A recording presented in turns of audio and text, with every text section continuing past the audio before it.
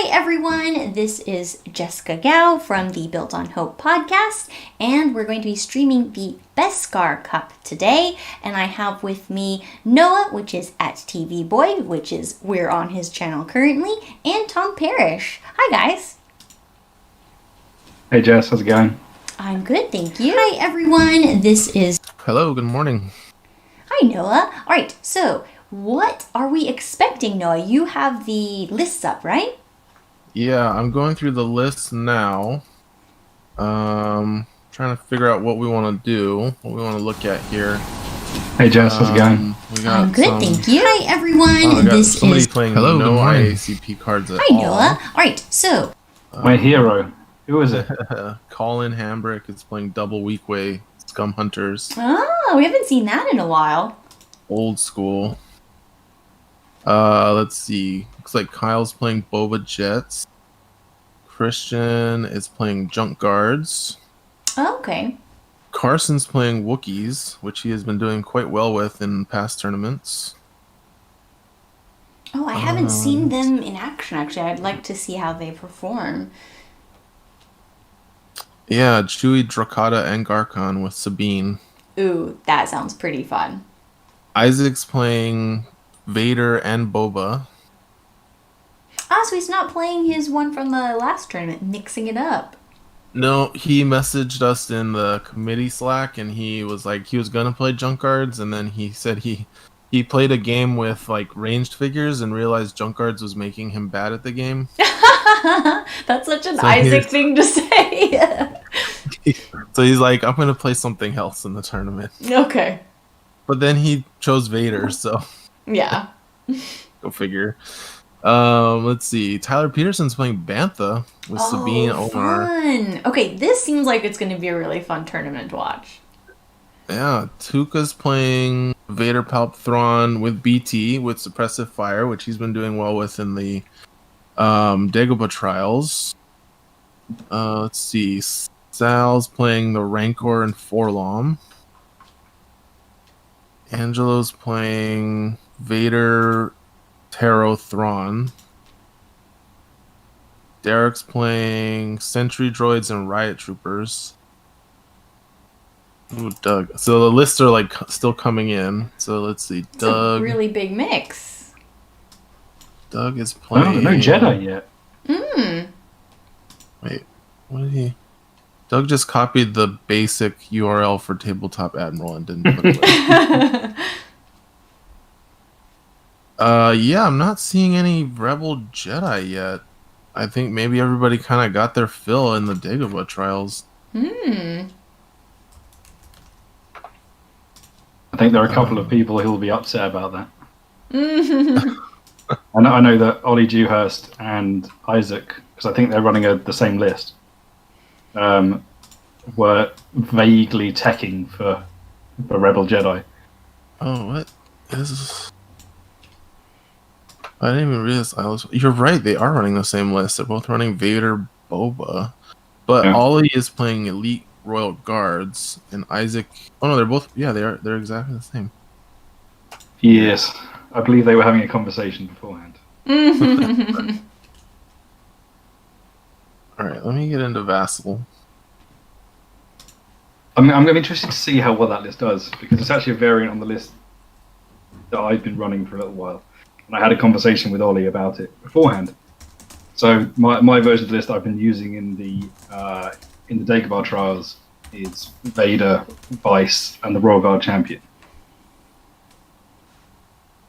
So it looks like Isaac has a bye his first round, so he's going to pop on and provide some extra commentary for us. Oh, it's going to be a full house then. It looks like a lot of Empire and Scum and almost no Rebels, which is pretty odd. Yeah, it sounded like a lot of Empire. I was interested in that. Rebels have definitely been the most popular faction before this, so it's weird to not see them here. Come on, Vassal, what you doing? All right, well, it looks like people are starting to get into their rooms now. Do we have an idea of what game we want to watch? There sounds like a lot of cool lists to look out for. Let's look at the pairings here. We could watch Wookiees against Boba Jets, Kyle and Carson. Let's see. I'm not sure what Doug is playing, but Tyler is playing the Bantha. Tuka's playing Vader, Palp, Thrawn. See what Christian's playing. Willing to bet it's Jedi. Hi, Isaac. Hey, guys. Hello. Fortunately, I was randomly given the bye this round, but yeah. So Noah was just going over the lists, and it sounds like a really big mix-up compared to the Porg Cup. So very few Rebel Jedi lists, which was really interesting to see. Oh, really? Yeah. That's a bit of a shame. Yeah, we were just discussing that for you. So it seems like a lot of Imperial. So there's a lot of like Vader coming back, actually. So that's cool. And there's a Bantha list. There's a Wookiees themed list. So I'm really interested to see how this goes. This will be interesting. But yeah, Ollie and I might have just shot ourselves in the foot then. Well, maybe we should check out the only Rebel list in the tournament then. Let's do it. Table 5. Table 5. All right. So Isaac, can you pop in and talk to them and ask them if they're okay to be on stream? Absolutely.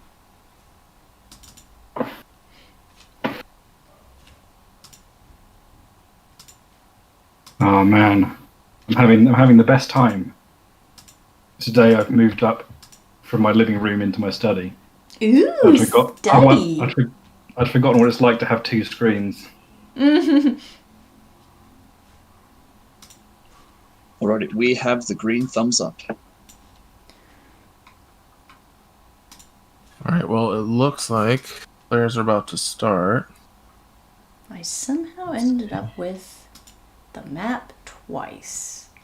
Well, we'll figure out what's going on in a second.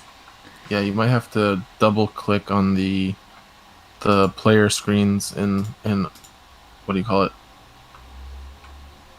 In OFB.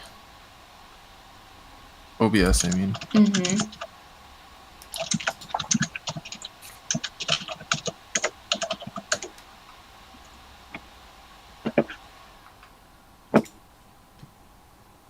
So interesting matchup here.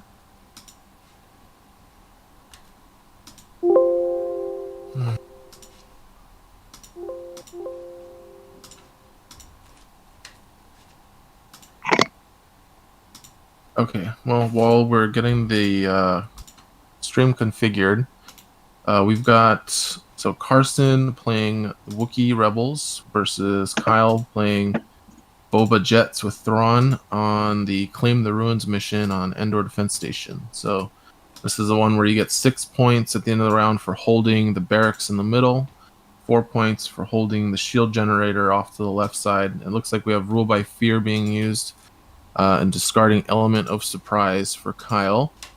So it looks like we're doing start of mission effects here. And I'm not sure who has initiative yet, but it looks like Carson's taking the first activation with 3PO, so. Correct, and we're looking at 2 6 activation lists, which is significant because now Kyle will be having last activation, presuming no shenanigans happen. Yeah, so if Kyle can do last first with Boba, he could probably do a lot of damage. Exactly, especially if they box up around 3PO. So it'll be interesting to see what Carson does here. So Thrawn activating, looks like he's discarding elements. So both players down Element of Surprise. Indeed. But I think that's probably more impactful for Kyle to lose it because his opponent has more white dice than he does. Or the same amount of white dice, but a more... I mean, I think you want Element on Sabine more than you do for an officer. So Yeah, always nice to have element when you're attacking Sabine, because otherwise she's got nothing if not the dodge. So what's interesting with this matchup is that looks like it's going to be a lot of unblockable damage coming through. As we have, so let's see, we got Slam, that's unblockable. We got Flamethrower. Both sides could have Overrun, but it's undoubtedly better with Kyle's list. We have Demolish, Shrapnel, Sabine's Grenade. So that's a lot of unblockable damage. Grenadier, stuff like that. So this could be very interesting. Yeah, definitely going to be helpful against Boba with his innate defenses. Anytime you can deal damage to him without having to deal with that block evade is nice. Oh, Sabine opening the door. Bold. Not going to get a grenade from Sabine round 1. Indeed. So it looks like he's more willing to use Garkin than Sabine later on. Very interesting. So Chewie is focused. And worth noting that with Carson's positioning, I don't think he's going to get any attacks into that past that red wall aside from Garkon's charge. Unless he has a movement card, which is possible. He has something like urgency. Exactly. But even if not, you really mainly want to get people into that room. And I don't even know if Kyle is opening his door. You know, he's got the speed to just move around. So it'll be interesting to see. Yeah, that would be interesting. You definitely don't want to leave that middle room uncontested, though, at the end of the round. Absolutely. Alright, so Tricata moving up, standing next to the terminal. A lot of boxing up around there, which is dangerous against Boba. Yeah, looking at what Boba can do. 1, 2.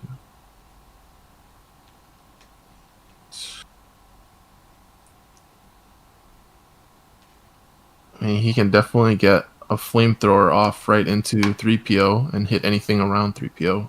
Round 1. He won't be able to attack, but then he'll have initiative next round. Indeed. Alright, so door is opening. There's like a green jet moving up to do it, and as the other jet runs down to grab the shield generator. So just right off the bat, a lot of board pressure put on by Carl right here. Yeah, Kyle's list probably better at applying pressure and holding a middle ground because those jets are very independent and they're also very happy to be close to their opponent. So I think Carson's list probably does better hanging back, but that might put him at a disadvantage in this game. Yeah, exactly. You really can't afford not to take that center room. So he's going to have to be strategic. But Garkon's moving up, and it looks like he's going to take that shield generator. Oh, here we go. Interesting. Okay. Very. All right, we've got our first attack. Charge. Oh, 3 block right off the bat. Oh, gross. Very Not a great attack roll. Yeah. Only 2 damage going through, and bleed. It's nice with Garkin's auto bleed. 2 damage going through. Nothing to brutal cleave onto, though. Indeed. So you have to attack a different target. Yeah, I find the elite jets are really, really nice with that 7 health. It's like they're out of that danger zone of being popped instantly, and they do have that mobility because you do want to kind of get them around so that they can do stuff. Exactly. Okay, these jets. Yeah, setting up there in the middle in the barracks. Yeah, that's scary. A good spot. I mean, yeah, if I was running Han Rangers right now, I would be very, very scared. Oh, okay. Okay, alright, so Chewie going to see what he can do. Like, let me show you how it's done! Or not. So 1 damage on the slam. Well, he had to run pretty far, and he, like, curved, right? I mean, it threw off his game. That's Yeah. an interesting choice there. Yeah. Because I would have thought that a really nice thing to be able to do, because the Jets have got mobile, is to push him off the objective. Yeah. Mm-hmm. Because he could have gone over the red line. Or just into the space where Chewie is right now. He could have pushed him in there and then either would have meant that Jet is no longer controlling the shield generator, and he could have then been left controlling it. Mm-hmm. Indeed. Which at least puts pressure on his opponent. Yeah, exactly. But the interesting thing is that Chewie at least now is hidden in an interesting way, and he hasn't grouped up all of his figures in the same spot, which is very good. Yeah. So Boba's not going to get a devastating one off, but this could still be pretty gross. Boba can definitely come down and flamethrower both of those Wookiees if he's willing to do it to his jet as well. And get an attack off on Garkon there. Well, there's no Vader here to tell him no disintegration, so why not? So he can move 4, flamethrower on the jet trooper to hit both Chewie and Garkon, and those guys don't really like being weakened. No. And then shoot at Garkon. Oh, he's got urgency. Ooh. Indeed. So with the IACP ruling, Boba can spend his abilities during urgency. Oh, and there's a negation coming out. He does not want Boba doing some crazy things. Understandable. Yeah. Very nice. Not going to be using that negation against Take Initiative for another 2 rounds, so... Exactly. So Boba pushing the big Wookiee out of the way to be able to hit them with the flamethrower without hitting his jet. Very well done there. Which is, that's just what we expect for Kyle. Means he double moved, and I believe that means Carson did not contest the barracks here or the shield generator. Correct. So that's 10 points for Kyle. Ouch. That's rough. So discarding 2 cards. Oh! I don't think you could have asked for a worse 2 cards to discard. Furious Charge and Heart of Freedom. Ooh. Oh no. Mandalorian Tactics coming out. Okay. Oh, okay. Man. Okay. My goodness. And unless I'm mistaken, Boba should still have movement points left to be able to get a red die. Yeah, he should. See, he went 1, 2, 3, 4, 5, 6. Spent 4, so yeah, this will be his final 2. Okay, Yep. Good rolls on both sides. Mm-hmm. Yep. The weaken coming into play, but not doing too much. Gives Boba his search for PS1. Like 4 damage going through. Just, 4 damage for a 2-point command card, that is not bad. Chewie feeling the heat, literally and figuratively at this point. But yeah, dropping Furious Charge, that's painful. That's really, really painful. Heart of Freedom as well. Yeah, things are not looking very good for Carson. I think Carl was able to really capitalize on the board here. Yeah, that was a very strong start. Oh man, fuel upgrade coming out. Yep. I was wondering when it was going to come out. Because I was like, you really want that early to make sure that it keeps your jets pretty healthy. Oh, and here's the take. Yeah. Carson trying to take. Let's see if he does it. Oh, yeah, no negation. Second and chance second being chance. played on... I'd guess Chewie. I would guess Chewie, but...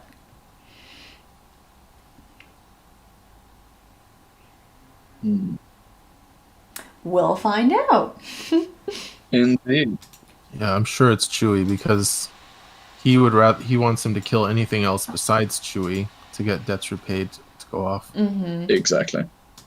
And she was the only one who, even if no one would do anything to him, he would still recover 2 damage under the round. Put it on Garkon, he only recovers 1. So exhausted 3PO for take initiative, and now he's going to activate Chewbacca. I think that makes sense. So what do you do in this situation? Do you try and kill the jet, or do you just punch the living heck out of Boba? Unfortunately, Chewie's not reliable enough for that punching the living heck out of Boba to be worth it. Yeah. So I'm not sure who he's attacking here. Looks like he's going after Boba. Yeah, it does look like it. He's weakened. That's not good. Yeah, decent attack roll. Damage. Can do 3 there. I'm not sure that's that good of an attack roll. That's bad luck on the green dice there, and pretty bad luck on the blue. Yeah. They're done with a lot more damage, really. As he was going to lose his surges anyway, he was hoping for lots of damage. Absolutely. Alright, so 3 damage going through, not horrendous, not ideal. Interesting who he slams. I think you gotta slam Boba if you're gonna go in on like that. Yeah. I think so too. I think it's all or nothing on Boba. He's like Vader. If you start, you gotta finish. Yeah, exactly. Speaking of Boba and Vader. I've been on more of a kill the jets plan against these double jets plus queen piece. I just find that if you don't start picking them off, they really start to hurt. Yeah. And they represent more overall offense than the queen piece, and they're easier to kill. So, but I don't know if you do kill the queen piece fast enough, it can really swing the game. So, absolutely. We got Boba. That was why I would not have moved Chewbacca there. Yeah. So Boba gets a cherry. Ouch! Ouch! Yeah. But he is pulling 2 moves, so he's not going to get an attack off, which is something, I guess. Yeah. Well, he's. Why is he not getting an attack off? He's moved 4, pushed Garkin, and then did flamethrower, which is 8 movement points. Did you move off 4? 1, 2, 3, 4. I did move 4.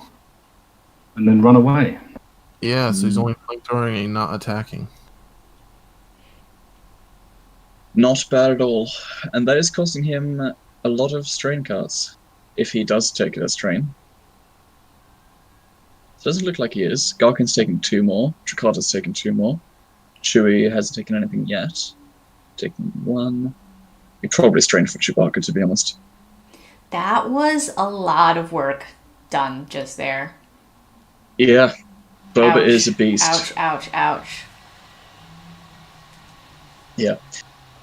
Boba's whipcord is just incredible. I mean, I'm really glad it was nerfed to remove the stun that it used to give out as well, because you really don't need to. Being able to push a figure 3 spaces is insanely powerful. Mm. Yeah. It's a ability that doesn't always come up anymore like it used to, but it's definitely useful for certain things. Absolutely. Like getting those nice flamethrowers. Yeah, I just think Boba is really fun to play because there's just that lots of things that he does, so you have a lot of flexibility. Yeah, he's a very busy figure. Mm-hmm. Ooh, okay, we've got Sabine moving up. Grenade? Yeah, that would be a nice grenade spot, hitting 3 jets. Oh, ooh, nice. Juicy. Mm-hmm. Okay, so Very our juicy. AoE game in this match is pretty strong. Yes. So, let's see. She moved 2 to get there, so we'll probably see another attack come out.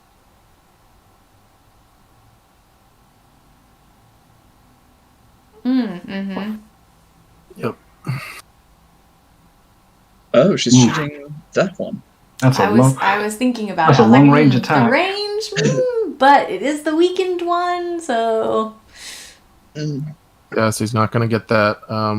He's actually bleeding. She was. Yeah. But Okay, great attack roll, horrible defense roll. I think that might do it. Mm-hmm. Yeah, that is a dead jet. Well, that paid off. Yeah. Very nicely. I was going to say, it felt like he was spreading out his damage a lot there, but if you can kill a jet, do whatever you can, because those need to go. Yeah. I'm with you, Noah, about taking out the jets first, because if you invest quite a bit of actions on taking out Boba, those are rounds where the jets can still do work. Versus if you are taking out the jets, it weakens them. Every jet off the board makes their team weaker. Exactly. And the thing about Boba is that if you play correctly, you can play around his push Yeah. and flamethrower stuff. Mhm. Whereas you can't really play around someone running 4 up to you and then shooting you with a 3-die attack in your face 4 times around. Well, and also there's more figures there, and you have 2 figures Exactly. moving in one activation. Mm.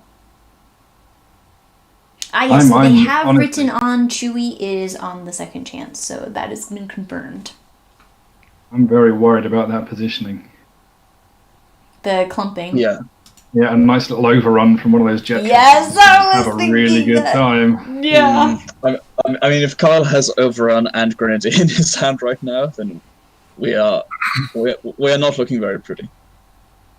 Yeah, interestingly, talking about spreading damage, it might actually be in Kyle's best interest to spread damage against Carson, because if he can postpone killing a figure until the start of the next round, he could potentially avoid debts getting paid on him.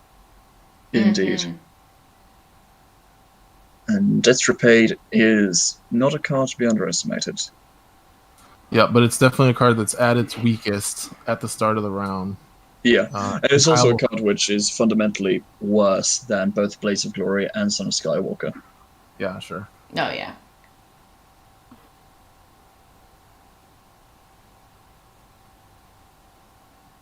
All right, so Carson on the board with a kill. Mm.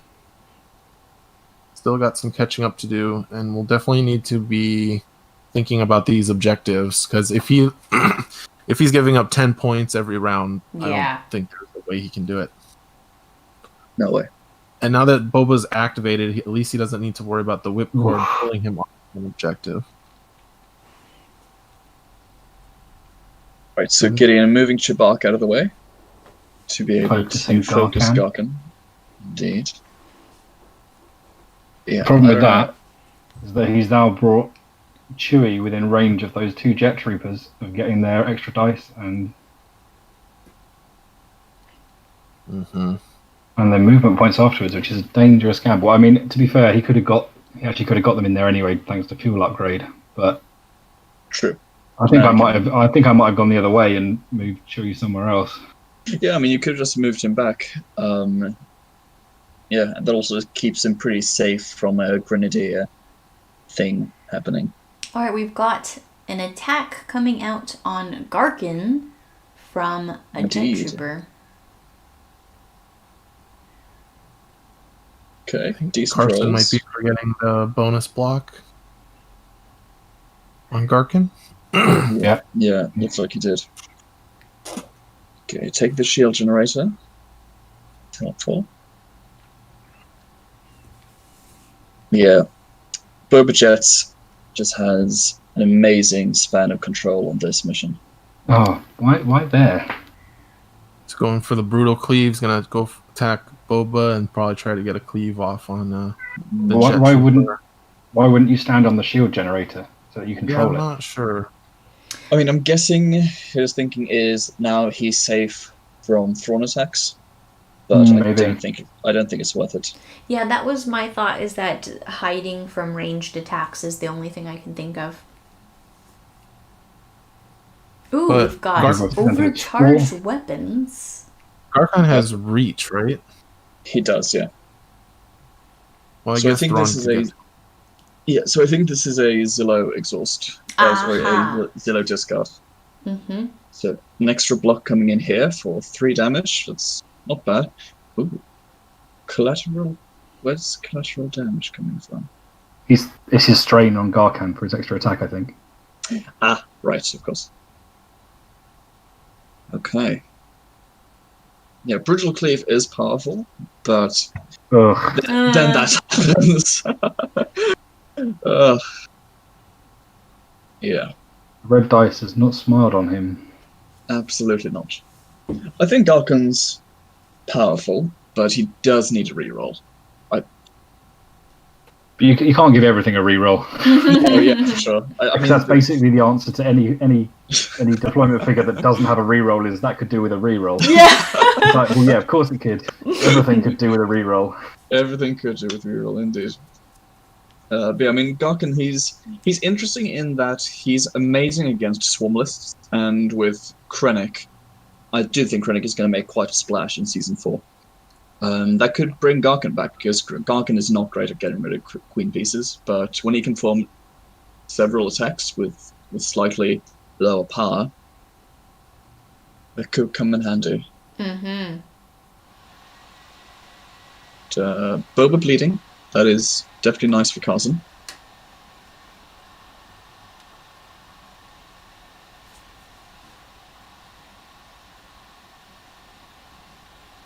Officers activating makes me think that we don't have any sort of Grenadier overrun cards, because you would probably want to use them now before Carter activates. Yeah.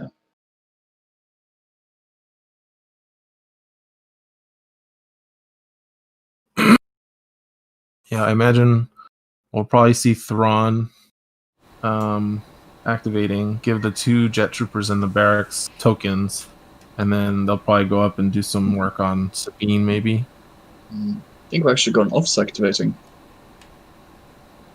Yeah, second officer. Because Kyle's leveraging that final activation, it looks like. Yeah.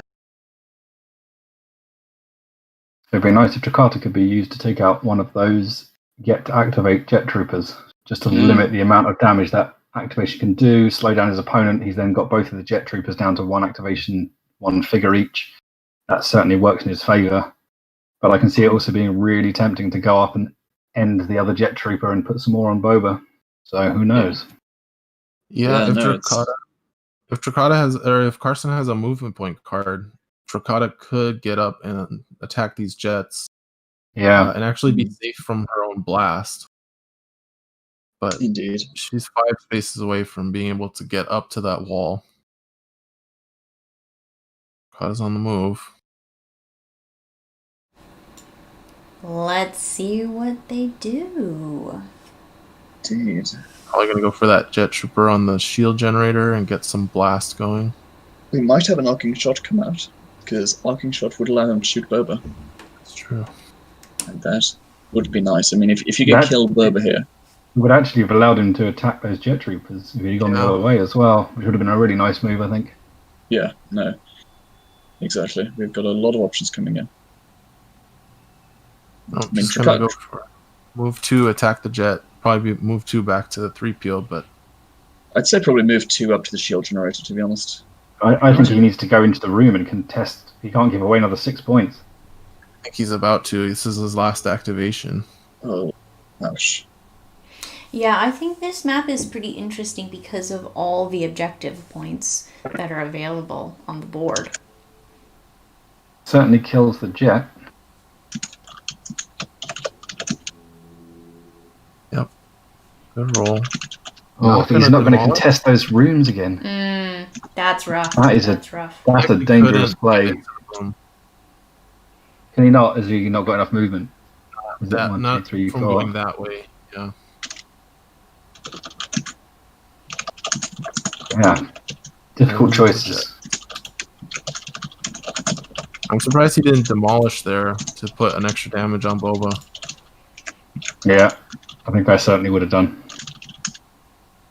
I mean, it feels bad to take 1 strain to do 1 damage, but against Boba, it's auto damage, so... Oh, man. I really hope he remembers that 3PO gives him another surge block. He's weakened, though, so... Doesn't matter, he'll get the 1 he needs.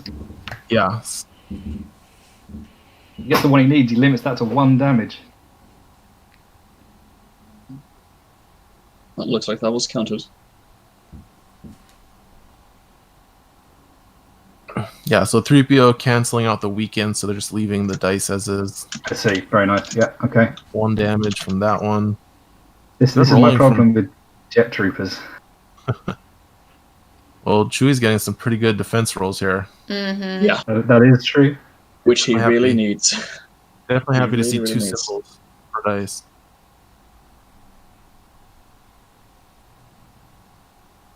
Oh. Yeah.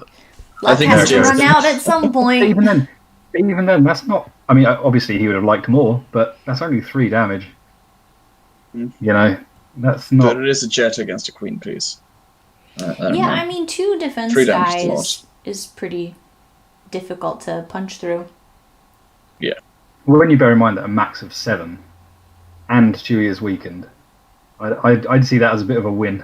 That could have been so much worse. Oh, for sure. With that Sure. defense roll, if that attack roll had been better.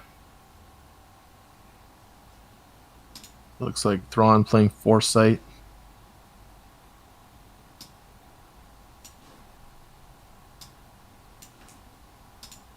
Getting rid of Planning, it looks like, from Carson's deck. Hmm. Draw a card Mhm. from that. Ooh, and Tools. I think they did that out of order. But I'm not sure. Kyle's pretty experienced with Thrawn, so I'm sure he did it in the right order.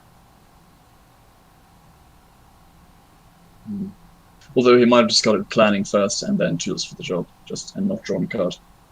Now that Drox removed that jet, that's convenient for Thrawn, who can now take a shot at Garkon. Indeed, but interesting here is that Carson probably wants Garkon to die here. If Garkon dies, he gets to play debts. Chewie can come in and contest the barracks and probably take out the jet, right? Exactly. He's probably almost praying. No, never. I think after this point, I think you would much rather lose Garkon. Which is probably why we're not seeing any surge tokens being played on the attack. Yeah. So only 2 damage, which is, 1 less than enough to kill him. Oh, the insult. Indeed. X with the Just innate enough. block there. Just enough to trigger Garkon's furious charge that's in his graveyard. Oh wait, did they count him as dying? Because we got a card just being drawn for heroic effort now. End of round. Of course. Yeah, I think it's just the. Kyle's the just taking his 10 points again. Yeah. Yeah. Kyle contested Carson's terminal there. Ouch. Phew, 20 points from objectives. Yeah, That is... yeah. And there's a lot of damage out on figures. Like Garkon at 10 damage, Yeah. Chewie at 10 damage. This is looking pretty rough for Carson. I think so.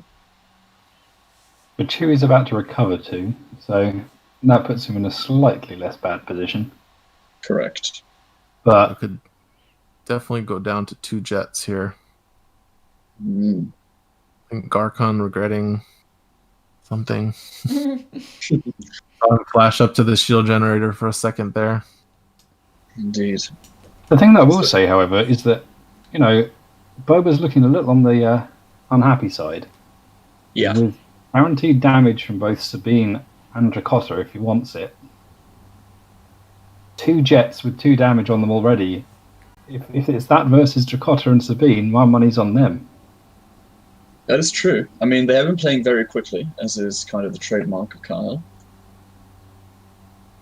So, yeah, I mean, if we see those kinds of trades, where we lose Boba, we lose Garkon, we lose Chewie, we lose Jets. And also, if you bear in mind that Boba's card's already gone, so he's limited to 1 attack a round. Exactly. So if we're now limited to 1 attack a round, and he can then successfully take out the 2 jet troopers, there is not a lot on the board that is going to really hurt Dracotta. So this actually does bring to mind the Built on Hope episode where we did bring on Kyle to talk about Boba Jets. And he spoke in that episode about how he doesn't like to attack with Boba. He just prefers doing flamethrowers and pushes every turn, and moving 8 spaces so he can zip around the map and just do a bunch of indirect. And he'll attack when he really needs to, but it's not something he aims to do every round. And I think that makes perfect sense here. Oh, Iron Chewbacca playing Will. Will. That is cool. I actually think that I have to disagree on that point. Whilst I do think that certainly his abilities do give him a lot of utility and strength in the game, I do think that if you're not attacking, it's very difficult to earn your 13 points by just doing flamethrowers all the time. Not many opponents are going to give you the myriad opportunities to flamethrower that he's got Ooh, this here's game. a Grenadier. So we've got an attack that's gone out on Chewie for some damage, for 2 damage, and now the Jet's backed away, throwing down a grenade. Oh, that's the only one! Oh my. But still, that's 3 damage going out, so... It's not bad. Yeah. Not bad at all. 3 unblockable damage going out. Definitely that was the right choice there. Ooh! Oh no, not quite enough. Yeah. 3 damage going through, that is a dead Chewbacca, unfortunately. No, there's 3PO. Where's Yeah, 3PO? Oh, he's weakened. He's weakened. Oh. Shoot. But even there, he only has 14 health, so 3 was all he was going to need to die. To be fair, I still think that you can count that as a win, because he hasn't lost.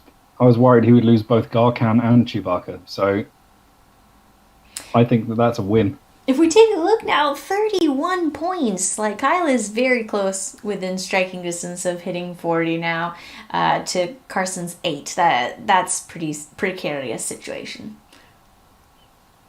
Yeah, and then if he tries to take out Boba, it's going to take 2 attacks and 2 activations, so Boba will just run away. Yeah.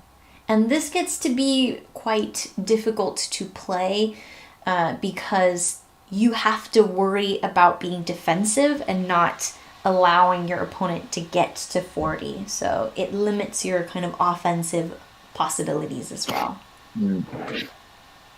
Indeed. So what's scary right now, however, is that if Galkin dies, Kyle goes to 38, and then he just needs to flamethrower 3PO for the win.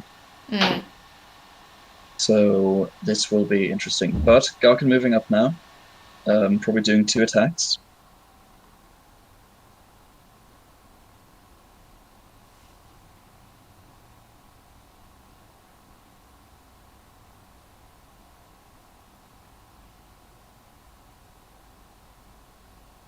Yeah, and at this point, I mean, Carson's just been kind of ignoring the objectives, but if he does it one more round, that's game over, yeah.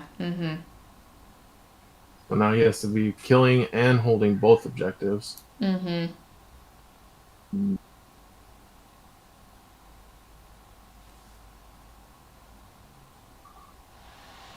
Got a block power token being played by Boba.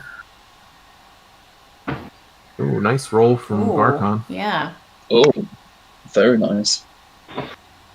Alright, so 3 blocks. So 3 damage going through. Not bad. Discarding a card, so 2 damage going through. Yeah, Boba with Zillow. Oh, brutal. So Boba's got 4 health left, so... You know, he could survive another 3 dice attack with 4 health with Zillow. Yeah. So. Absolutely.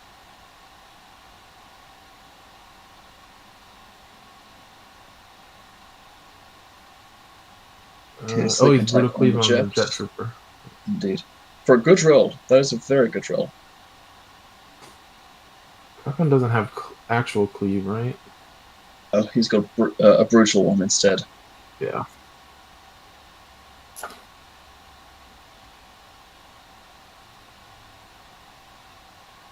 Search for +1 damage, search for Pierce 2. 4 damage going through. Not bad.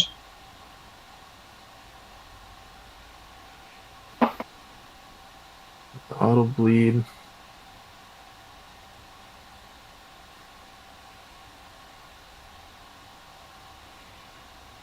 So, Boba activating. Looks like he's discarding cards for bleed. Looks like he's not running. Mm. He's not afraid of losing Boba at all anymore, it seems. Well, at this stage, losing Yeah. Boba isn't a problem. He just has to win out the end of the round. He's got more activations. He can control the shield generator in the room. He's won. Exactly. Yeah, making that push to 40 versus playing it safe. So discarding Call of Vanguard for bleed, it looks like. Mm.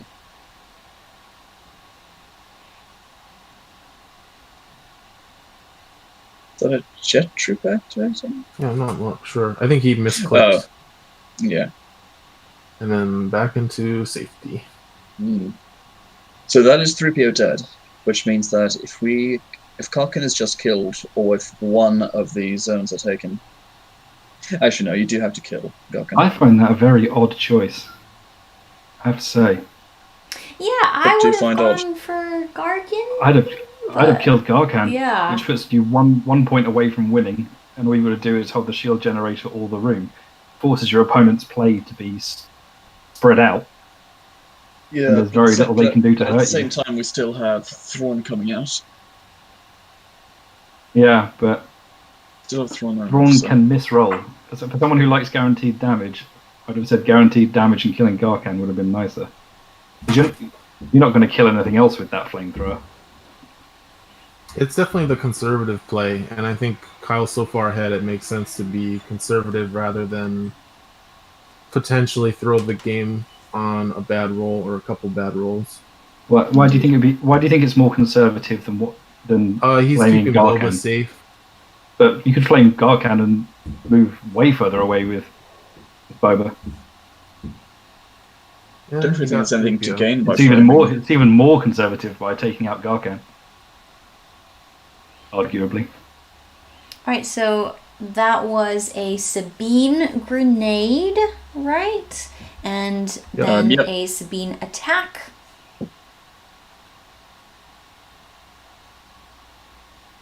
Another 2 damage with the Zap with a Tatsilo. And because he didn't body block Garkan here, I think we'll have Thrawn activating here, getting a Surge token, and then just running up, finishing off Garkan. That would likely be what's happening. So Boba getting a block token, Thrawn getting a Surge token. Yeah, with just Tricata left to activate, unfocused, I think there's no risk in throwing Thrawn out into the middle of the field to take that shot. Mm-hmm. Absolutely. Especially since we still have an officer who can take one of the zones if needed. Mm-hmm. There we go.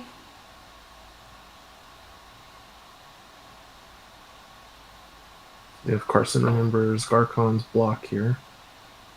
Doesn't matter. Ooh. Doesn't matter if he does. No, that is not bad at all. So with the Pierce 1, that is 6 damage. Dead Garkan taking Kyle to 40, and GG.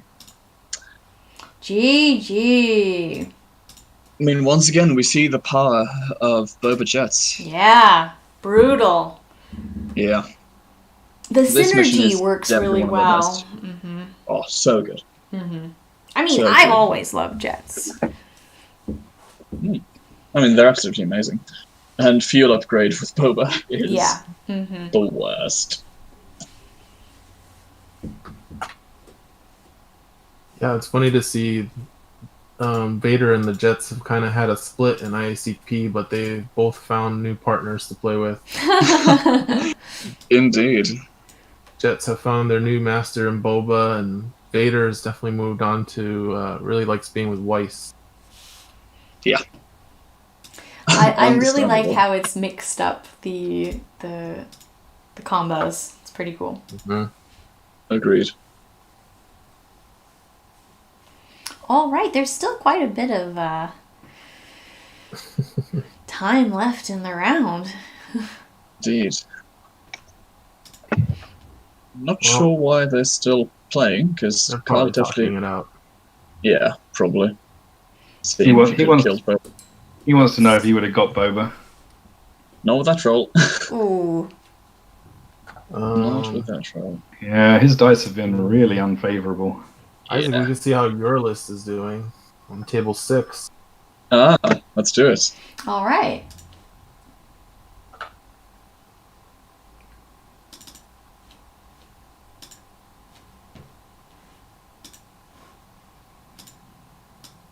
Let's see. So this is the Vader and Boba. Let's see if Indeed. either of them are dead yet. None of them are dead. Nope. Vader's got 4 damage on him, that's it. But What is his going opponent... on here? Oh my.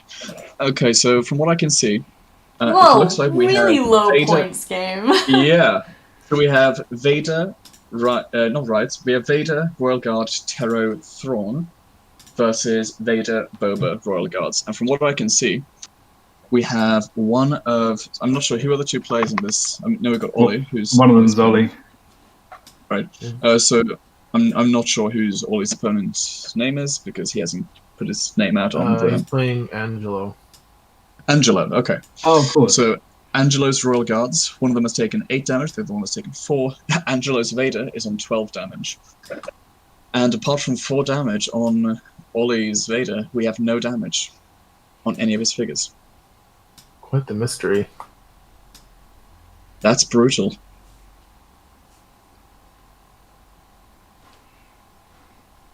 So Ollie... cards that have been played so far. Indeed. Ollie has played a lot.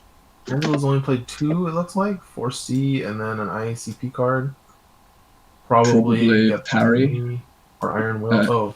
It's 0 cost, so I'd say Parry. Oh, yeah. Yeah, probably Parry. I'm going to guess that Brace for Impact and Price of Glory on the field are also his. True, yeah. And then on Ollie's side, we have a lot of cards. Disorient, I'm presuming Disorient was discarded with Rule by Fear. Deadly Precision, looking for 5. Or Deadly Precision, because Deadly Precision does nothing against that list. True, yeah. Apart from the Officer, which, let's be honest, the Officer isn't winning you or losing you the game. So. Yeah, indeed. Alright, so both Potting Blows having been played, and Dark Energy, and looking for a fight, so this seems like it's been a very... I think that might explain why Vader has 12 damage on him. Yeah. Looks like Boba's played Overrun as well, or it's been discarded by Strain, we can't really know at this point. Interesting, and Boba still has... Yeah.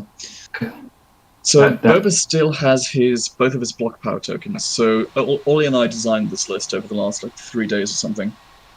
I mean, the idea was to make this list combat Jedi as well as possible, which is ironic now that there are barely any Jedi in this tournament. But I still think it does its work. I mean, it was kind of based on the whole Vader Vice Palpatine or Vader Vice RGC lists. So if it's designed to deal with Jedi, what does it have to do that? Weakening all of them, and then forcing them to go head on against Vader. Because weaken Jedi against Vader with +2 block is not fun. So basically, the idea being that weaken stops them from getting their PS3 off. Is that the plan? Yeah, exactly. I mean, with Weaken, and then with Boba Fett's Aesthetic Evade, it really reduces their attack power. Obviously, if you're going up against, say, Yoda, then that's not quite as useful, but you'll still be able to... You're usually able to flamethrower several of them with his push and everything like that. I suppose you're still worrying about things like Ezra. Oh, I mean, everything worries about Ezra because Ezra's dumb. But yeah. Okay, so we got all these Vader going around. Might see an attack go off. So it looks like Vader went around to choke the Royal Guard. That was on 2 health left. So I assume we're at end of round here. So yeah, indeed. It's nice. His Vader has nothing to do by the looks of it. Can't see anyone.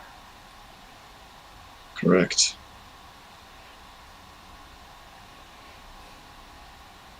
Going back into his shuttle. Indeed, because that is a lot of points just being kept out of range. Oh. I'm mistaken. You may have one. Oh my. No, he doesn't. To see the bottom right corner, 3 up, 1 across, 3 up, 1 across, that's the bottom left corner of the red blocking terrain, so there's no way Vader can see him. You can. It's a more oblique angle if you come from the top corner of of course. If Vader. You go, yes, of course. That's 3 down. That's 4 down. Yeah, he can see him. Of course, 4. 4 up, 1 across, 4 up, 1 across, 4 up, 1 across. Yeah, you're right. My bad. Okay. That serves me right for only thinking in 3s. And that looks like end of round. I'm very bad with line of sight. Yeah, I don't know how all that geometry works. I just use a line of sight calculator, or I use my credit card on the table. I mean, those are both valid ideas. So it looks like we have Kyle's opponent in here in the stream voice chat with us. How's it going? Hello. Hello, hello. So, what did you think of your game? It seemed a little bit brutal. Those Boba and Jets can really do their work. Yeah, and I thought the shield generator was just area of control like the barracks was, as opposed to being adjacent to it. Oh, no! So, you know, I gave him 2 rounds of 10 victory points, which, you know, settled the game for us. Yeah, we were discussing it's very that. difficult. Yeah. That would explain a lot of your decision making. Yeah. Indeed. So, some of the cards I had to pitch for taking strain from Boba's flamethrower was also hard on me. I lost 3 of my best cards in my deck, and another was pitched by Thrawn. So, you know, it's a solid list he was playing for objective running and enough to, you know, get in the way of things. So, absolutely. Definitely not my best game that I've played. And, you know, Kyle took advantage of, you know, that. Yeah. I mean, Kyle can have that effect on people. Mm-hmm. He's a great guy, but he's a ghastly good player. Yeah, I could have, had I rolled a little better with my attacks, I could have finished Boba off. Like, at end around there, if I didn't kill Garkan, or if I had positioned properly beforehand, I would have had another shot at Boba to finish him off, which might have changed it a little bit, but we played it out kind of after he won to see, and he would have won at the end of that round that we were playing anyway, even if I had have killed Boba. So. Gotcha. Yeah, well, I mean, well played. It was quite a brutal game. It was quick. Yeah. I mean, that is also something. I play against Kyle almost on the weekly, and he's a very, very quick player. Mm-hmm. And yeah, you definitely kept up with his time, which is impressive. Not a lot of players are able to do that, so good on you for that. Thanks. And it's a very interesting list you're running. So, unless I'm mistaken, it looks like you're the only Rebel player here today. Really? What made you think of this list? My Wookiee list that I play? I like it a lot. I like the fact that I can deal a lot of area of effect damage, so it's a strong list against just like tossing damage around.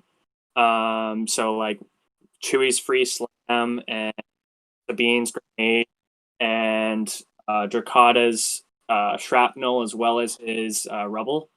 Like, it's easy to, you know, 5-6 damage just without having to roll. And unless against Vader, who rolls 2 black die, it's really beneficial to have things like that, opportunities to deal damage without having to roll.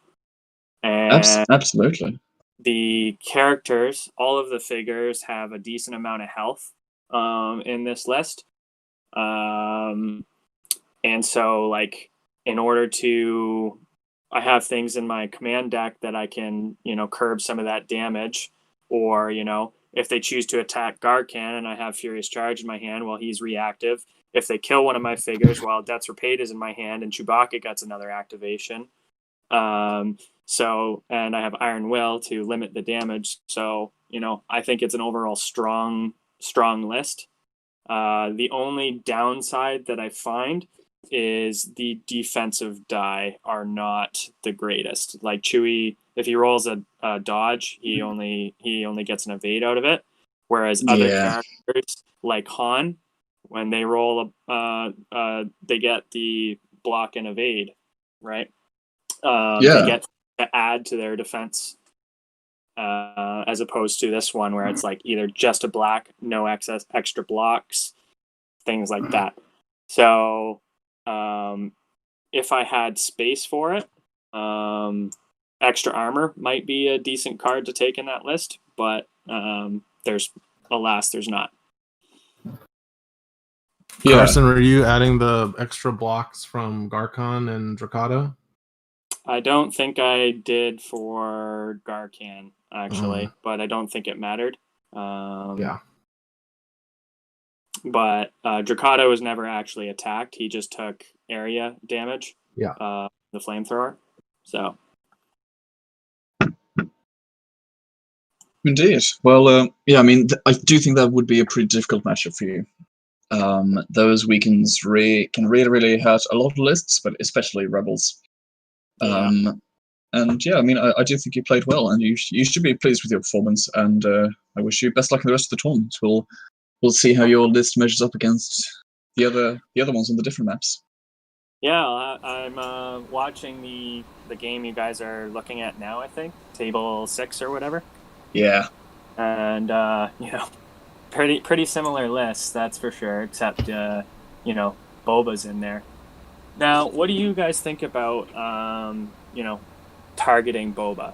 He's like worth 13 points, so it's like, but he's got that extra block and evade, so it definitely takes time to take him out. So we were talking about this during your game, and I think it's easier to approach this directly in a Boba Jets list. I actually think that getting rid of the Jets first could be the better priority, because taking out the Jets rewards you by reducing their damage output for every 7 damage you deal. Whereas with Boba, you have to do way more damage than you would to just 2 Jets to take him out. And the thing is as well that Boba is just one figure, and he's a very scary one figure. But if you spend all of your time getting rid of that one figure, you're still going to have those other 4 chasing you down. It's kind of the same thing when you're playing against Vader Jets. If you put everything into getting rid of Vader, you're going to have 4 Jets that are constantly going after you, so you do have to get rid of the Jets as well. The other thing, arguably before. Yeah, the other thing to bear in mind is that, exactly as Isaac says, the Jets are constantly putting out damage, and with clever positioning, you can neuter a lot of Boba Fett's damage, because he can only wrist, and he can only flamethrower groups. So if you position so that the flamethrower basically does nothing, all he has is one attack around, which isn't and on his dice, especially in an Imperial list where he can't become focused, he's just not as scary. I don't think as a figure he's actually not. When you're playing off the vehicle trait rather than off the hunter trait, his attacks aren't that scary. Mm-hmm. Yeah, I definitely agree with that. Yeah, I would say I pretty much agree with the going after the Jets sentiment. The only time I really go after Boba is if an opponent is very overly aggressive with him and dives him in and doesn't really leave him a good escape route, and I know that he won't be able to get away once I start putting damage in.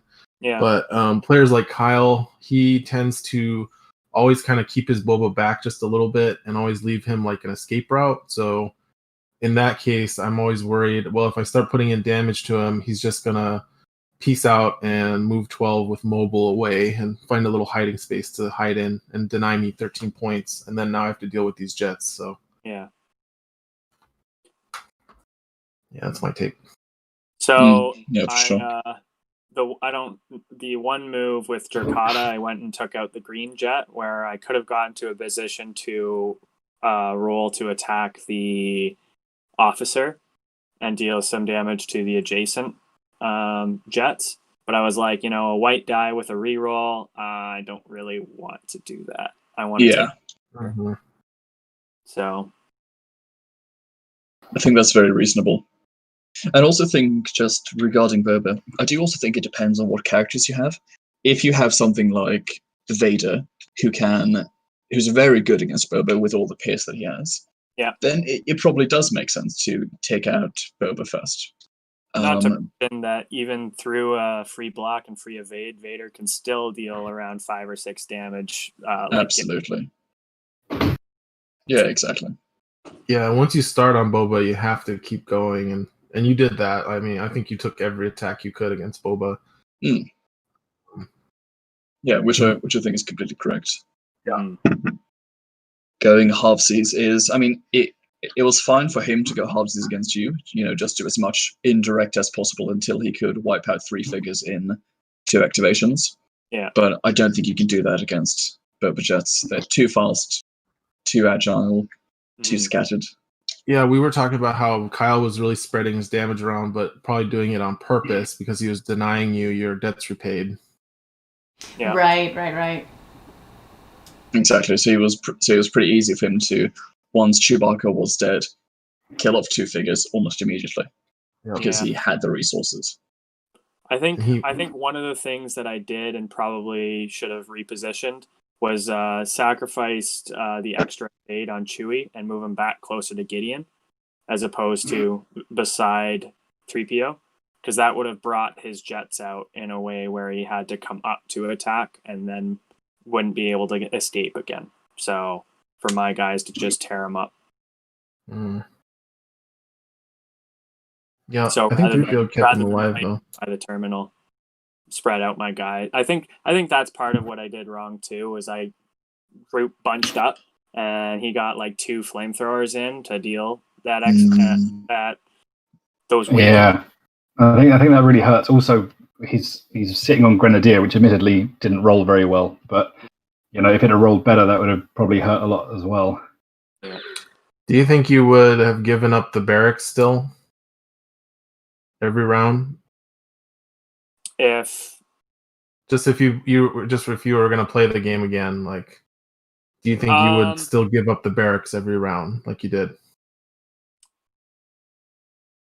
Barracks, maybe. I should have contested the shield generator sooner. I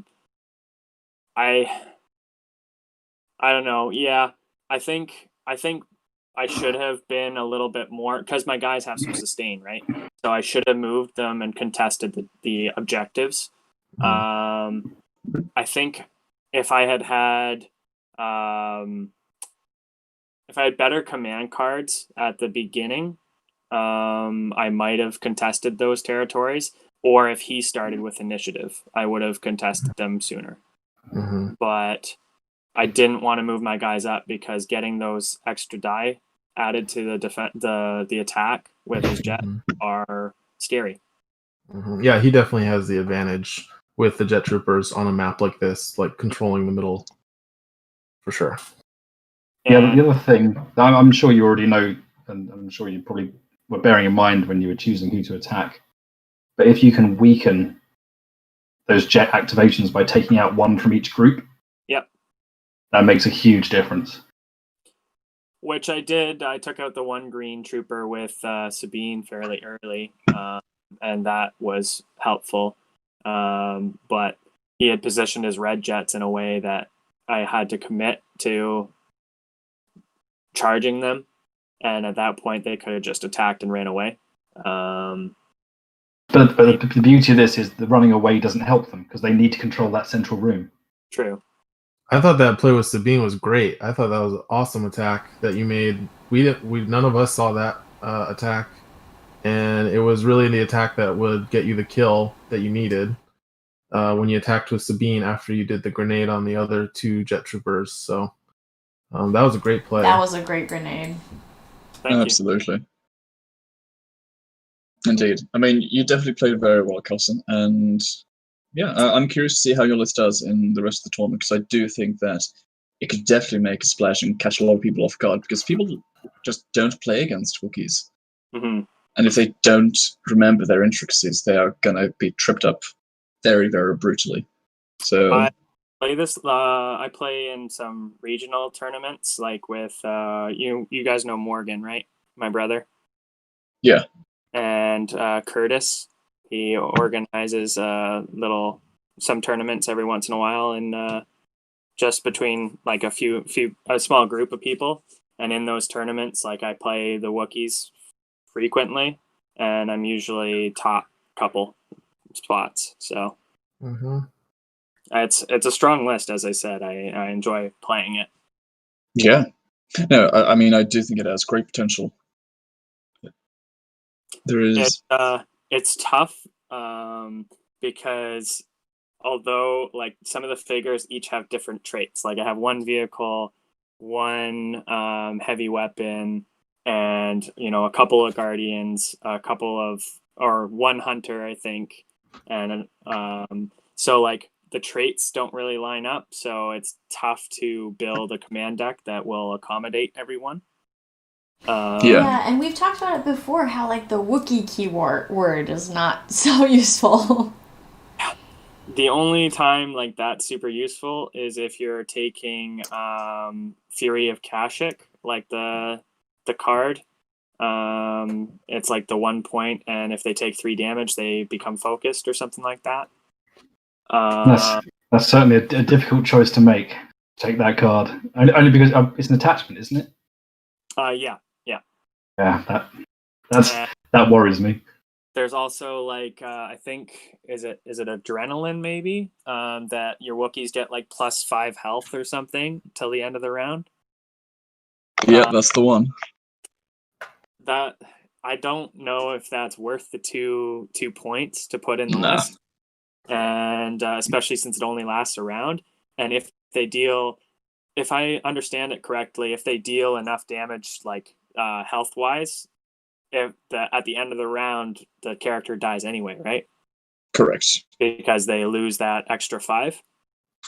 Yeah, but they will score any objectives that they have, or any end of rounds. They'll do any end of round effects and end of round scoring, and then they'll die. True. So they don't die till the very, very end. Mm-hmm.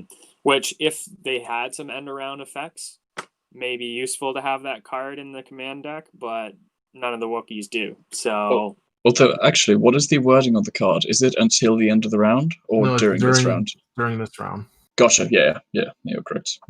Yeah, oh, it's we've mostly got a good for just Vader holding off objectives. here. Oh, I mean, Tuka's play there is interesting because he's now in range of being choked twice, and that's the end of Vader. Is he? I don't think that's Tuka. No, Angelo. But... Oh, is it not? My apologies, Angelo. Yeah, Angelo. Yeah, indeed, interesting positioning here. But yeah, I do understand what Ollie's doing here. So he's going up to attack the Terro.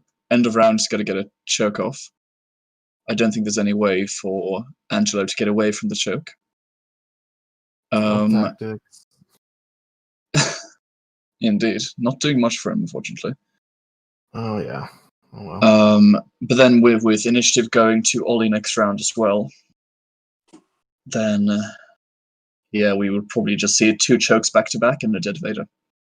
And I think at that point, that's Ollie's game. It's so low points values. It's so different to Kyle and Carson's game, where it was like boom to 40, and here we're like 4 to 5. Yeah, exactly. Which tells me that Ollie hasn't had the chance to utilize that whipcord, probably. But also, I do think because Ollie has a smaller amount of activations, I don't think he's had too much use for it, because I think it's pretty easy for Angelo to save his officer until basically last. Yeah, and then just move back. Oh, gotcha, yeah. Yeah, just contrasting it to the last game where Kyle had last activation and he was able to use Whipcord last in the round to have total control of the shield generator. Here, because Ollie has fewer activations, he can't quite do the same thing. Which does make me think if we might ever see a Boba Jawa Swarm list make a splash. I mean, Jawa Swarm is not bad, and with Boba as well, if you can get Boba last activation on basically every single matchup, that's not bad. Mm-hmm. I think in the current meta of lots and lots of defense, that list would struggle. Yeah. Only because if you're sacrificing attack power to have Boba go last, Boba doesn't do enough by himself, I don't think, to make up for the lack of attack power in the rest of your list. Yeah, I think that's correct. Yeah, we've definitely seen activation counts trending downwards. People are opting for more power over the big end of round, start of round swings. Opting for unlimited power, as is the trend in Star Wars. I feel very nervous with very low activations, though. I mean, you know, I really like my Troopers form myself, but you know, I get real nervous. Like that's why I can't play those like Force user lists with all heroes. I just like there's just not enough figures on the board. I feel uncomfortable. Really I mean, interesting. whenever I'm running a rebel list that doesn't have any alliance smugglers, I feel the exact same way. It's interesting actually, because that idea of having lots of activations and activation advantage always being, you know, beneficial. I think that maybe in traditional Imperial Assault that was probably true, because the figures weren't strong enough to survive in the way that they are in IACP. But there's a different kind of strength that comes from forcing your opponent to make activations before you do. Yeah, It's a different power, and whilst it can have weaknesses, yes, the end of round swing is often very powerful, especially with things like IG and the ability to chain activations off of it and loop for the same reason. There is a different strength in forcing your opponent to move with things that are precious to them before you have to do things. Yeah, and I think that I think you've hit the nail right on the head there, Tom, in that the meta has shifted in, I think, a good way. It's not like the game is different, but it's not a worse game. I think there are different intricacies. I mean, I think that positioning has decreased value in a melee beefy meta than it does in a glance cannon hunters meta. Well, it's also very list dependent. It's just if you have queen pieces in your list, then that end of round, start of round swing is going to be more powerful because you can put more power into one activation. If your list has a bunch of 6-point, 7-point figures, then it's not quite as useful to be going last first because you don't have that like big powerful activation that you can chain into. Like if you know going last with Boba so you can move up flamethrower, and then start of round so you can flamethrower attack twice with Mandalorian tactics, like that's really big. But with like Ahsoka, you're just attacking and then attacking. It's not quite as amazing. So we have, I think we have more lists in IACP that are less queen piece focused than in past metagames. And so that's why you're seeing that last act is not being as important, because if you have a list that's like 2 Jet Troopers, 2 Royal Guard groups, like Ryan Janeway has been doing well with, you don't really care so much about going last. You just have attrition to help you keep up with these queen pieces. So. All right, so we've got that end of round choke going on the green Vader like we had thought, and the initiative has passed to Ollie now. Indeed, and it looks like Vader's activating first to kill Vader. Oh, and a celebration. Probably game. Yeah. No, he's going to get to attack Terro as well. Yeah, exactly. And then we're looking at all these entire list versus 1 Royal Guard, 1 officer, and Thrawn. That's it. That was the game. Whoa. Yeah, that last Vader moving up so close was, I think, what tipped the game. He definitely should have just stayed away. Even if he couldn't do anything, he held on to those points. Rough. Yeah, I agree. And we have to assume that it was those parting blows and dark energies and looking for a fights from the early game that we missed that allowed him to really put the damage onto Angelo's Vader. Yeah. And there goes Terro as well. Yep. Indeed. Oh my. Well, what an interesting game. I mean, again, we didn't see the whole thing, and just like Tom said, we don't know how it began. You know, were there mispositions that swung it, or was it the cards? Was Parting Blow even played, or were they both discarded from flamethrowers? I mean, we just don't know. I think we have to assume that they got played. You don't put 14 damage on Vader. I mean, with nothing on you, without some extra attacks. Yeah. No, that's true. Very, very interesting. All right, guys. Well, I'm going to pop off and get ready for Swiss Round 2. All right, good luck. Yeah, thank you very much, and enjoy the stream. See you guys. Take care. Thanks, Carson. Thanks for chatting and discussing some things about my game. It was fun. Absolutely. Good luck in your next round. Thanks.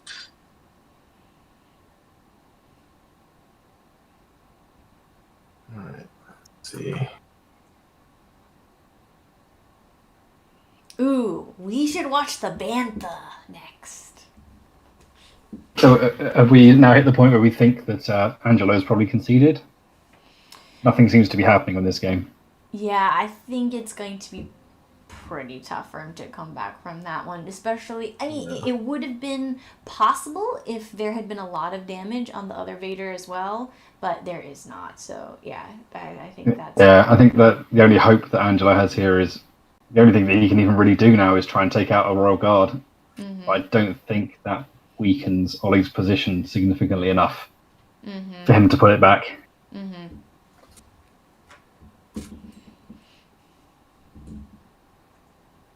Especially, actually, if he's very fortunate and he manages...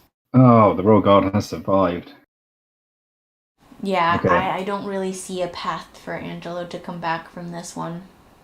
Well, I think if I were Ollie at this point, I'd be looking at killing off the remaining Royal Guard with Ollie's own Royal Guard, and then whipping Thrawn out of the box so that he can only contest one of the boxes, which then will give him game pretty much.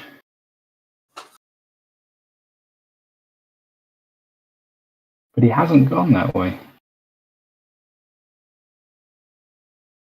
So it looks like he is whipcording Thrawn out there. I mean, don't get me wrong, that's what I would have done. I just would have thought that he'd order. have gone with his Royal Guard first, because it's so close to dying. Yeah. I'd have done that first. Oh, I think. no, he has decided to whipcord the okay. guard instead. 6 damage. It's going to be quite an ask from Boba. Plus Iron Will. That's going to be impossible now for Boba. Yeah, I think this is why it was quite low points in the beginning, especially with a lot of health. Vader has 2 defense die as well, and with all the defensive tech, I assume that these lists have with the Royal Guards, definitely takes quite a beating. Oh, and if you roll like that as well. Well, admittedly, if you roll like that, don't you? So.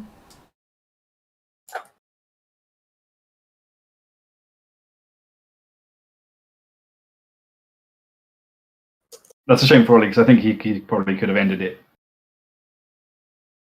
quite succinctly at the end of that by doing something slightly different. However, in the middle of the game, seeing little things is sometimes hard. Yeah, absolutely. I actually remember Ollie pointing out to me after losing a game in the final Imperial Assault regionals here in England, in Sheffield, pointing out to me that I possibly, if I'd have rolled it the same, I could have won my last game. If I'd have noticed an option that was open to me that I just didn't notice. Yeah, I've definitely won and or lost games where at the end it's just like, oh, if you had done this instead, like if you had gone the other way around, it would have been a little bit closer, or if you had gone for this figure instead. Yeah. You just can't see it always when you're in the moment. I have to say, in that game, I think my it was blind rage at that point because my opponent had rolled 4 dodges in a row. Oh yeah, for sure. Just blind rage at that point.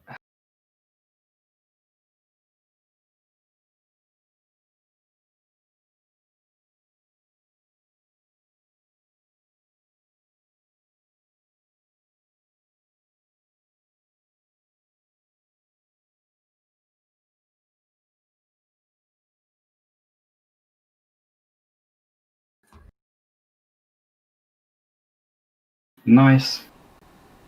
Look at that.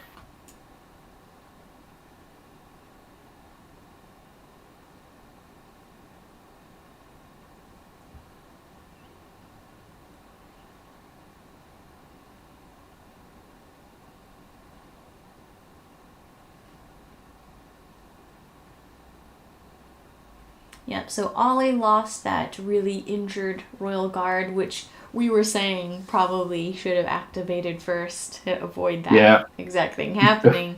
Exactly, before Boba. Yeah, but then his buddy is now retaliating. But not to kill him, unfortunately. Not with a roll like that. He's going to have to roll better than that. Oh, reroll, okay. That is the reroll he needed. I'm not sure whether that does it. Done +2, so that takes him to 5. Pierce 1 built in, so that would be dead. That is going to be dead. That is a hell of a reroll. Mm-hmm.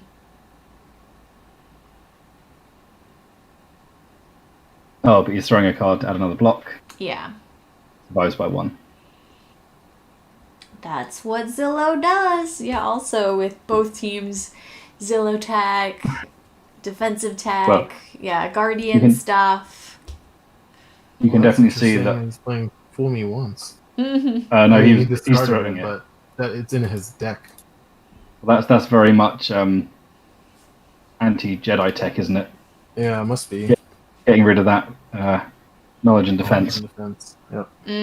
Yeah. Obviously, a lot of people were thinking Jedi were going to continue to be big. Uh-oh.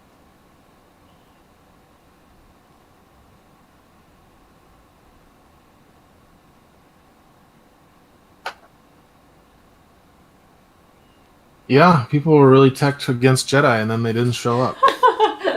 Aye. At all. A lot of Vader and a lot of Royal Guards, though, and a lot of Bobas. Well, like we were saying before, I feel like a lot of what influences what people play is what does well in the last tournament. And so Isaac did very well with the Royal Guards list that he ran. So it's possible that may have influenced people to want to try out Royal Guards themselves. We're definitely saying not just the combo, though. Looking at the lists, we've got quite a few different variety of Royal Guards lists. Only one of which it looks like is playing the Ugnaught, and it's not even the same as Isaac's list that he played. It's got it doesn't have the champion. It's like 2 Royal Guards, Greedo and BT1 with the Ugnaught. Yeah, we're seeing a lot of different combos. I think it might be a reaction to the way that defense has become so strong. Yeah. If anything, I mean, okay, BT is reliant on rolling well, but he rolls 4 dice. So if he does roll well, he will punch through. Yeah. Whereas if you're rolling low numbers of dice, your ability to go through at all can be very small.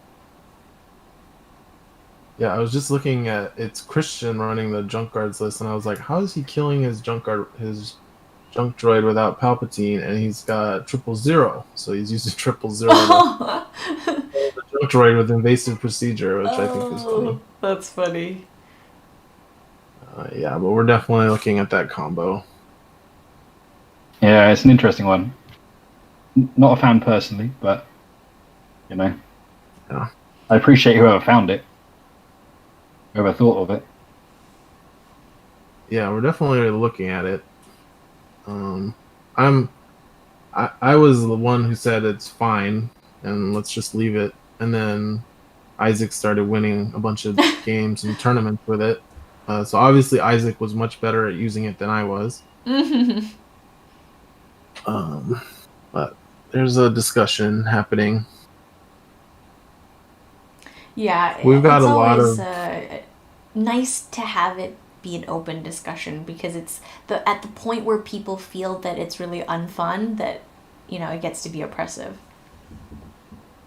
Yeah, and luckily we have a bunch of playtesting and adjustments coming up that are scheduled, so we'll have room to play around with things during that period.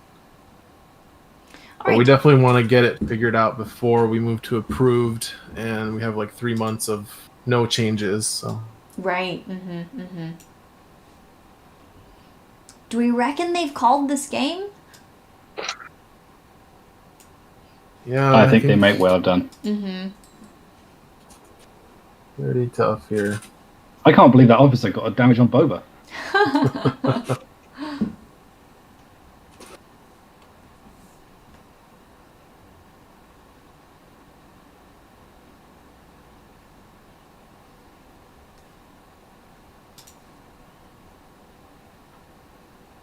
Like Angelo's completely emptied his deck here. I think he was looking at what was still to come. Both players totally out of cards. I guess Thrawn and Boba will do that. All right. Or Terro in this case. Oh yeah, and Terro. Oh, whose flamethrower is better? I think Boba's for sure. Yeah. Well, because Terro's is an action, right? Yeah, it's an action, and Boba's just costs 1/3 of an action. Yeah. I mean, he costs almost twice as many deployment points, so there's that to consider. Yeah. And also, Terro gets the free movement at the beginning of his activation. So he already gets kind of half of a Boba action for free at the beginning anyway. Yep. But he's a large figure without mobile. Yep. And Boba's a small figure with mobile. Yeah. But anyway, I mean, it's kind of apples and oranges, but Yeah, totally. They have completely different play styles. it definitely informed us when we were designing the Mandalorian. Because his is an action, but it gives you 2 movement back, but it's not movement points, so you can't bank it. Yeah, I'm really interested to see how Season 4 shakes all this up. I think Season 3 has started to crystallize a bit, like Tom, you were saying, with the defense and Empire, Zillow technique, all the defensive stuff. But I think Season 4 is going to shake that up a bit. I've certainly started playing around with the things that have been released so far. Yeah. I'm looking forward to running a Sith list. Ooh. Yeah, There's definitely a Sith list in there somewhere. Maul is looking good. Find it.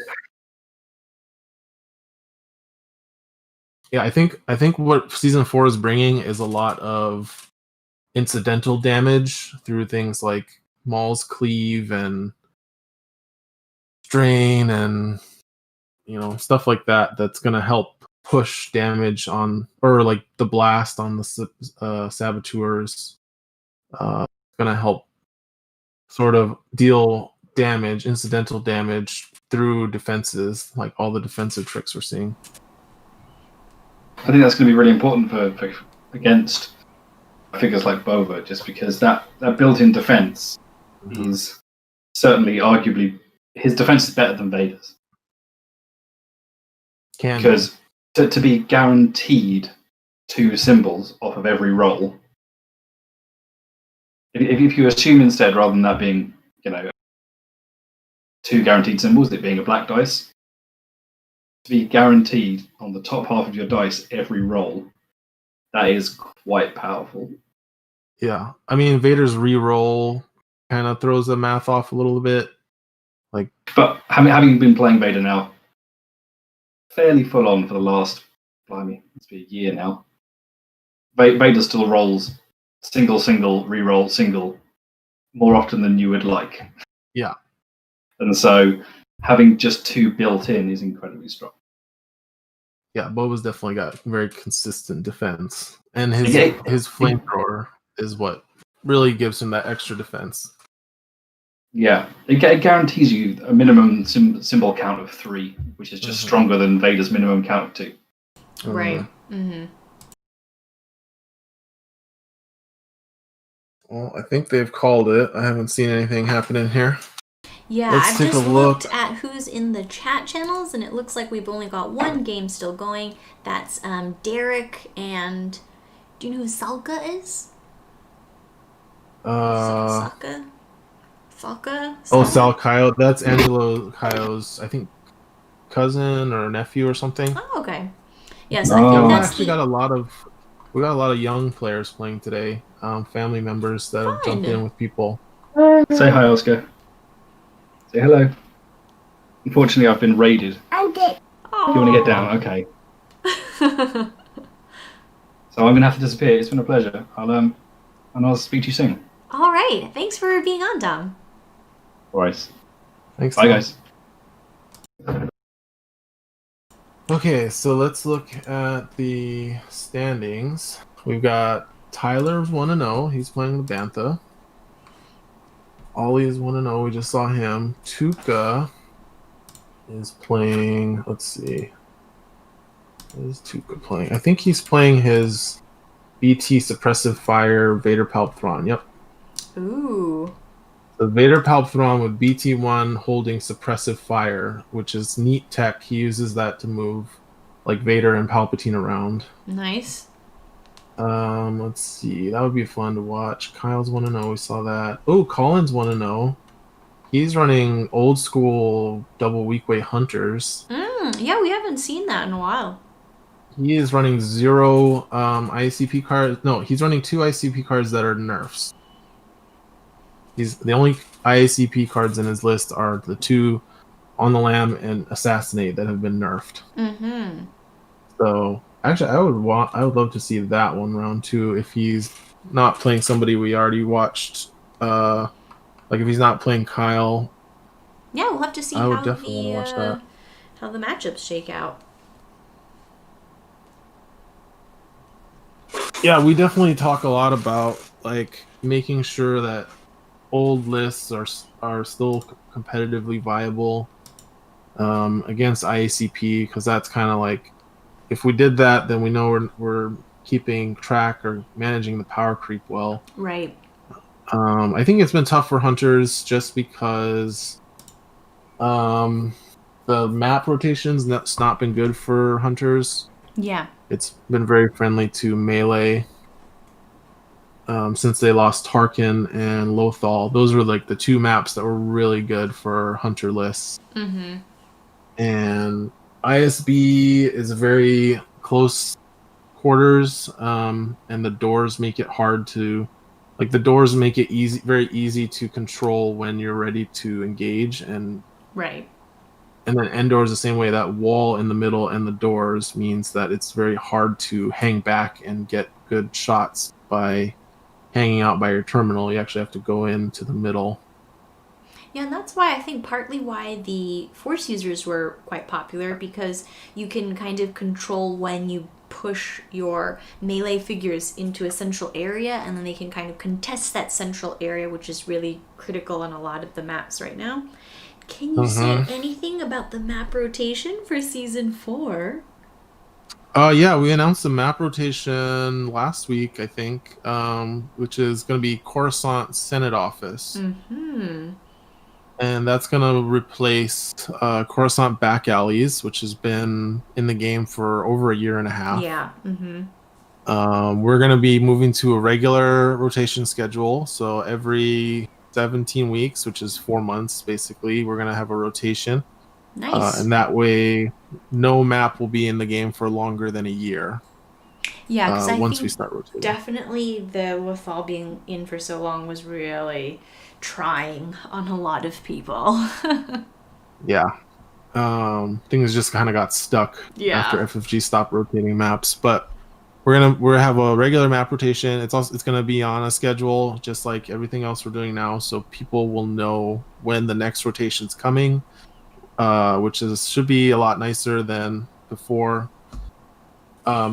People not knowing when a rotation is going to happen. So if you're getting sick of a certain map, you will know exactly when it's going to rotate out.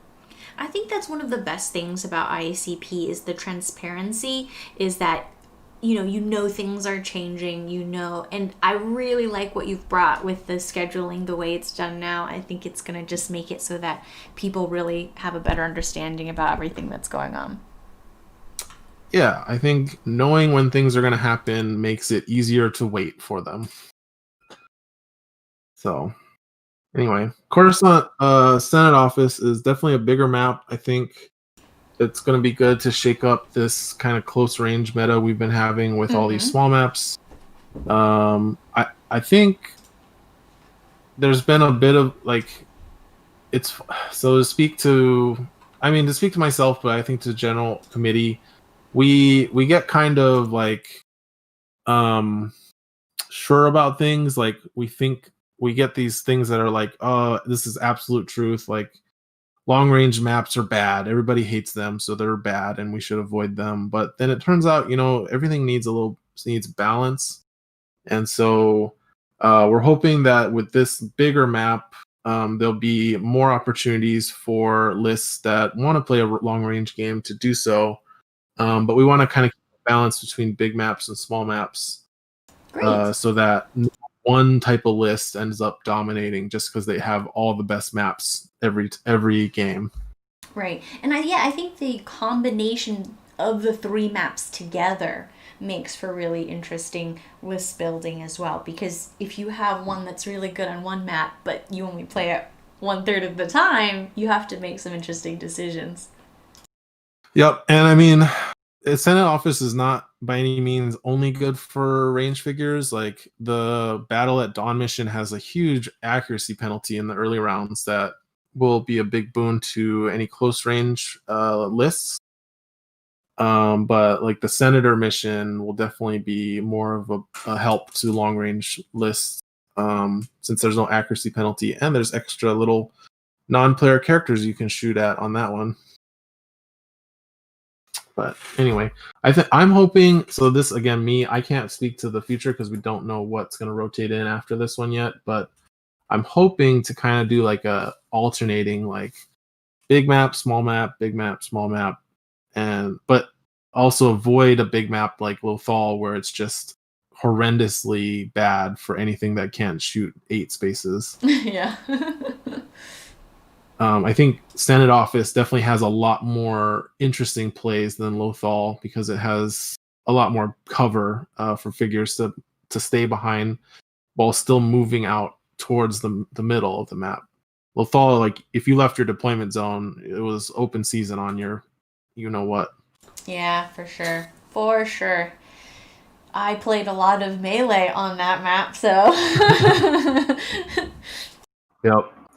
Yeah, I mean, melee is already disadvantaged on a big map because if they're out of position, it's much harder for them to correct and get back into the fight if the map is big. And then on top of that, if you're adding in like nowhere to hide to even move up into the middle, that makes it hard too. So Lothal had left a lot to be desired, but I think there's a lot of good big maps still available. Well, maybe not a lot, but there's some good big maps available that are not quite as bad as Lothal or Nalhutta. And like you mentioned, even if we do get one that was a little bit punishing for melee figures, if it's 1 out of 3 and we know that it's going to be rotated out, it could make for some really interesting meta for a short amount of time. Yeah, keeping things on a good pace for rotation will help with any problems. And of course, if something is really bad, we can always make an adjustment outside of the schedule, accelerate things a little bit. So it looks like Derek has defeated his opponent, which means we're probably going to be going into the next round here. Yeah, let's see what the matchups are. So Chris saying round 2 is going to be ISB headquarters reconnaissance. And I'm going to be staying on for one more game, and then I'll probably have to go. Great. Well, it's good to have you on anyways. And we can check out. Since there is an odd number of players, somebody will have a bye every round. And I'll try to trick them into coming on. Oh, that would be good. Okay, let's see. Do we have pairings? Nope, not yet. So yeah, we're just waiting for round 2 pairings. Let me move this close.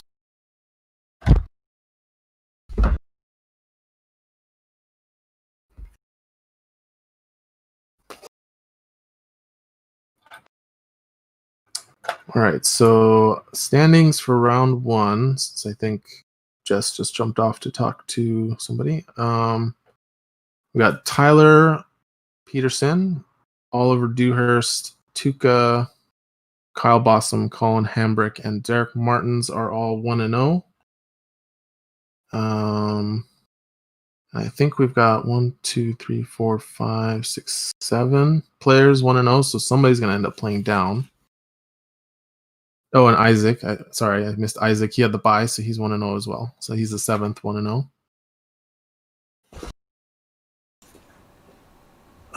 It'll be interesting to see. Tyler, so the 1-0 players, Tyler is playing Bantha with Sabine.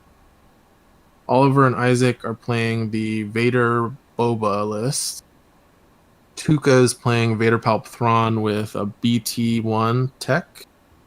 Kyle's playing Boba Double Jets. Colin's playing Double Weekways, Sabine, Jabba Hunters. Derek is playing, I think he's playing Sentry Droids. Let's see. But the matchups are up now.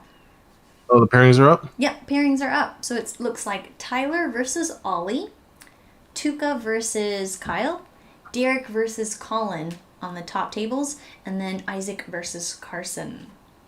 Ooh, perfect. Yeah, let's do Derek and Colin. Looks like Derek's got Sentry Droids and Riot Troopers. Ooh, I love me some Sentry Droids. This will be fun. Let's see what Colin can do against that. I'll leave this row. All right, what table is that? We are looking at table 3.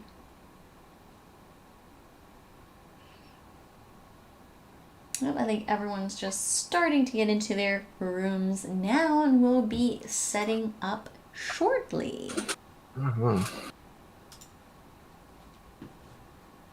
So I believe Reconnaissance is the one with the spy cameras. So that's the one where at the end of each round, each player gets to put a camera adjacent to a friendly figure, and then they score 1 victory point for each hostile figure in line of sight of their friendly cameras. I know Derek's playing more of a swarmy list, although both of them actually have kind of a high figure count because Colin's playing double Weekways. But Derek's got 2 groups of Riot Troopers and a group of Sentry Troopers and Thrawn. Not sure who really has the advantage on this one. Yeah, I was just thinking the same thing. I think it'll come down to positioning mostly. Right. There's table 3.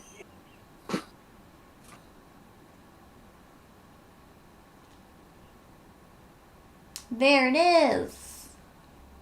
There we go. All right, Colin, I'll have the Pasta Hambrick versus Derek Martins. This will be good because Colin is an experienced Hunters player. I think he played the list at Worlds, unless he was playing Spectre Cell. So it'll be good because I think what's happened is Colin's a returning player. I think what has been happening is, with IACP, we had a lot of players leave the game after FFG abandoned it. Right, yeah. Mm-hmm. We had a lot of people join the game once IACP really took off. And I think Hunters, especially Scum Hunters, it's a very tough list to play because it doesn't have a lot of the durability that some of the other factions have. Mm-hmm. So it's very punishing from if you make a mistake with it because your figures will just start dying. Yeah.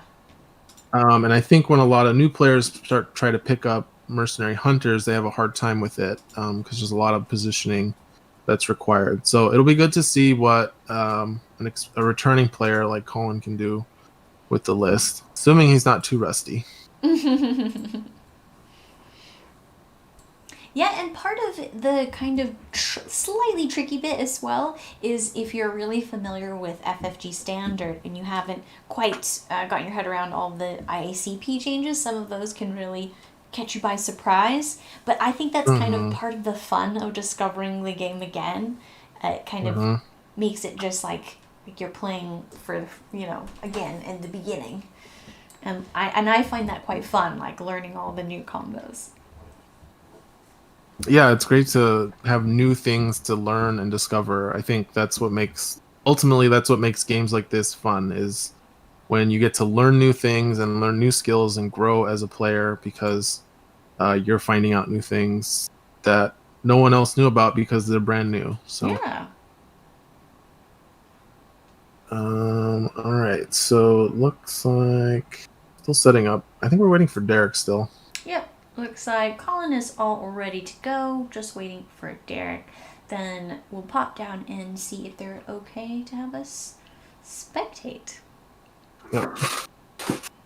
Well, we'll just chat while we wait. I mean, regarding new stuff, like that's also why I think as design, like as part of the design team for IACP, we're trying to always trying to find like a new mechanic that's not been done before for every card we make. Mm-hmm. Instead of just, because we could just take, there's like 100 different abilities in Skirmish now. You could just pick 2 that go together well, and you'd probably make a decent balanced card. But if you're just using the same stuff over and over, there's no real discovery. Like, you can look at it and be like, oh, I've seen that already, I know what that does. But when we make these new effects, like for season 4, we have all these new abilities that work different. People look at those and like, oh, I've never seen that before, I don't know how that actually would play out. And then when you play it on the table, it's like, oh, that's how that works, that's different. Yeah, we just talked about the Jin Urso card that was just previewed, and I think that's a pretty cool combo because we have seen it tried before, that ranged and melee combo on one figure, like for example the Tusken Raiders, but it didn't really quite work. But I'm really interested to see how that plays out with the new Jin. Yeah, and Jin Urso was really like an attempt by myself to kind of fix the things that had been tried but hadn't worked. So she's kind of like a combination of Zeb, Aurelios, and Kotun. And I tried to fix what made those figures not work, which was Zeb doesn't work because he makes 2 dice attacks with no bonus, like no innate power bonus. He can't buff them except for old Spectre Cell was the only time he worked. Right. And then Kotun doesn't work because she doesn't give herself a token when she gives out a power token. So we kind of took those 2 concepts and I was like, how can I, let's make this work and put it in this one figure. And I think Jin Urso is really fun to play. It's just as that kind of like early game, she's a support figure handing out tokens, but she's kind of building up her own horde of power tokens. And then later in the game, you kind of unleash her to do this big hit, like double hit with focus and power tokens. And she's really fun. I also thought it was funny how very unintentionally she ended up being kind of this like mirror opposite to Krennic. Isaac was designing Krennic separately from my Jin Urso design, but if you look at how they ended up, she recovers damage, she hands out surge power tokens, and then she does melee. And then you look at Krennic, he hands out power tokens, but then he deals damage to his own figures to make them better, and then makes like ranged attacks. So I thought that was kind of interesting. Nice. We're still waiting for Derek. Oh no, here he is. He has popped into the game. Yeah, so Noah, can you pop down and ask them if they're okay to be on stream and to move their little boxes? Let me do that.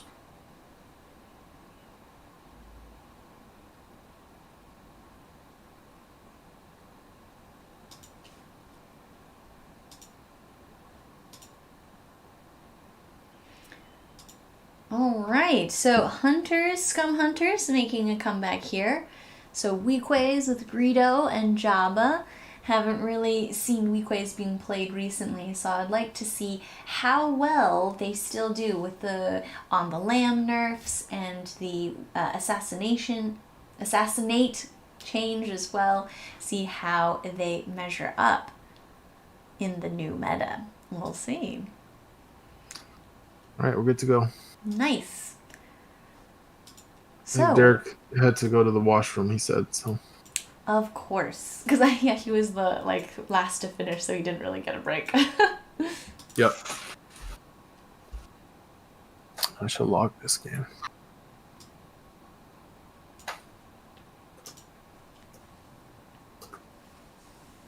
What's Derek playing again?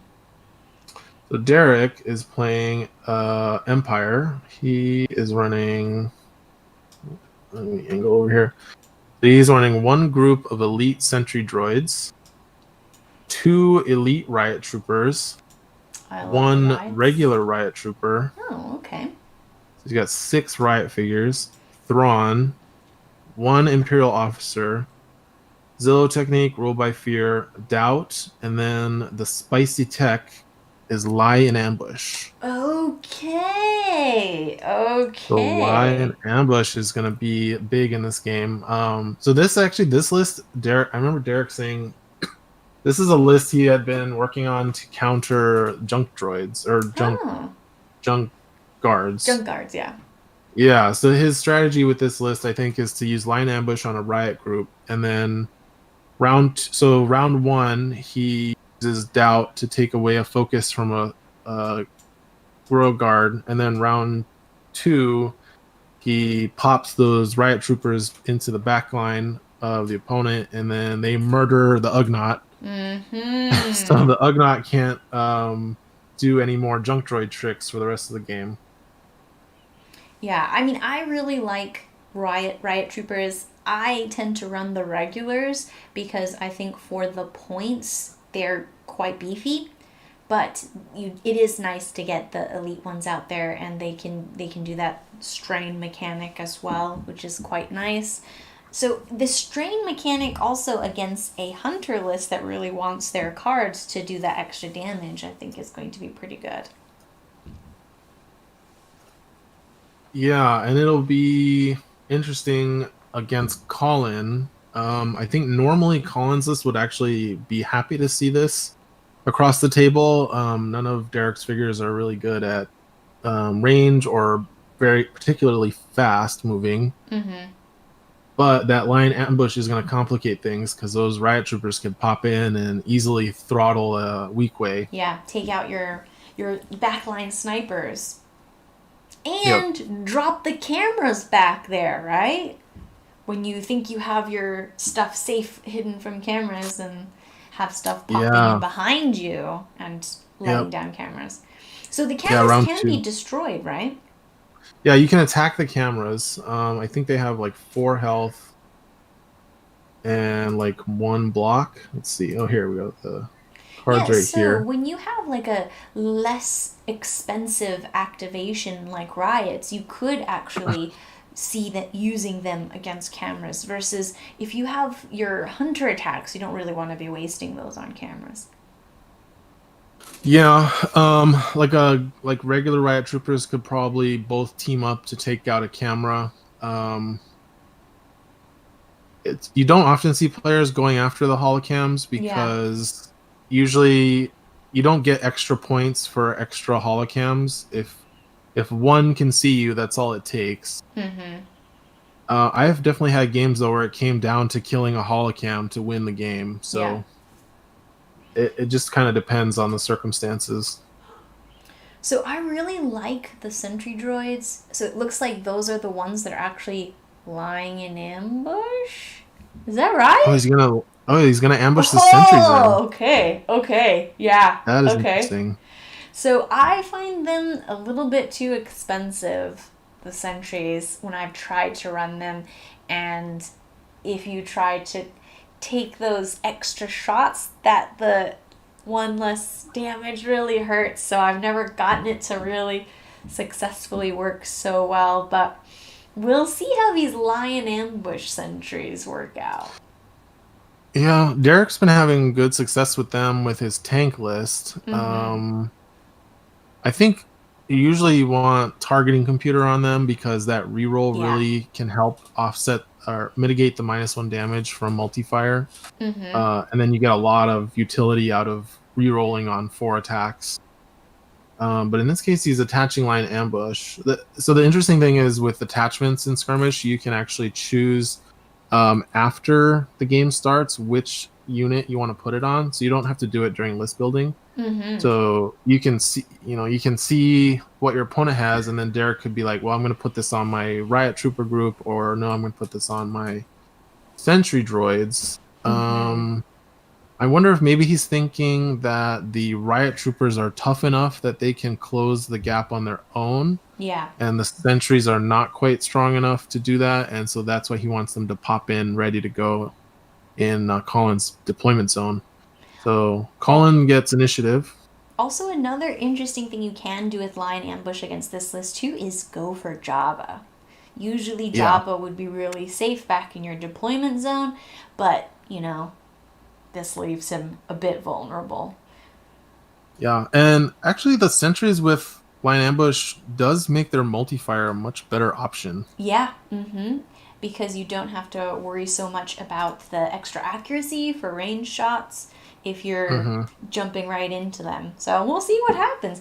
It'll also be really interesting how Colin positions knowing the line ambush is there. So we'll see. I'm curious about where he's going to leave his hunters.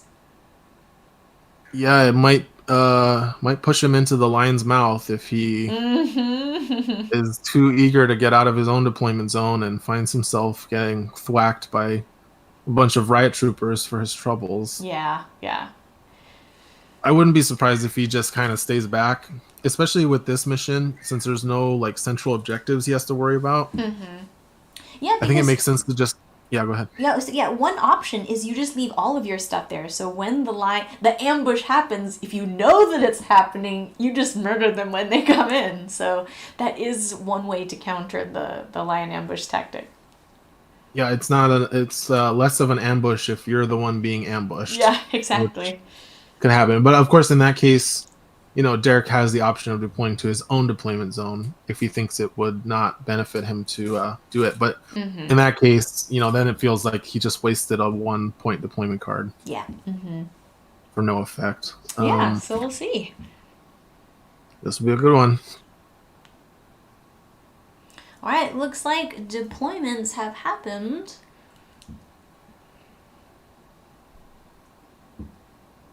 I think we're ready to go. Not sure if they haven't started the time yet. Yep, they started the timer, so I'm going to draw cards. It'll be interesting to see what command cards Derek's running with this list. If he goes for a certain strategy, like maybe a strain strategy, since he's got all these Riot Troopers and Thrawn. That's a lot of strain that he could then combine with stuff like the 3-card strain card that Joey likes to run. Oh, I can't remember what it's called. Oh, I can't remember either. I know what you're talking about, but I can't remember what it is either.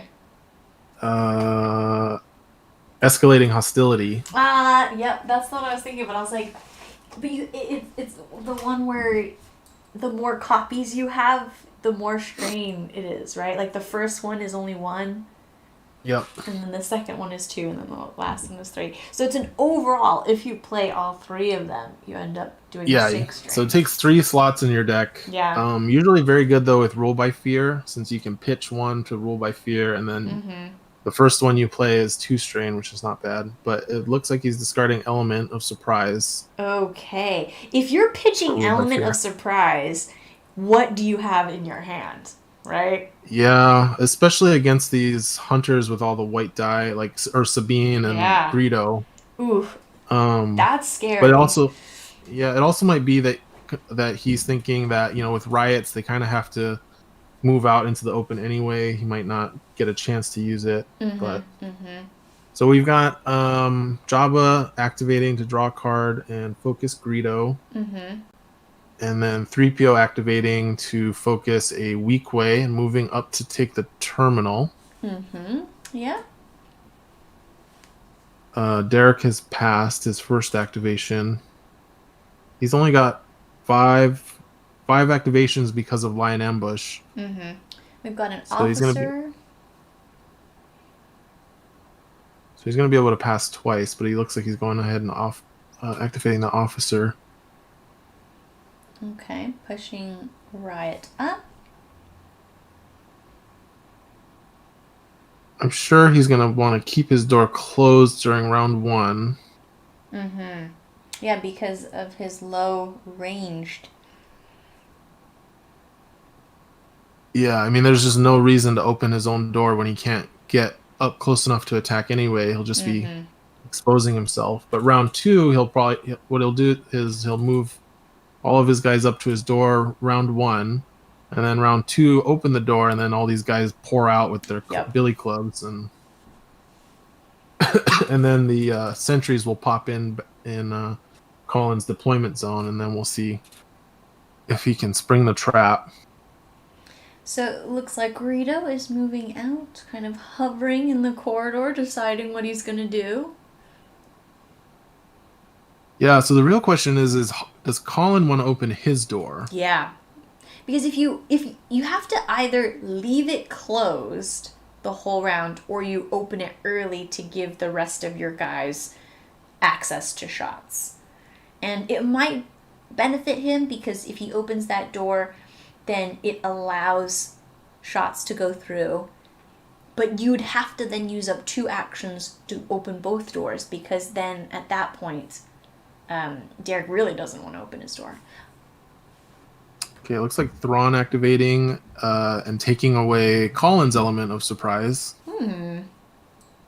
And Derek has posted an odd string of numbers from his probably moving with the number key, 10 key. But yeah, it's funny, we saw that in round 1 too, both players losing element of surprise to Rule by Fear and Thrawn. But yeah, talking about the doors again, usually if you have an opponent who has ranged figures, you don't want to be the second player to open your door. Yeah. Like you were saying, you want to open it first, and then if your opponent opens their door, you get to shoot first. But in this case, Derek doesn't have any ranged figures except Thrawn, who is now activated. I think Colin might want to keep his door closed. My reasoning being that if he opens it now, he benefits nothing because Derek won't open his own door. Right. And then in round 2, he'll just have made it easier for the Riot troopers to get swarm. to him. Yeah, yeah. Whereas if he leaves it closed, it's an extra... he's going to open it? He's opening it. Aggressive. What's this? Rebel what graffiti. card is it? Oh, yeah. Okay. That's good. No negation on it. That's good. That's good for Colin. Round 1 Rebel Graffiti is one of the best things you can have in your opening hand with Sabine. Now she's standing right there by the door, but... Oh yeah, Gideon's already activated too, so she's...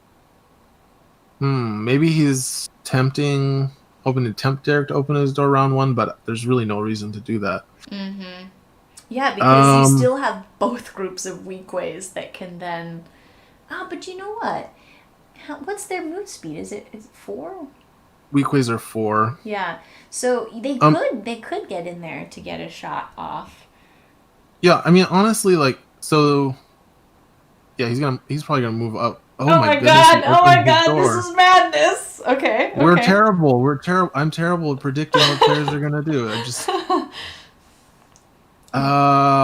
Now it's just like shooting a fish in a barrel for Colin. I don't know. The Weekways here just are going to... Well, okay. These riots haven't activated. They definitely have a shot on that riot that is next to Thrawn. They can definitely hit that one. And they can hit the far ones as well. Their range is really good. Yeah, they have really good range. Especially when they're focused or hidden. These riots haven't activated, so they don't have a block token yet. They're at their weakest defensively right now. Okay, I don't know. I'm afraid for these riots. Oh man. I don't know what's going on. The only thing I can think is that Derek wants to get a camera placement this round, but he could have done that later in the round. So Greedo coming up. Of course, Greedo loves this list. He just gets a bunch of targets that can't attack him back with slow on the draw. Right. Oof. I mean, he could take out Riot. I'm wondering if maybe Derek was going to open the door and just was waiting for Sabine to have activated. Yeah, possibly. So that grenade is off the table. Yeah, he doesn't have to worry about the grenade at least. Mm-hmm. So it looks like we've got an attack. Don't Yep. know who's being targeted. I'm sure it's the one that doesn't have the evade token from Thrawn. So it's the one next to him. Oh, I see it. Yeah. He's going for the regular. So he's probably hoping to one-shot it. Yeah. That's a great roll. Yeah, that'll Wow. do it. That'll do it. That's 8 damage. Yeah, well, he could Silo Right. to save it, which... It's a 2-point Riot, but... But it Saving also it- makes it so that they have to shoot a 2-point Riot again. That Which- would be true if Sabine wasn't here. Oh, there it Yeah, goes he's just down. going to let it go. Mm-hmm. Yeah, because if Sabine... He could just get caught in a Sabine grenade, and that would be a wasted command card, so... Well, and like we were speculating, or I'm speculating, that he has some pretty good cards in hand if he's ditched Element, so... Oh, yeah, because you're saying because he pitched Element. Yeah, right. So my feeling is that he has some really good cards he doesn't want to get rid of. I But can't really we'll see. think of many... I bet... Actually, maybe he's running a bunch of Guardian cards. That must be it. I'm sure... Bodyguard and a bunch of Riot Troopers. Yeah. Like, you attack one, he keeps it at 1 health, you try to kill it again, he plays Bodyguard, so he makes you attack the other one. He keeps both alive. Alright, so Greedo moves back. Well, that's first blood. I think Greedo should have moved back. Well, I guess it doesn't matter. I was going to say back one further, but with the way these hallways are laid out, it doesn't matter that much. Riot Trooper activating. So Colin's got first blood. And all of these little Riot Troopers are worth an extra 1 point because of Java. Right. Yes. Right. Exactly. Yeah, I hated running against the Jabba list with my Swarm stuff. Okay, really bold here. Derek's just running straight in there, negating their ranged advantage. Yeah, absolutely. I think at this point, this is what he has to do. He's gotta, if you're gonna open the door, You gotta just go in. Yep. run through it. Get as close as you can. Yeah, and these elite riots, once they've activated, they've got their block tokens on as well, are pretty difficult to take out quickly. Yeah, it'll take at least two good attacks. Very difficult to one-shot an elite riot, unless you play a bunch of cards. Yeah.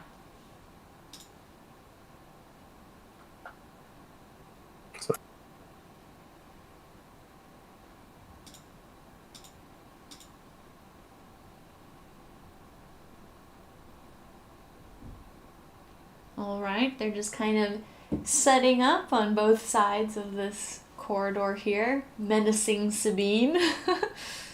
This is very good positioning for these riots, though. Like, Colin can't really get a good shot. I guess he can shoot at 1 with a Weequay, but because of where Sabine is placed, he can't get 2 Weekways up to take a shot. Yeah. 2, 3, 4. Well, no, I'm wrong. The Weekways can go up the left side and take a shot from there. Yep, there we go.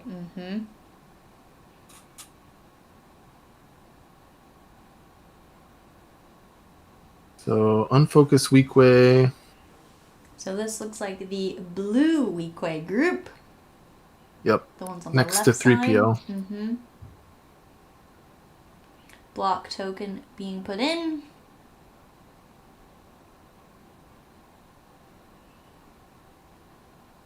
Nice roll for the Weequay.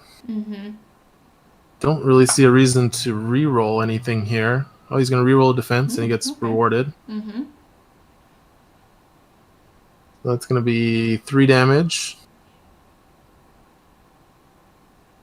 They're starting their work. Now I should be able to take it out with the focused Weequay. Yeah.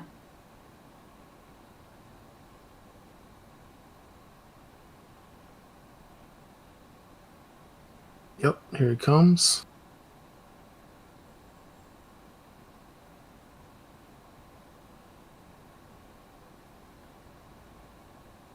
So this is going to be good.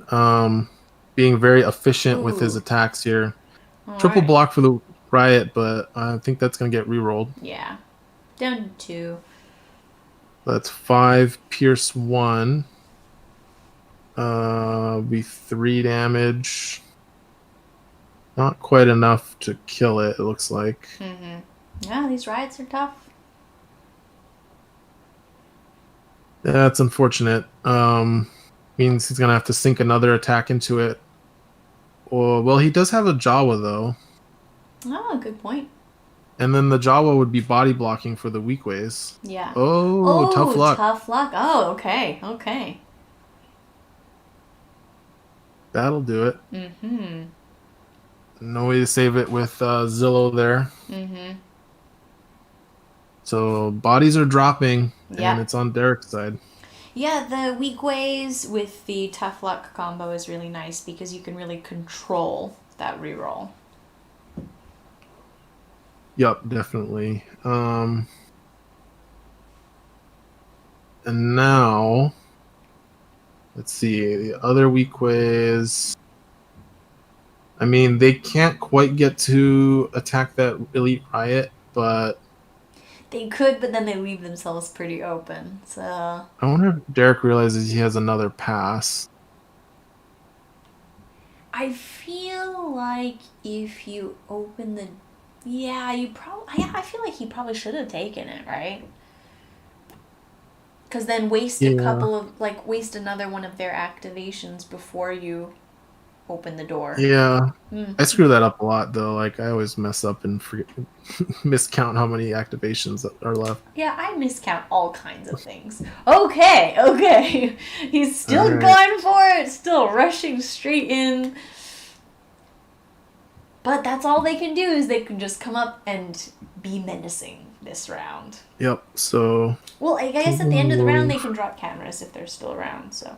I think that's probably the goal, right? Yeah, he's trying to set up a camera play here. He can't quite get to... Well, actually, that's pretty good. Ooh, what have we got? Price of Glory. To gain some extra movement points. He only gets to set one camera. I wonder where it would be the best. Probably by... Let's see, if he puts it by Greedo, he would have 4, but the Jawa's going to move. So, hold on, go ahead and talk, Jess. I'll be right back. Mm-hmm. So, there's pretty aggressive action happening here. We've got an attack going on Sabine. Ooh. 3 damage on the red die, and just an evade on the white die. That's pretty strong attack there. 5 damage going on to Sabine. She is looking in a pretty precarious position. And especially she's a very nice target because we know that she has that rebel graffiti. Ooh, we've got heightened reflexes. Alright, so... We have an attack on Sabine. 5 damage. So, looks like he lost heightened reflexes to the strain from the baton. Mm-hmm. Ouch. This is exactly what I was thinking was going to be really painful with those riots, with the hunter lists. You really want those cards. That is not what you want to have happen. Yep. Yeah, and we've got the weaken on Sabine as well. Yeah. Sabine's going to have a hard time now because those sentries can come in and find her wherever she decides to try to hide. Yeah, it looks like that Jawa is coming up and taking a shot at the riot. Surges every which way. Yeah, certainly not a bad attack with the surges that the Jawa has. Probably search for +2 and then maybe gamble. Because the Pierce 2, I think, is going to get Or did he already use Zillow? I don't know. Yeah, it looks like it's tapped. Yeah, it does look like it's tapped. So maybe he'll go for the extra damage with the Pierce too. Well, I didn't see any gambling happen. I mean, I think you always take the sure thing in this case. Like, you're guaranteed 1 damage with this Pierce, or you might lose a victory point if you get the 1 and 6 on the bargain. So it looks like he did go for the Pierce. So that Riot took 3 damage from that unfocused Weequay attack, which is pretty good. Unfocused Jawa. Sorry, unfocused Jawa. Yeah. That's for a Jawa, that's quite good. Okay, so we've got the second Weequay group coming up now, and Derek is out of activation, so this is pretty rough. Ooh, we've got primary target. Who is this Weequay shooting at? I'm assuming this green Riot? Can he see Thrawn? No. Riot number 1?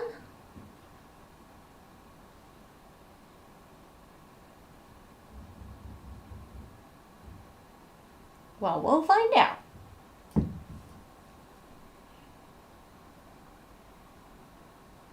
Yeah, it is that green Riot Trooper there. He's used a block token. Or no, he's used an evade token.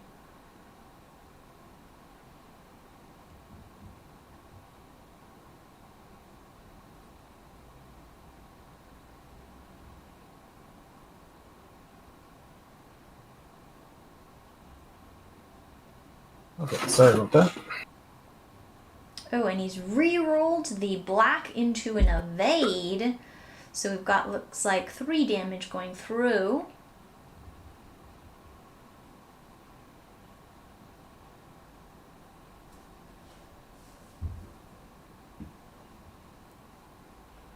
Yeah, I think having this very early game round 1 brawl is playing to Colin's advantage, since Derek's reinforcements haven't come in yet and won't be coming in until the next round.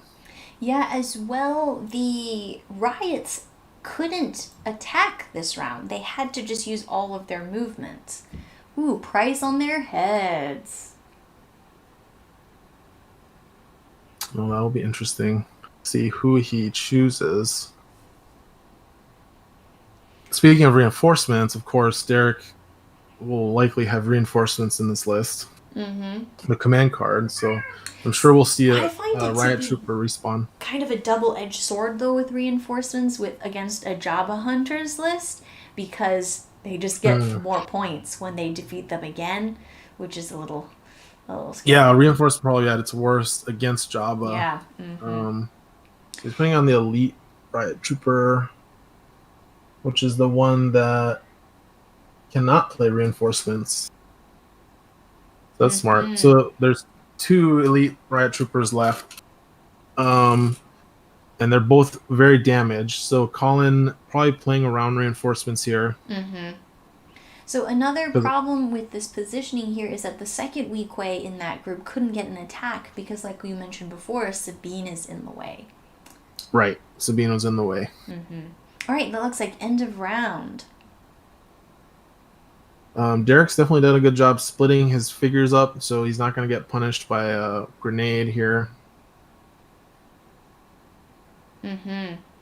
I think there's a dead elite Riot Trooper, so we can still see reinforcements get played, and I think this would be a good time to play it. Let's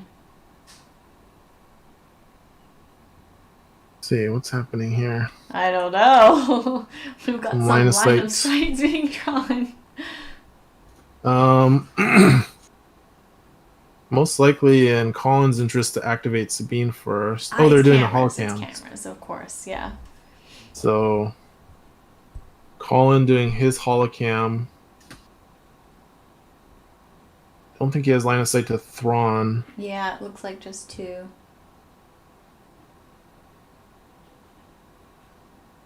Yeah, that was the one. That was the placement I was thinking of for Derek. Right there on top of that. Weequay next to 3PO. So that looks like 1, 2, 3, 4, 5. Yeah, 5 points, pretty good. Camera there. And it's pretty deep in there. So it's going to make it really tricky for Colin to get out of line of sight of that one.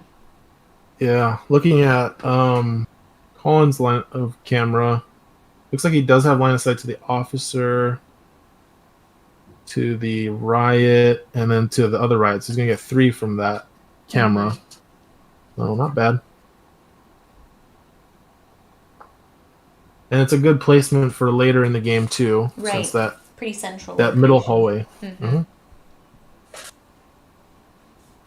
Okay, initiative passing. Start of round. Ooh, we've got reinforcements like we were talking about.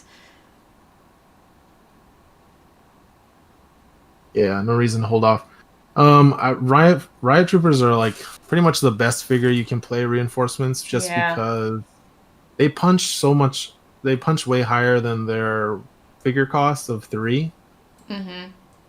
And they're so much sturdier than their figure cost would suggest. So you get a lot of value for your reinforcements, even though you're giving up victory points when they die.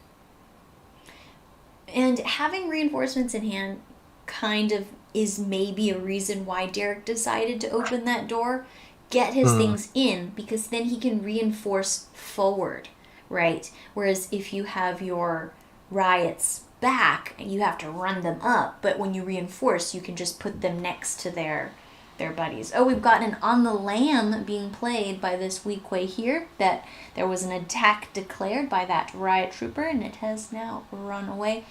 And On the Lam, especially nice against melee figures, because you don't have to go too far to make it so they can't attack you. And then Grenadier. I was gonna say that felt like that Riot Trooper's activation might have been wasted there, but he's got a trick though. He's got Grenadier, and where's he gonna put it? That's what I was just wondering as well. I would say probably hitting both Weekways in the Jawa. Yeah, he could do that, or he could hit 3PO. 1 damage. Could hit 3PO, but yeah, it looks like he did what you said. 2 Weekways and a Jawa. But disappointing to get only the 1 damage on the red die. Yeah, that's always a feels bad moment. So let's figure out when these sentries are going to come in. We have 3 or more exhausted or defeated.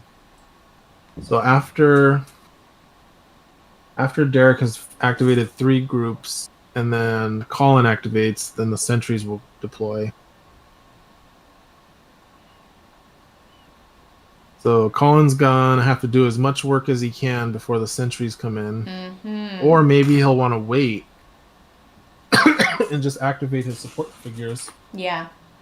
So when the sentries do drop in, he's got a bunch of big attacks to use on them. But Sabine's not in a good spot. Only 6 health remaining. Yep. Alright, it looks like the second riot here is attacking Sabine. Yep.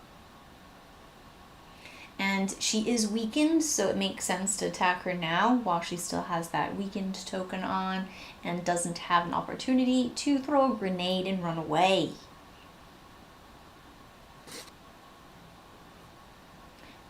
I don't think a riot can take her out, though. Yeah, I'm wondering why. Maybe he should have gone for Sabine with both of these riots. Yeah. Mm-hmm, and then he could have grenaded her and probably gotten the kill. Yeah. So. Well, that's pretty good. What's the health on Sabine?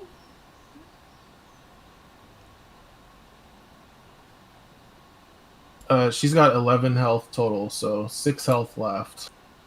Which, that might actually do it. Wow. Wow. Where did the reroll come from? They have professional. Oh, yeah, because I never run the elites. This is why you run the elites. Yeah, that was max damage. Nice. Nice. So, well, okay.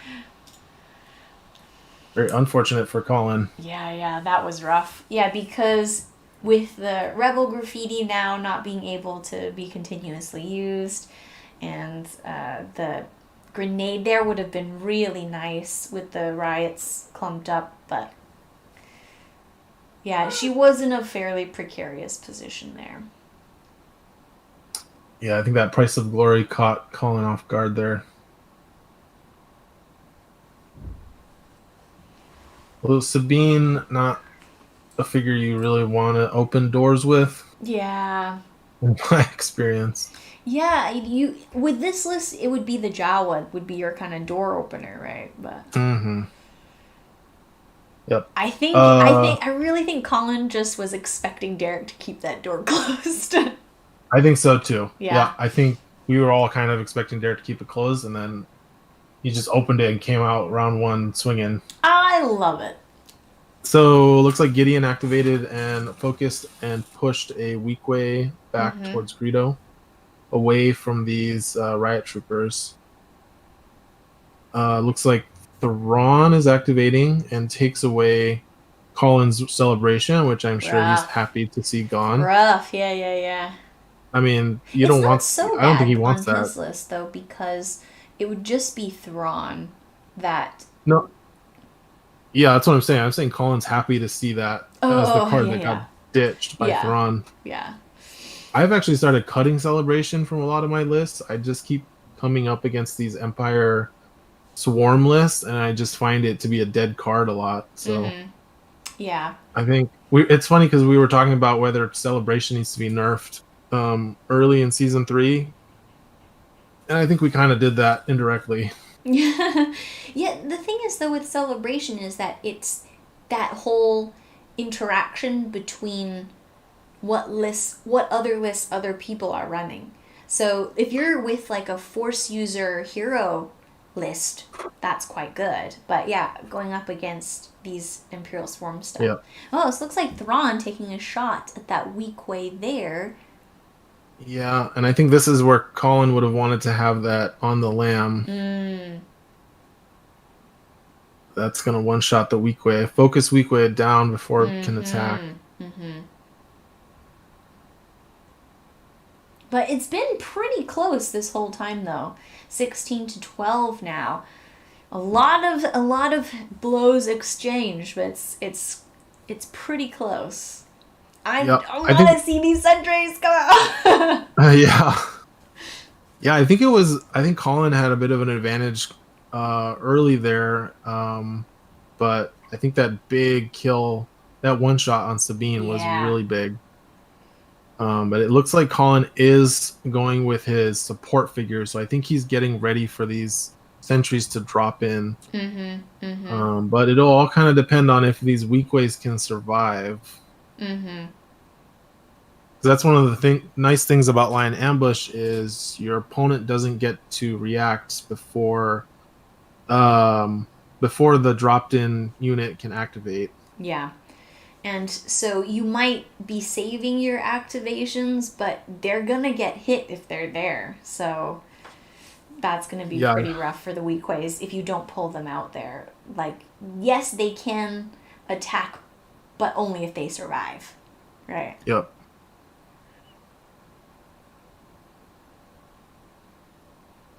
Yeah, this is, and interestingly, I was just noticing Derek doesn't really have that many IACP cards either. He's only got those sentries.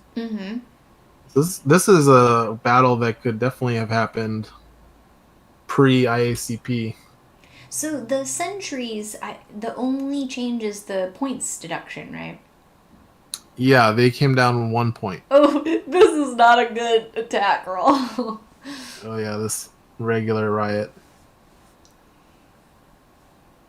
Oh, he's attacking the camera. See, I told you those regular Riots were gonna go for the camera. Yeah, only 1 damage though. It's floating. Oh, he's saying it's floating in the air.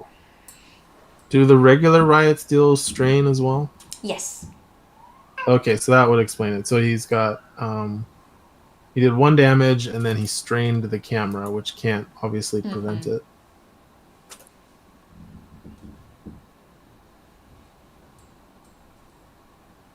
That's interesting that they can stun or they can strain a camera, but totally work.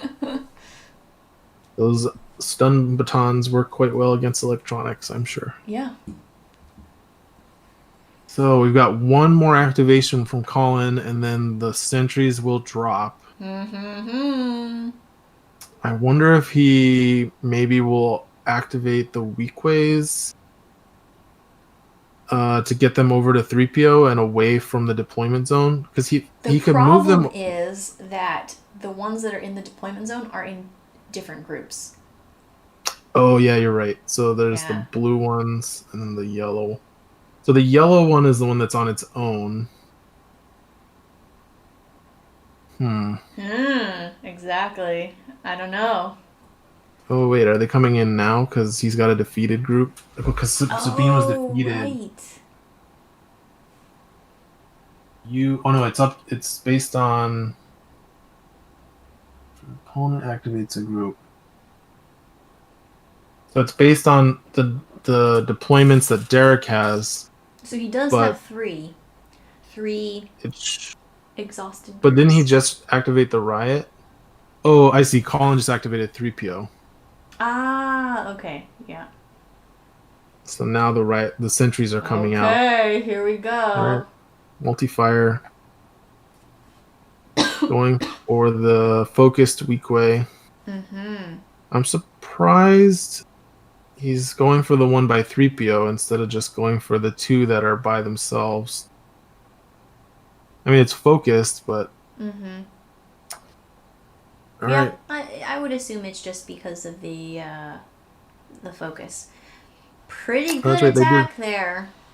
They do have targeting computer built in, so that's going to be 4 damage. And 5. then with 2 block. 3 damage. They already had 1 damage from the grenade. Mm-hmm. Multi-fire going into the other Weequay.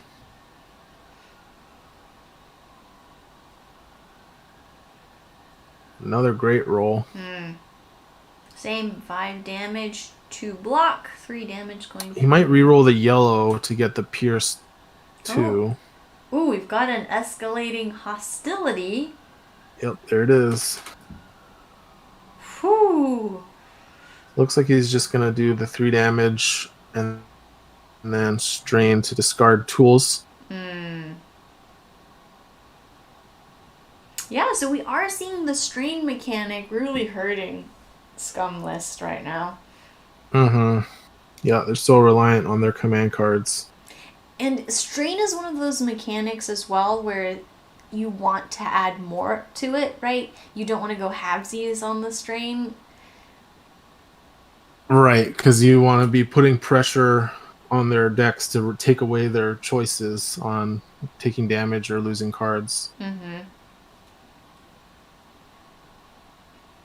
I think, and it's funny because I think nowadays people are much more likely to take extra damage from strain than to lose a card. Whereas back in the old days, you always just took the card away. Yeah. Because damage was so much more important than command cards. Okay, we've got the second Sentry now coming up.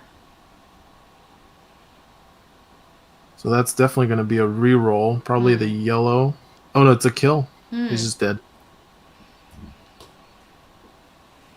Yep, so this Sentry droid ambush is being quite devastating. I imagine this Weequay is not going to survive the second multi-fire attack. With just 2 health left. Ooh, not with that roll. Not with that roll. Nice ambush. Okay. That was very effective. Line ambush, Sentry droids. Nice. Yeah. Quite devastating, especially against Weekways. They're just so fragile. Yeah, well, that's why we were wondering about what was Colin's plan going to be for dealing with those and the positioning. And he was kind of saving the Weequay attacks to retaliate, but that's what I was saying before. It's like, well, they don't get a chance to if they're dead. If they just die. Yeah. But it's a tough decision. The Sentry droids also, once they start taking attacks, though, they can go down pretty quickly. Yeah, they can go down fast. But they've done their work, though. They managed to take out some things that had not yet gotten a chance to take their attack. So, really strong absolutely. Start. So yeah, now it's a question of, does he go for the sentries or does he go for the riots? I guess he probably will feel obligated to kill the sentry droids. If they can activate again, they'll just wipe him out. I definitely think Derek has the upper hand. Yeah, so this is gonna be pretty tough. Oh no, that's not a shot on a sentry. It looks like he's going for a riot trooper. Get behind me. Oh, this regular riot. Oh no, which means that he's gonna get. Oh no, I don't think so. I don't think he can use slow on the draw. Because get behind me would be played after slow on the draw. They might probably have to call a judge to figure that out. But that's interesting. So even if he had gone for the sentry droid, because he could have attacked the sentry from behind 3PO and the Elite Riot and not gotten attacked back, but then, like we were saying, the Guardian cards come out to protect the sentries. Oh, they are doing it. They should not have done that. Do you want to go pop in? Yeah, I'll go jump in. Level 3.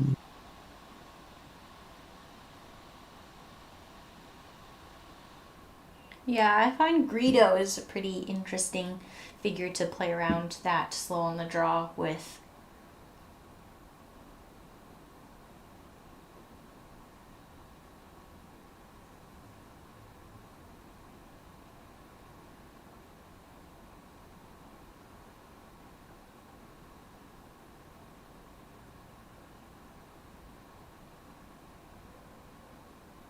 Okay, they have been informed. Yeah, so the reason that works like that is Greedo's slow on the draw is when you declare an attack. You resolve attackers' abilities first when you declare an attack, and then you resolve defenders' abilities. So Greedo's slow on the draw has already resolved by the time Get Behind Me gets played. So there's no attack to be made, even though that Riot Trooper is up next to Greedo to be able to do so. Right. So yeah, they undid that whole attack, and now Greedo will resolve his attack on the regular Riot. I think you could kill this regular Riot. It doesn't have a block token. Yeah, they're only like 5 health, right? 5 health regulars, yeah. And the only big main strength is the block tokens, but yeah, since it hasn't activated yet. Yeah. Oh, it did spend its block token.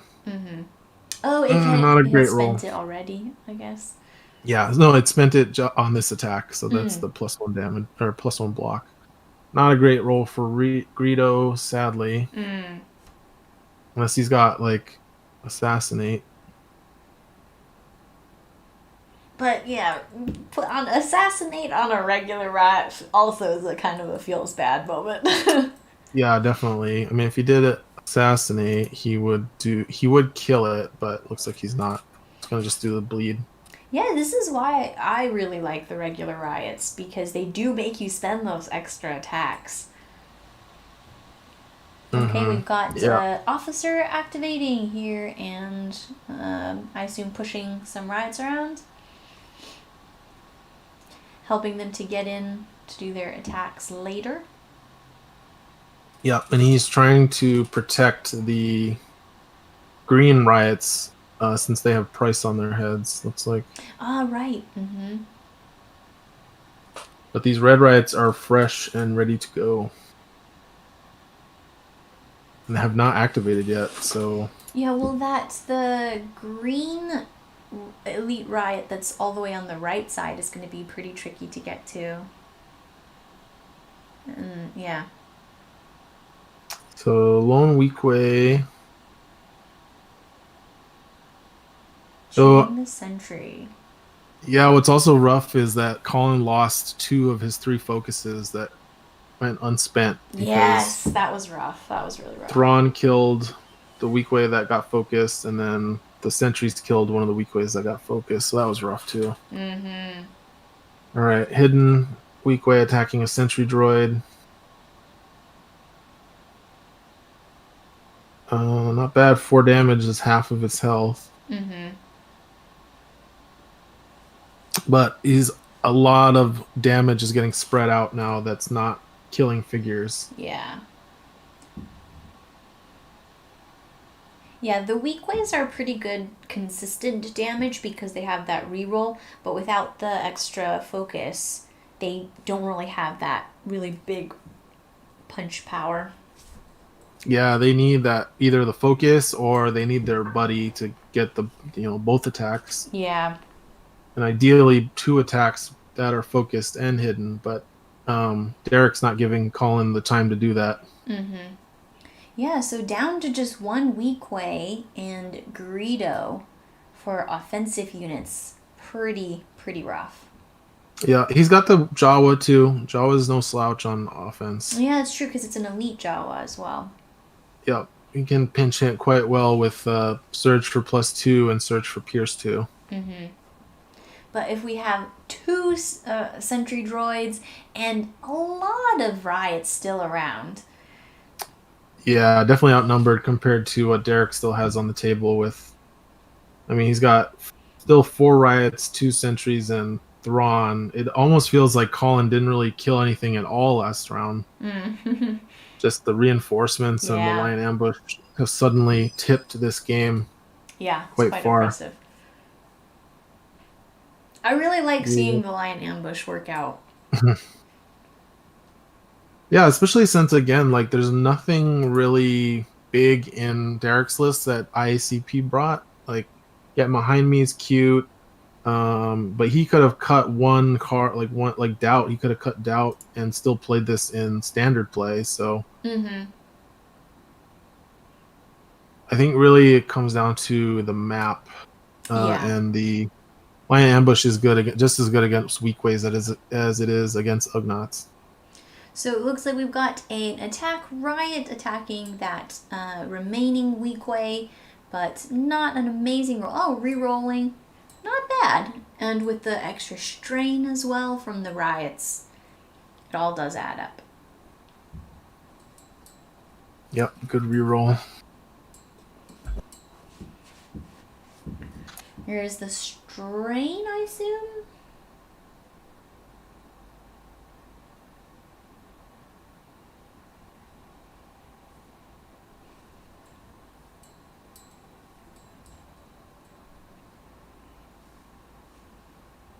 And the second Riot here.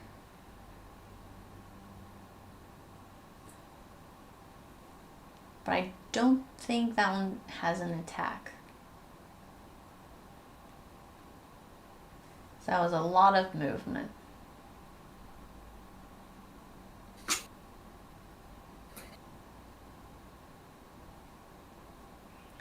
Also now, Colin's terminal is contested. So with the strain mechanics and contesting that terminal, Colin's going to be really hurting for cards. Yeah, it looks like Colin's getting a bit buried here under these Riots. It's there. Kind of what... swarmed. That's what they do. That's what they do. Yeah, that's the game plan. Kind of overwhelm with bodies. Mm-hmm. It's that overwhelming bodies plus the like precision strike from the Lion Ambush that seems to combo so well together. Yeah, yeah.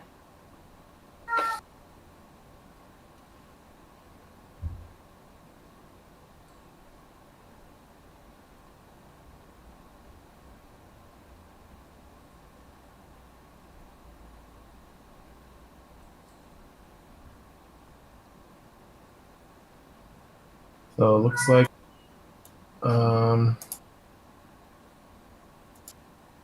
this was round 2, so there at least Colin can get a lot of points from the camera here. Mm-hmm. There's that Jawa attacking. Oh, Jawa really wants surges. But 2 damage. Not bad. Not bad. I mean, he could have definitely taken out that Sentry with a much better roll, but actually I think he'd have to get like 3, 5. I mean, yeah, if he had done like 5 damage against one block. Possible. All right, that looks like end of round. So we're looking at some cameras being dropped here.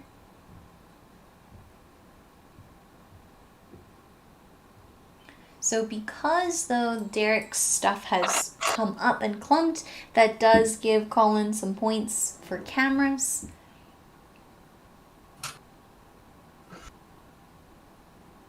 Yep, because he's got the camera in the hallway, which can see Gideon. And then if he puts a camera down, on 3PO, he'll see 4 more figures. So that's going to be a lot for Derek. Colin can get... Well, let's see. He's already got the blue holocam that was there before. Yeah, so that would be 1, 2, 3. There. No, Yep. 4. Yeah, 4. And so he could drop 1. He put it to the left of Gideon, but if he put it north of Gideon, he'd see that officer. Yeah, that's what I was just thinking too. Yeah, but yeah, it's hard to see. Yeah, because the old holocam already sees that Riot on the left. Right. So he got 1, 2, 3. Oh, he would have seen the Sentry too if he had put it northeast of Gideon. Oh yeah. You would have seen the Sentry to the right and the officer. 1, 2, 3, 4. Oh, so he's getting 5, but he could have gotten 7. Ah, too bad.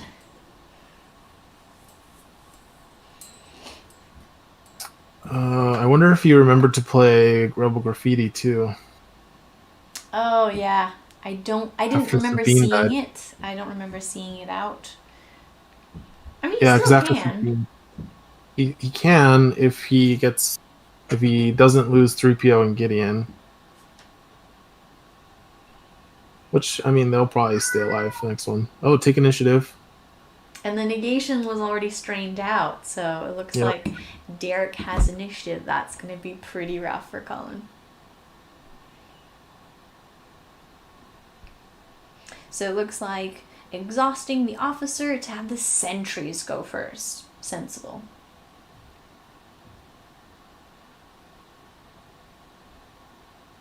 This is going to be painful.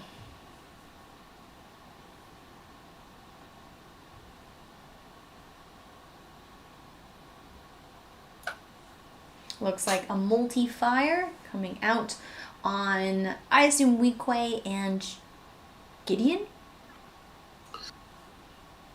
Yep. Yeah. I mean, he could also shoot at 3PO from there. Oh, that's true. I mean, you could shoot at Jabba, but, I mean, he has a decent amount of health, actually. Yeah, I think he's just going to go for Gideon. Gideon's kind of the sure thing. Yeah, with the black die defense as well versus 3PO's white die. Yeah, although I wouldn't be surprised if the next Sentry will go for Gideon and 3PO. Yeah. So reroll. So it's going to be 3 damage, pierce 2. And then I'm sure that the next one will be able to deal the 2 damage to Gideon.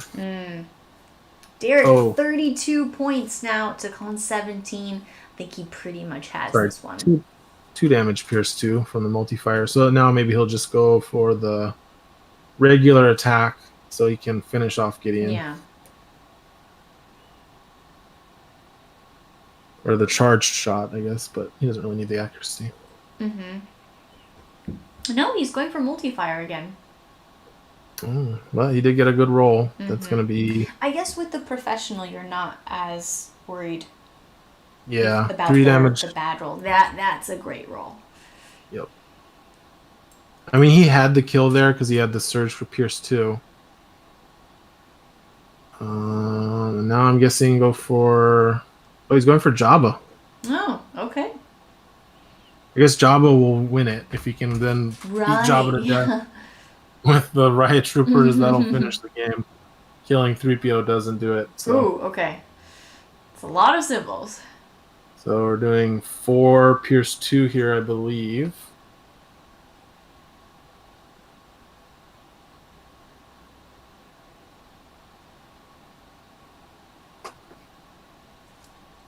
Oh, reroll. So now he's got 5 Pierce 2. Perfect. Pretty much perfect roll.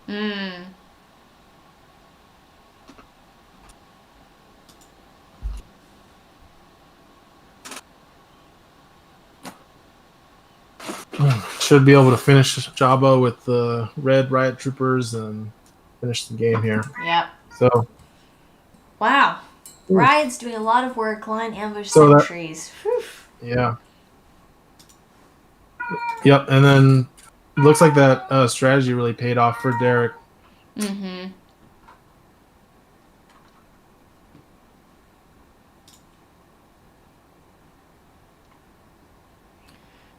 So, checking in on the standings, it looks like both Tuka and Ollie won their matches, so both of them are 2-0.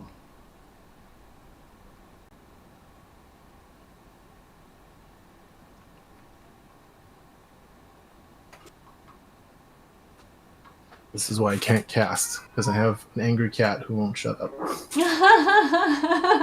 was wondering what was it in the background. He just won't be quiet. I like fed him, I gave him that water, I was petting him, everything. Just cats scream. are ornery sometimes. It's like, it's early in the morning, I want to scream. But anyway. Oh, so I wonder if they're calling it here. Yeah, I haven't seen anybody do anything in a little I'm going to bit. pop into their chat and just take a listen. You can talk here. Sure. All right, so if we take a look at the standings. Oh, I've forgotten what Tuka is playing. But Ollie was running his Royal Guards Vader list.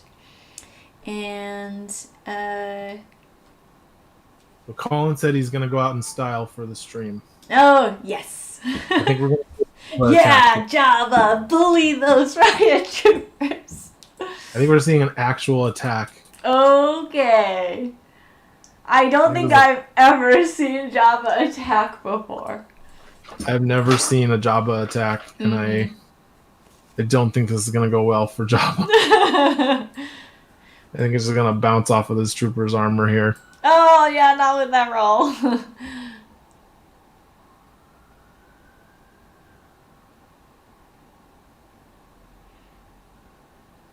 He's like, oh, you made me get my hands dirty. Come on, where's the defense dice? Keep us in suspense. Well, I'll go check on again. Seems like they've stopped again.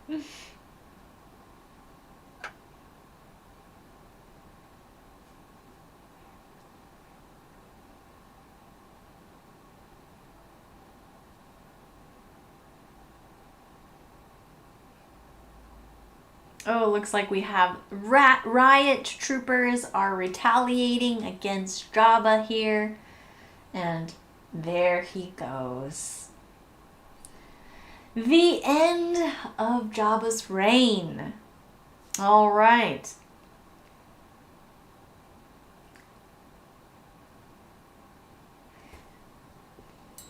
The ambush was successful. They raided Jabba and ended his...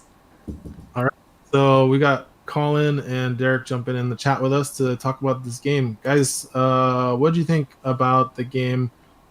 Specifically, Derek, I want to talk about the door opening on round one. What's your strategy for this game?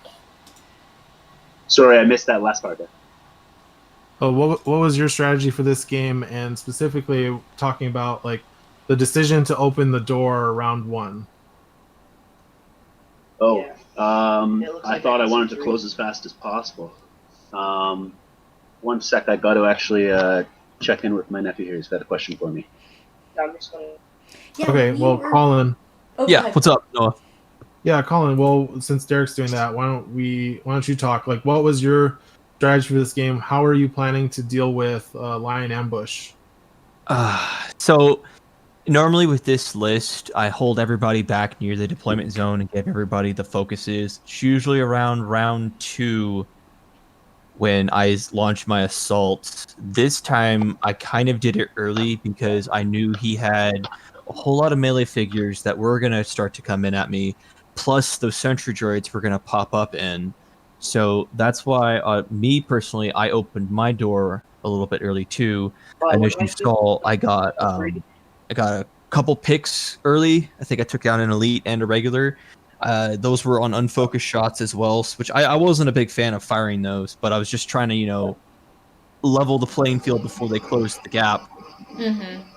And also, I think when he did finally pop those sentries in, I don't think I was really prepared for that either. He had lots of good multi-fire shots, took out a group of Weekways with that. That was heartbreaking. Yeah. Yeah, that was pretty hard to watch. I mean, it was great for me, but like I know that was like just like backbreaking right there to take out the full unit. Yeah, that was definitely a huge swing turn right there. And I think the biggest thing was your focus was just not very used that much. Right. Because I ended up taking out all your focus replays before they could use it and doubting Sabine. Yeah, as I was telling Noah and Jessica that I started my assault kind of early before a lot of them were focused, just to kind of close the gap. But then, especially when the main part of your Imperial assault started with the Riot droids, it really did catch me unprepared on that, and it was kind of like a pincher move in a way. Yeah, because normally. Sorry, you go, Jessica. Oh, no, yeah, I was thinking that it made sense for you to open your door, Colin, because of you want to kind of capitalize on your ranged advantage at the beginning, so that if Derek comes in, you can shoot at him while he's using up actions to get up to you. I think that made sense. But yeah, the riots are really pretty tanky, so them surviving and having to use more actions to get them off the board, it kind of delayed it long enough for those sentry droids to pop into your back line and really demolish you. Right. Yes, and they did a good job of that, because the riots by themselves, Derek, if you went full Carolina Swarm, I think maybe I probably would have taken this, because think about it, it's 8 melee figures. Greedo would have a heyday with that. But those guys, the sentries popping up at the back, attacking guys who are already committed to their targets and getting to multiple fire, like that right there. Yeah, that was. Also, I want to say, even though the get behind me didn't work necessarily the way you wanted it to, that was still a brilliant move, and I hope that that helps you out later in your other matches, because I was not expecting. Yeah, that was my swap of my card since the last time I played it, because I brought Call to Vanguard before with this list, because the sentries can use it, but I thought if they don't get the opportunity to, that card's so wasted. And they often will die first because people will like hang back and then like wait for them to pop up and then just like pound on them. Yeah. I think that's smart, because if you're using them for lion ambush, you have less opportunities to have that work in your favor. Yeah. No, they don't need cards. Their whole goal is to pop up and just multi-fire as many times as they can, spread damage all around to get finished off by the troopers. So it definitely worked. Yeah. Weekways are like the perfect target for it, though, honestly, because like just the glass cannon thing. I actually created this list as my counter to Isaac's junk guards list that he's been running, because it can take out the Ugnaughts and stuff from behind, and taking out that support weakens that list a decent amount. It's definitely a really cool flank mechanic. Derek, what was your decision when you decided to open your door so early? I had one. I knew that he had focused. He used his focus already when I did so I knew where the focus was coming from. And and I knew Sabine wasn't going to shoot with it, right? So there was only one focus, like it was basically Greedo could do a focus shot at me if he wanted to, which I was fine to take. But I figured what I could do is I basically set up my regular riots as like the targets that were sort of available, unless you're going to do a long sniping shot, which I was also okay with. But I knew I had Price of Glory in my hand from the beginning, right? So I knew that I wanted to get that off because I knew I could get to Sabine with it. Yeah. So I wanted to, and my rolls on my attacking Sabine is probably the thing that won me the game. Yeah. That was brutal. Two Riot attacks, like should not take out Sabine. No, we were just talking about that. Me and Noah were like, this isn't gonna take her out, right? And then we're like, oh dang. But the professional with the reroll is really strong. Yeah, and honestly, it's because Colin, you took the strain as damage. Yeah, that was the difference there. Yeah, so Colin, that kind of leads me into the question I wanted to ask you, which was, Derek mentioned that he opened his door because he felt like he saw that there was a focused Sabine that was exhausted. Did you open the door with Sabine like that because you thought Derek wasn't going to open his door? I'm just wondering why not use like the Jawa to do that instead of just throwing Sabine out there without getting to do a grenade or use her focus or anything like that. Yeah, using Sabine as the door opener was a mistake. She's definitely a gun. She's more than a gun. She's everything, really. The Jawa would have been a much better choice because he's the objective runner, door opener. The reason I did that, I guess, just because how I placed it out. I moved Gideon forward. So I moved Gideon. My whole strategy behind that, Noah, was that I wanted to get Greedo into a good shot position because I saw he was opening his door, moving his rights down. So I thought to myself, if I open this door here, then Greedo can take a shot, probably take somebody out, which he did, and then get to a position after that. So it was definitely not worth the sacrifice. Going forward, I'm not going to be using Sabine in that utility, but that's what my thought was. It's like, oh hey, I can probably get an early lead here if I open this door and get the shot with Greedo because there's no return fire, and Sabine's right here, may as well do that. But you're right, the Jawa would have been a much better play. Yeah, and we were theorizing if like you even wanted to open your door until you saw that Derek opened his, because if Derek had just left his door closed and you had opened your door, then that would have just been a much easier path for Derek to navigate in round 2 once all of his riots were up. But I think just like you said, probably the Jaw was probably the better door opener, and then leaving Sabine as your last activation to kind of get the best use out of that grenade. You had the Rebel Graffiti too, like that's so good round 1. And I forgot to use it on Gideon for 2 more points. It wouldn't have mattered, but it hurt going forward losing her. Derek, I have a question for you as well. Do you always put your line ambush on the Sentry droids, or do you move it around sometimes? So far, always the Sentries. I have not found a reason not to. I picked this list started from the concept of I'm going to put lion ambush on Sentries. What else do I want to bring with it? Yeah. So. Ready. And then I wanted, and because I was thinking of Royal Guards and stuff, I really wanted to get Weekend out, so that's why I chose the Riots. Yeah, and the strain mechanic actually worked really well for you against Colin with his hunters. Like, they really want their cards, and we saw some really nice cards for you to drop with strain. Yeah, very true. And it didn't help that he kept wanting to play primary target and then realizing that Thrawn was the only figure he could use it on, and Thrawn was just in this nice little safe spot. Yeah. Okay. Rough.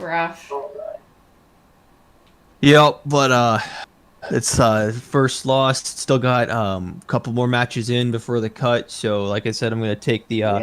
You gotta take every loss as a learning lesson, and it's use the utility figures for the utilities. if you think you're playing defensive, you're not playing defensively enough. So. Yeah. Yeah, Colin, do you think your list is still competitive in the field? Now that was a huge question I had with myself moving forward on this, because when I compiled it, I realized it had no IACP content. And my biggest worry was, if this hasn't been seen in, standard play back in the day, what would make it better now? I have my doubts on it. I haven't faced the junk guard yet. I do know that like this list back in the day, it had some legs against Vader if I could, get the right cards out, get the better rolls, take out his defenses. So that's to be seen. But I'm not sure. I know next season I'm definitely not going to be running this. Going to be running some of the new, like the tank and that stuff. But yeah. Yes, I've convinced the tank. Yes. Your list was actually like, or a very close version of that list is what dominated at LVO, but it had Onar and Black Market instead of Sabine. But otherwise, pretty much exactly the same, and it had put like 3 people in top 4. Nice. But we're watching this game, and I noticed Derek like only has the Sentries as his only IACP deployment, and it's only 1 point off. So you guys were pretty close to having and only one card. Yeah, definitely next season I'll be picking up more of the IACP content. This one was just kind of like, I tried making a Rebel Hunter list with Biv, Saska, and the Weequay.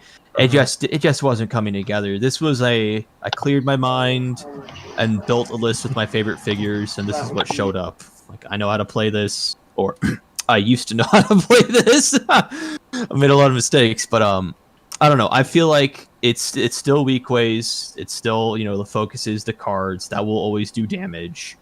The potential to be top list, probably not with all the new stuff. But the potential to still give somebody a black eye, yeah, I'd say that would always be there with Pirates. They always got that. I mean, it's definitely the goal of the ICP to make sure that the stuff that was good is still stays competitive or doesn't become completely obsolete. But right. Yeah.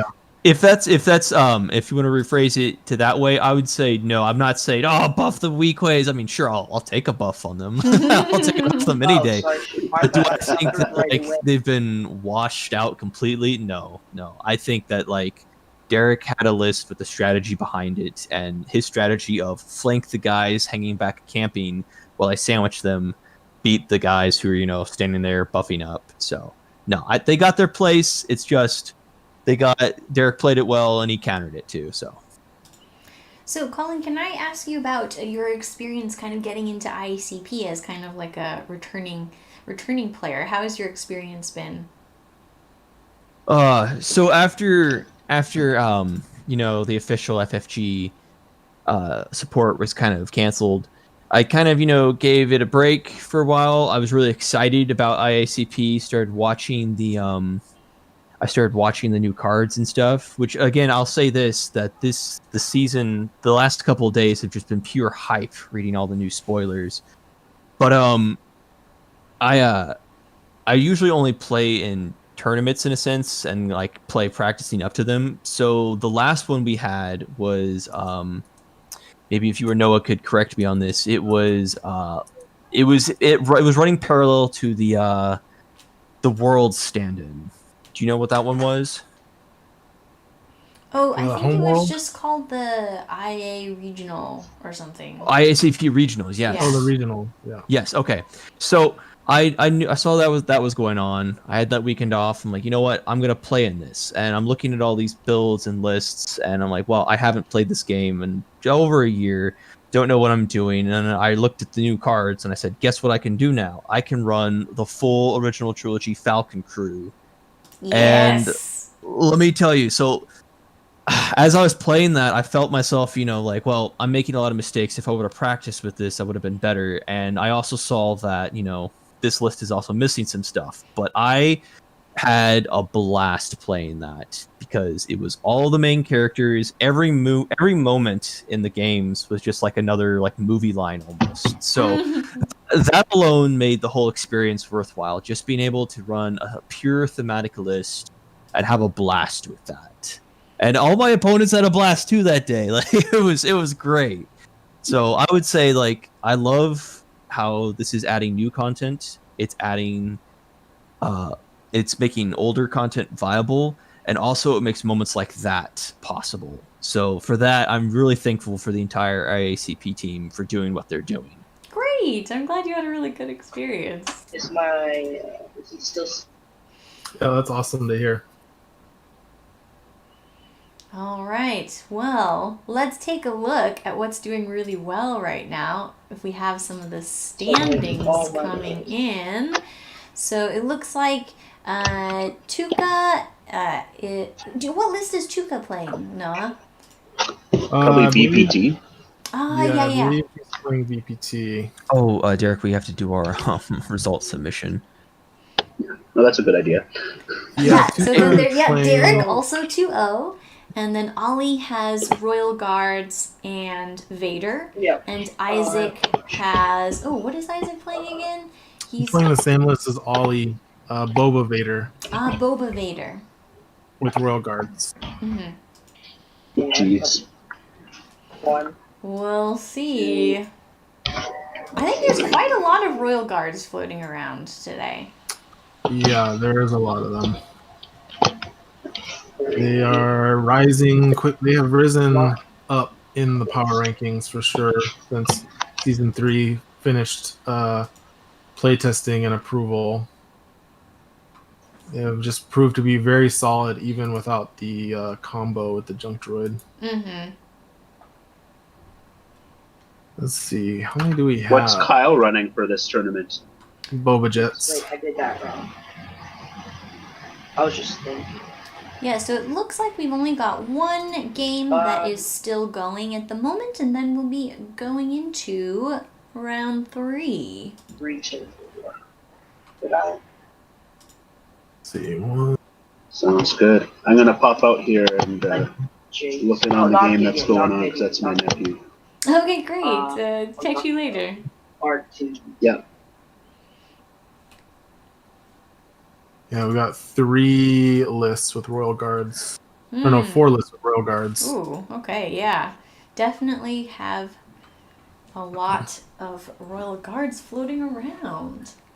All right. Yep. Thank you both for having me on the stream. Like, I really appreciate that. I'm gonna watch that and listen to the commentary. Like, it's been my goal to get on the stream for a while, but I will earn my way back up to get back on that, and hopefully we'll see some more Sure. some better play. So. And if you get the bye ever, come back on and chat with us. I would love that. I would absolutely love that. Yeah, maybe some side commentary. Yeah. All right, good luck for the rest of the tournament. I appreciate that. Thank you both, and you all have a good rest of the tournament. See you. You too. Ooh. All right, well, I'm probably going to jump off once the next round starts, but hopefully we can get whoever gets the buy-in if they want to talk. Yeah, and I'll check in on David. He might be around as well. We'll see. So let's see. I actually don't know what Doug's using. He didn't submit a list. Looks like the last game is Derek's nephew's game against Angelo. Mm-hmm.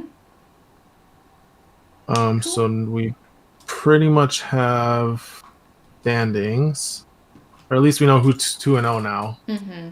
So Tuca with Vader, Palp, Thrawn, BT1. Ollie and Isaac with Boba, Vader, and Derek with Sentries and Riots. So I think Derek's going to probably have a tough game, no matter who he goes up against, since it's going to be all queen pieces. Well, also, it's all Imperial, right? Yeah, it's all Imperial in the top 4. That is quite interesting. Especially considering there was so many Rebel Force user players previously. And now there's like none. I'm so surprised. Yeah, we definitely had a big shift in the meta going from the start of season 3 to the end of or now, where we've seen Empire just continue to rise and rise above the other two factions, despite being not the most popular of the three.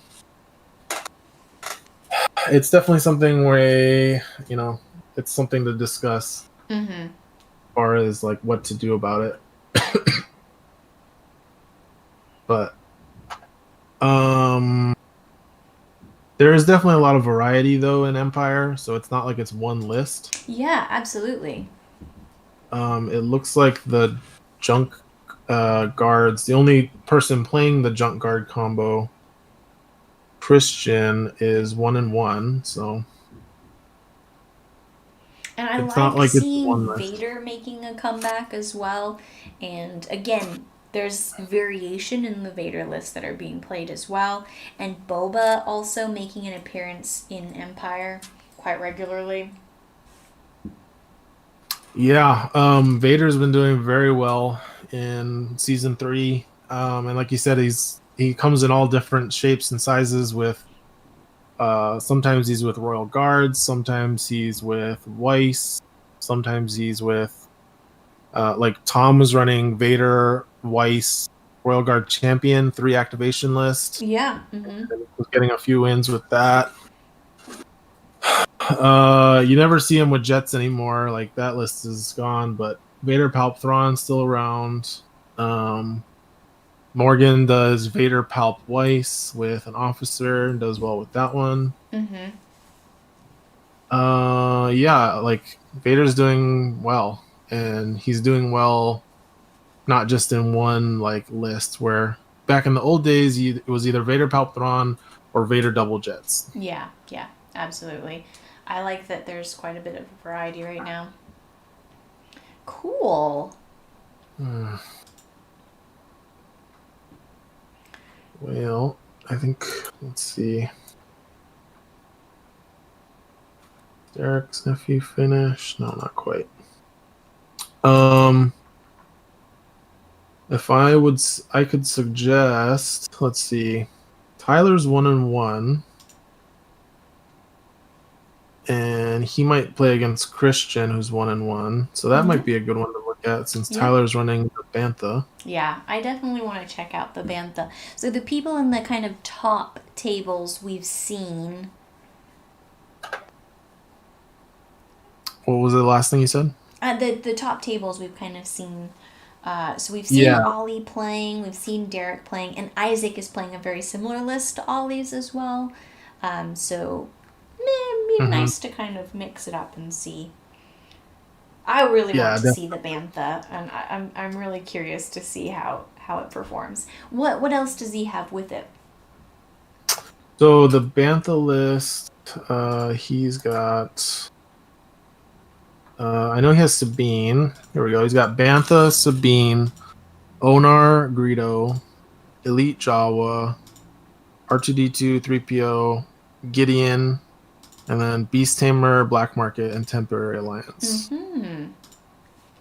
And looking at he actually has this command card list here.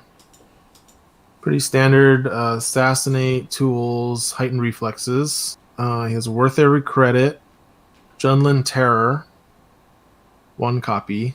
Extra Protection, Primary Target. He's got To the Limit, which is great with Onar and the Bantha, since it lets the Bantha do the Stampede or Trample action and then attack. And then Hard to Hit, which is interesting, since 2 of his figures have no defense dice. So that's the card that lets you reroll a defense die. Okay, so I've just been notified that they are taking a break for lunch. So okay. Yeah, so we'll be back in an hour, folks. We can, if you want, you just leave the stream on and we can just have people come in and talk. Cool.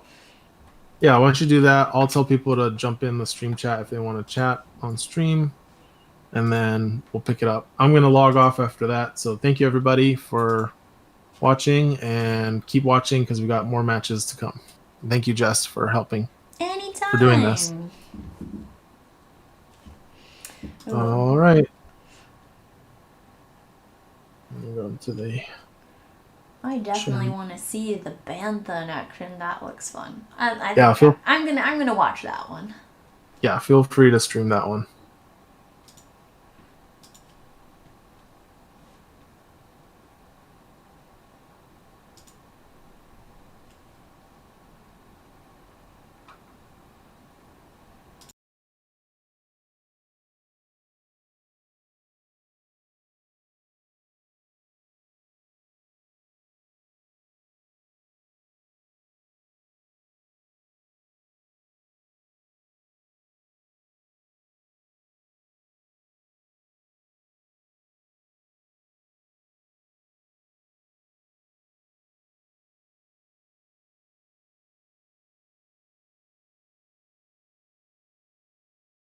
Hey Doug, what list are you playing? Because your list is not showing up in the event.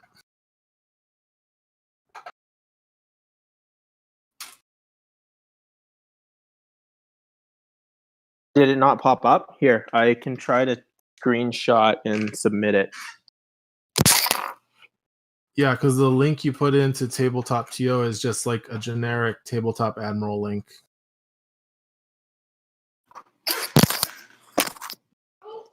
Yeah, because I just tried copying the URL and apparently that didn't work. Yeah, I think to do that, you have to copy the URL that's at the bottom of the page. Oh, okay. That's the unique URL.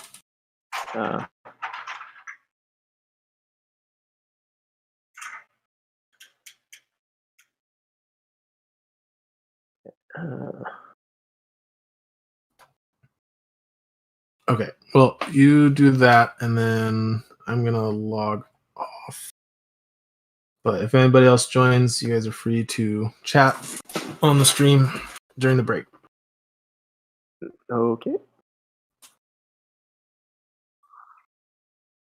Not bad. It's the first one I've ever done. Like, I just started that Jedi Trials thing, so this is like my sixth or seventh game. But it's been fun. Like, with everything kind of going on, I've been going through a little bit of board game withdrawal. So yeah, so this has been nice.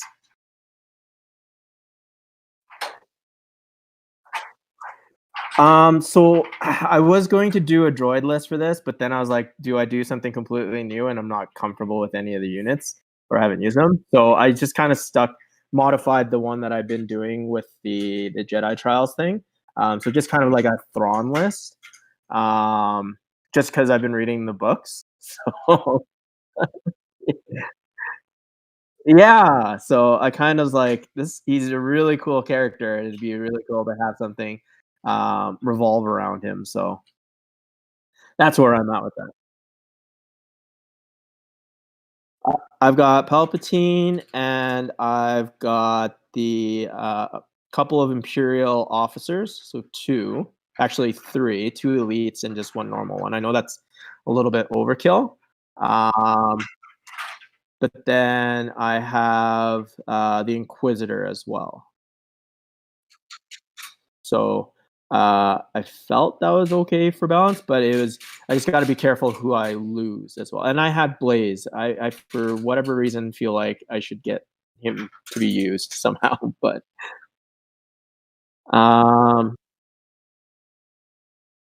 because the way I've been, and I don't know if it's been great, just because like there's only one spy in this list. But it's just kind of a really annoying deck because it targets a lot of the command cards. So that's kind of how I built it. But first one went quick because like I'm just actually learning how those like larger figures, those massive figures work, and yeah, and they're pretty deadly when they kind of get into your group there. So I wasn't quite ready for that. So the first list was kind of like it was a mix. There's like a Bantha rider. Yeah, and that came out of nowhere because I had no idea what it could do. I thought like, does it get blocked? Like, and then realizing that it can actually move into a group of people and then push all those people aside. that's a little bit crazy. And I was like, oh, they seem pretty useful. So, yes. And then the last list I had played against had a Rancor, and he was pretty gruesome once he kind of got up close. But I did have a question I was going to post up. I don't know if you'd. For actions like brutality, do they count as attack actions or they count as action actions?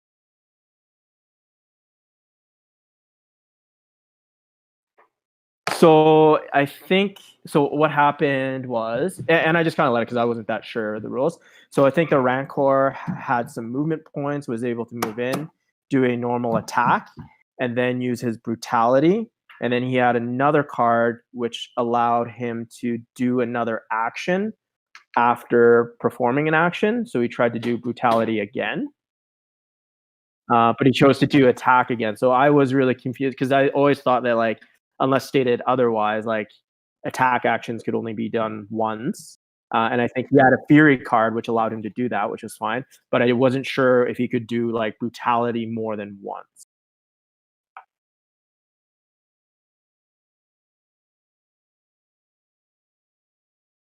Yeah. Yeah, and I know I was corrected with that because I tried to like use a command, like use the Imperial officers to use my Inquisitor to use his lightsaber throw, but you can't do that because it's an attack action that he can do, right? So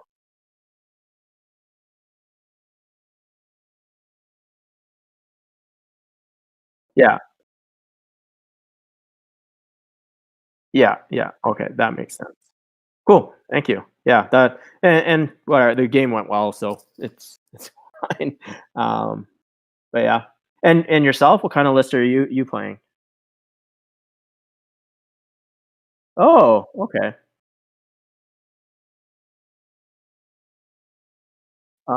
So do you play then, or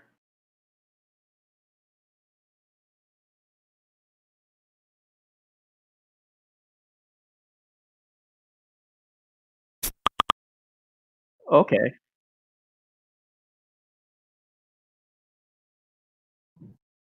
Mhm.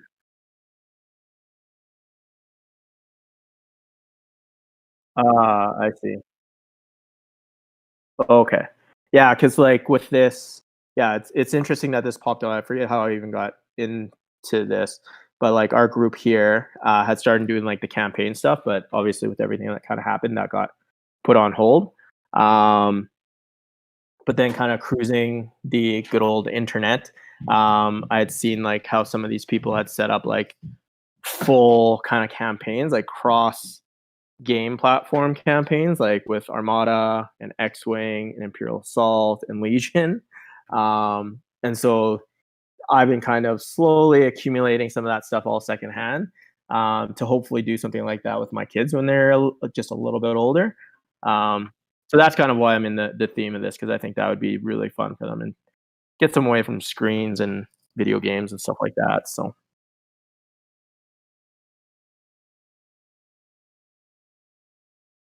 mhm.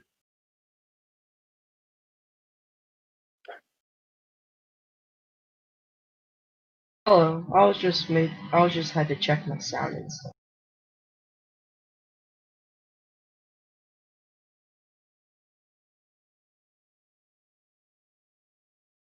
My day's been going pretty good.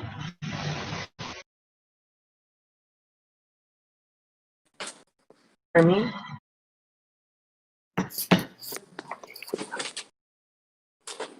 All right.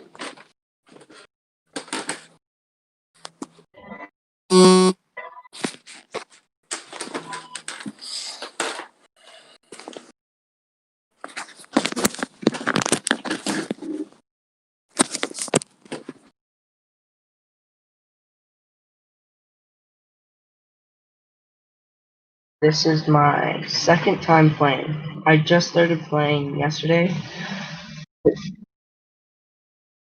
Yeah, both my games are quite close.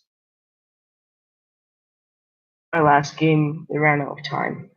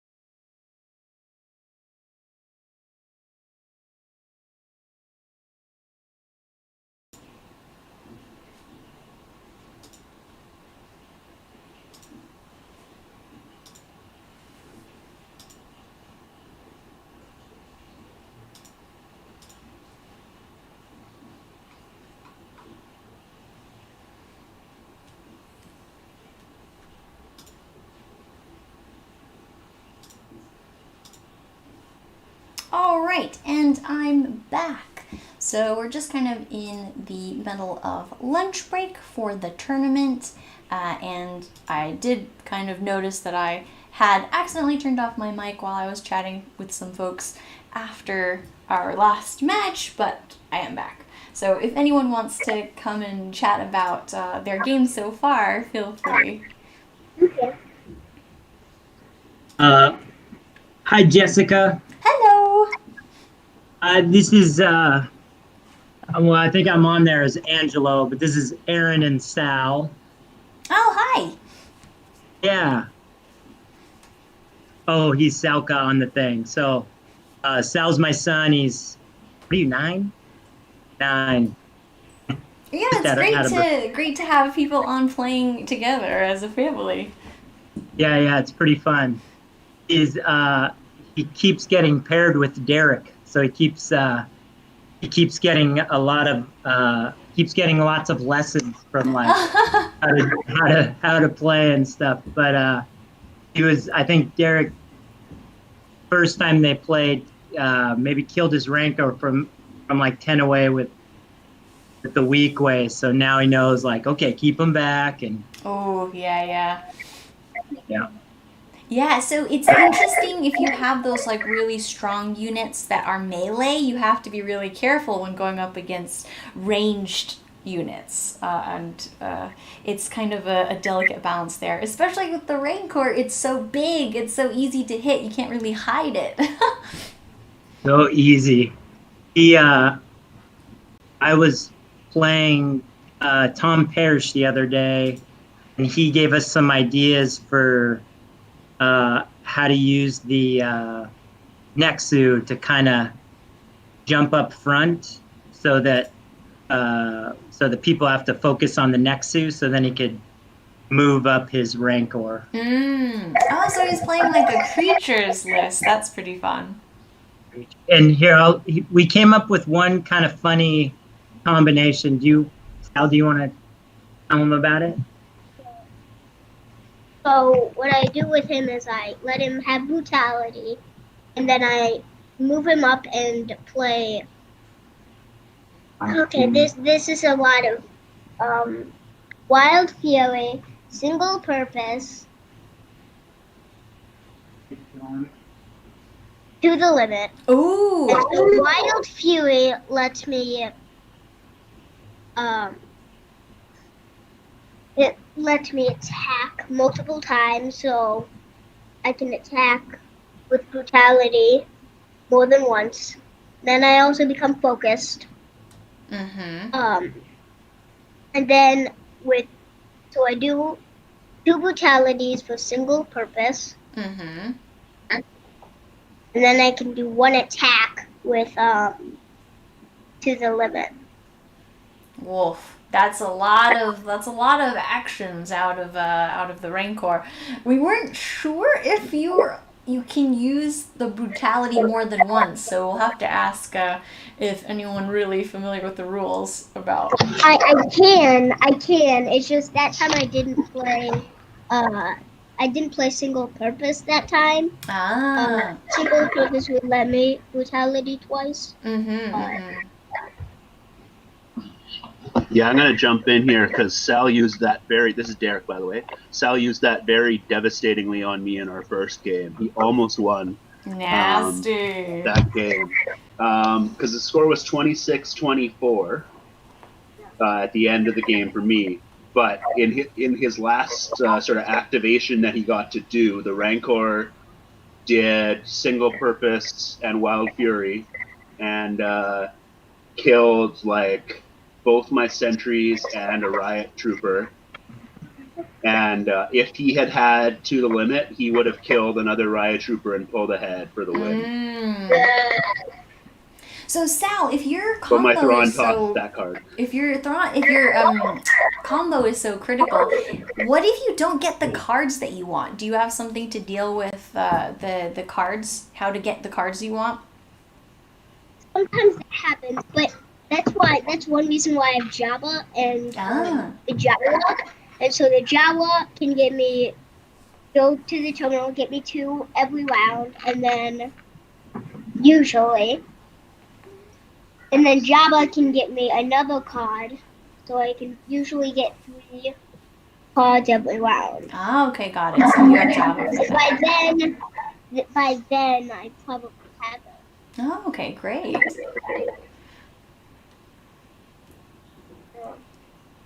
But I did want to do that once or twice. So Sal, is that what you're running in the tournament today? Yes.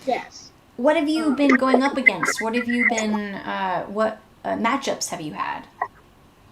Well, I went against Derek, and then I also went against Doug. So. Oh, right. Yeah, Doug was talking about going up against the brutality earlier. Yeah.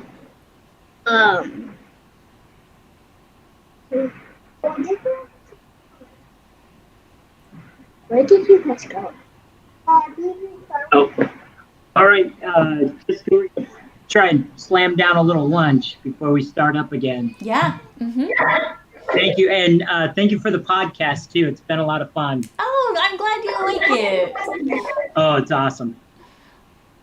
All right. Well, good luck on the rest of your tournament. Thank you.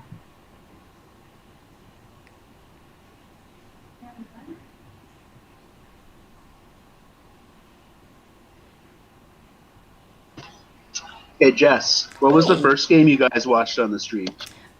We were watching the... Oh, goodness. What were we watching?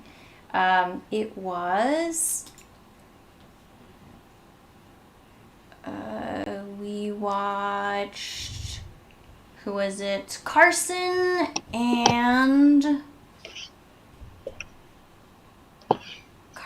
Kyle. Now we can look up. Carson and Kyle. Oh, okay. Yeah. Yeah. Yeah. And Kyle won that one. Yep. Yeah, Kyle's running was Boba Jets? Yeah, Boba Jets.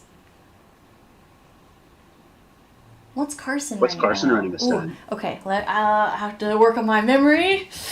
Ooh.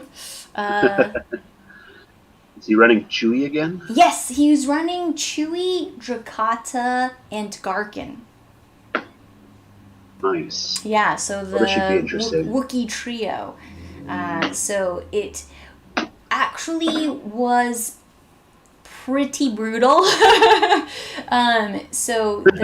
He clumped up his Wookiees too closely, and then there was a couple Boba flamethrowers and things, and so there was a lot of damage spread around on the Wookiees, and so he could kind of control trying to kill Chewie first, so that the debts repaid didn't ever manage to go off. But also, Carson got really unlucky with some of his attack rolls as well. So he kind of went for Boba first instead of going for the Jets. And so it was kind of like a big investment, and then didn't manage to get Boba. And then by then the Jets had kind of put a lot of damage on. Yeah. Dice make a huge difference too. Like, I won my last game that you guys watched because people were definitely, like, because my dice were really good. Like, triple reds on the, triple damage on the red does a lot, right? So Yeah, for sure.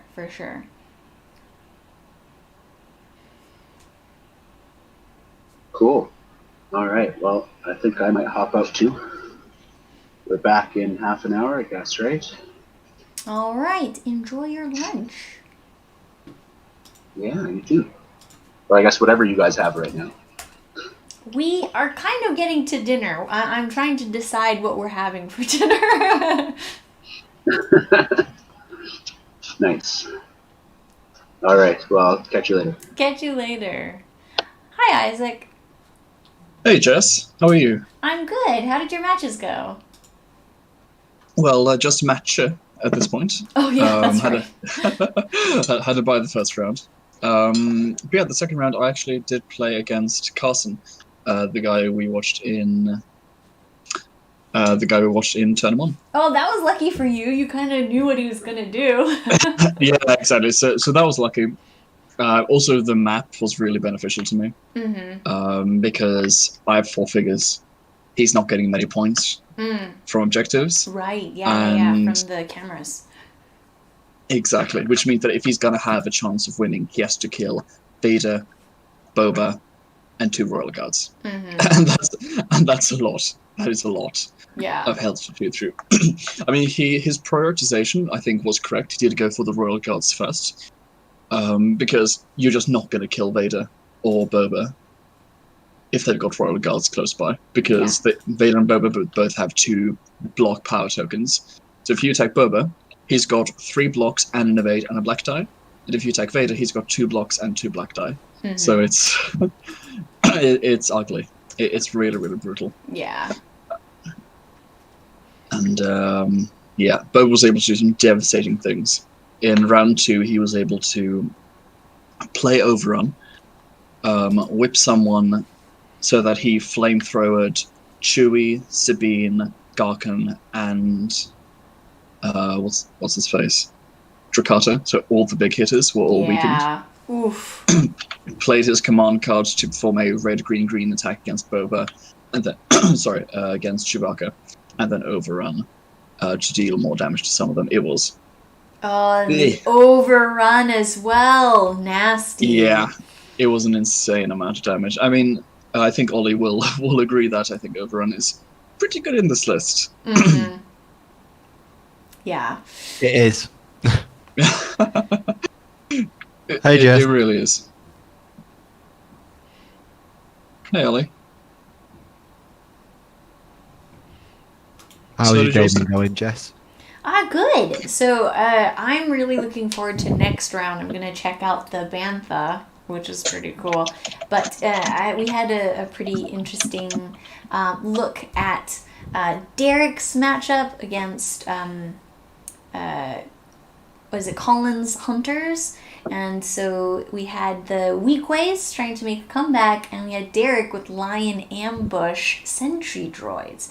And he used them to pretty devastating effect, getting into the back line behind the Weekways and doing some nasty things to them. Ouch. Yeah, Weequay still get killed easily. Yeah. Well, I was a little bit worried about, because Sentry droids also go down pretty quickly.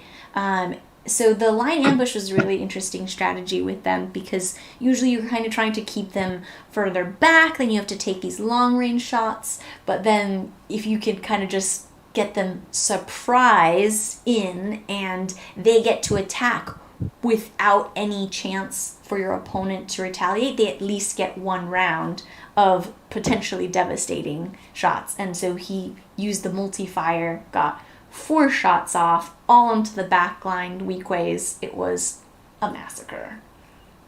Yeah. Yeah, sentries are going to do that. They are amazing at getting rid of anything which likes to stick back. So, unless I'm mistaken, Derek designed that list basically to counter the Junk Guards list. Yeah. Because the idea being... because, I mean, essentially the idea being that you can weaken the Royal Guards, and weakened Royal Guards are very unhappy Royal Guards. Even with the focus, their damage output goes really far down.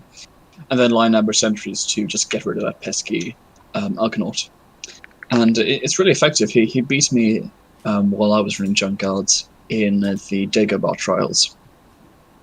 Unluckily for him, there aren't any Junk Guards players, I think, in this tournament. Maybe there's one. There's one, I think, yeah, just one. Oh, okay. But also ironic is that Ollie and I designed our list to just destroy Jedi lists. I know, and there aren't any. Exactly. It's like, oh, come on. But they have been doing their work anyway. We'll see how the next matchup goes, because, Ollie and I could go up against each other. Yes. Yeah, so it looks like Empire is doing really well right now. It does. It really, really does. I mean, the top 5... I'm not sure what Tyler was running, but the top 5 are all Imperial lists. Well, not only that, though, they're just very popular as well as doing well. So out of the 13 lists, we've got 5, 6, 7, 8 of them are Imperial. There's only 1 Rebel list. So a complete 180 from other tournaments that we've seen where the Force users, the Rebels, have been really dominating. So... That's the other thing to look at. Other than 2 scum players, the rest of the wins have been Imperial wins. Mm-hmm. Yeah. Yeah. Indeed. It's certainly something we're going to look at with the next season. I mean, we don't want any one faction to be unbeatable. You know, if there's a faction which happens to be more popular among a certain demographic, that's not bad, you know? If a lot of people enjoy running Imperials, that's completely fine. But if Imperials become the only way to win, then that's obviously a very big problem. So we'll be monitoring what happens very closely. See if we need to do any changes. Krennic is going to make things extra interesting for the Empire. Krennic Mortar Trooper is very, very strong. Rebels are getting a lot of new toys. ATRT, I think, is going to make a big splash. Lando as well is just amazing. I mean, I think, Ollie, you ran up against Lando a few times in playtesting. What were your thoughts on him? So Lando, he's once the silly thing with pickpockets fixed, he's very interesting. I know a lot of people are disappointed in losing stun, but he's just a bit more playable now. Yeah, his ability to double his dice, pretty good. it helps. Yeah. When you say, I don't know, a block or a 2 block on the defense dice makes a big difference when you go from sort of 1 to 2 or 2 to 4. On top of that, he can lam and so on and so forth. So he's now sort of in the group of definitely should be surviving 2 or 3 shots, which is a good thing, I think. His attack output's pretty solid as well. So I think he's in a lot better place than he was. When you think about him sort of a few months ago, it was essentially someone runs up to him, shoots him, he has to reroll as a white or he's dead. Yeah, pretty much, yeah. Yeah, I think that's pretty accurate. So Jessica, did you hear about the pickpocket shenanigans? I did not. You want to talk about it?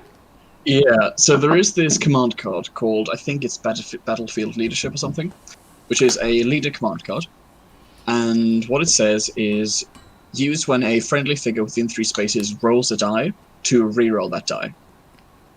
Now, as written, that card essentially means that if Lando were to be within 3 of a regular smuggler, the smuggler runs up to someone and plays Pickpocket.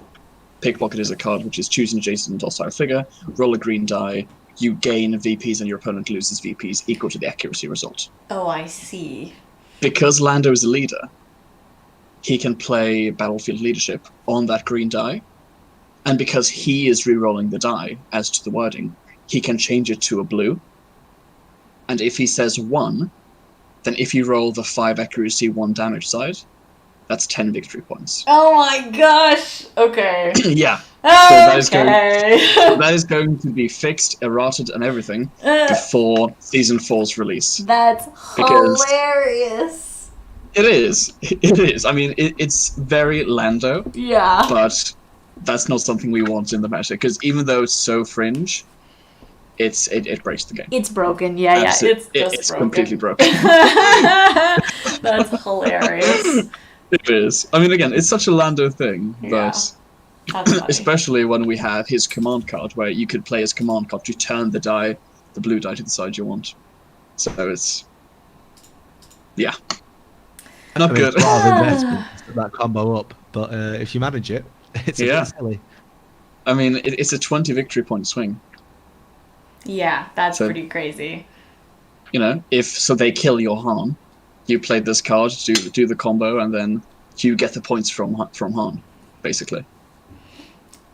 Oh dear. Which is dumb. Yeah, that's just, so it's dumb. just Yeah. broken. Yeah, so that's going to be fixed before the season drops. But apart from that, we have Saboteurs. They were revealed yesterday. I was about to say a different card, which hasn't been revealed yet, so I'll keep my mouth shut about that one. Yeah, we've still got some stuff up our sleeves. Rebels still has a couple of things around the corner, which will be interesting. Scum as well. I mean, Maul is a beast. There's a very good brawler list in Scum now. Yes. I'm sure someone will spot them. Yeah. There's a lot in there where you can do a lot of good stuff with him. There really is. And I mean, you could pull Maul into Empire as well if you want to go for a Sith list. That could be super viable now that Maul can play Imperial command cards. Yeah, there's just a lot you can do with him. Brawlers is any brawler list he's going to shine in. And funnily enough, you could even run him in Rebels if you use Sasuke to pull him in. You could run Ezra, Kanan, Ahsoka, Maul, Sasuke, something like that. And that could be very viable. I mean, don't get it wrong. Force users are very, very strong. Yeah, definitely. Okay, I am going to try to sort out what I am doing for dinner, so I'm going to leave you to hold up the chat for a bit. Sounds good, Jess. So how was your first game was a bye, so never mind. Yeah, exactly. So how was your game then, Ollie? So my first game was against another Vader. So it was Vader, Elite Royal Guards, Terro, an officer, and Thrawn, I think. Is that enough points? I think it was 2 officers. I think we watched like the last couple of minutes on your game. On stream. It was definitely only one officer, but yeah, it's something like that anyway. And he moved Vader up early, I think expecting to do a bit of damage to mine and then take a bit in return.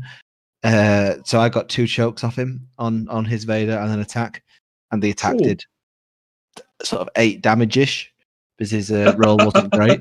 And then his Vader ran away, which, all right, I didn't get to kill him, but his Vader's out the game for 2 rounds essentially because he ran away and then had to run back. Exactly. Which let me free to then finish off a Royal Guard and Terro. So yeah, the game ended essentially. He'd killed. Did he kill 1 Royal Guard? I think he killed 1 of my Royal Guards, and the game ended where Vader end of round choked Vader.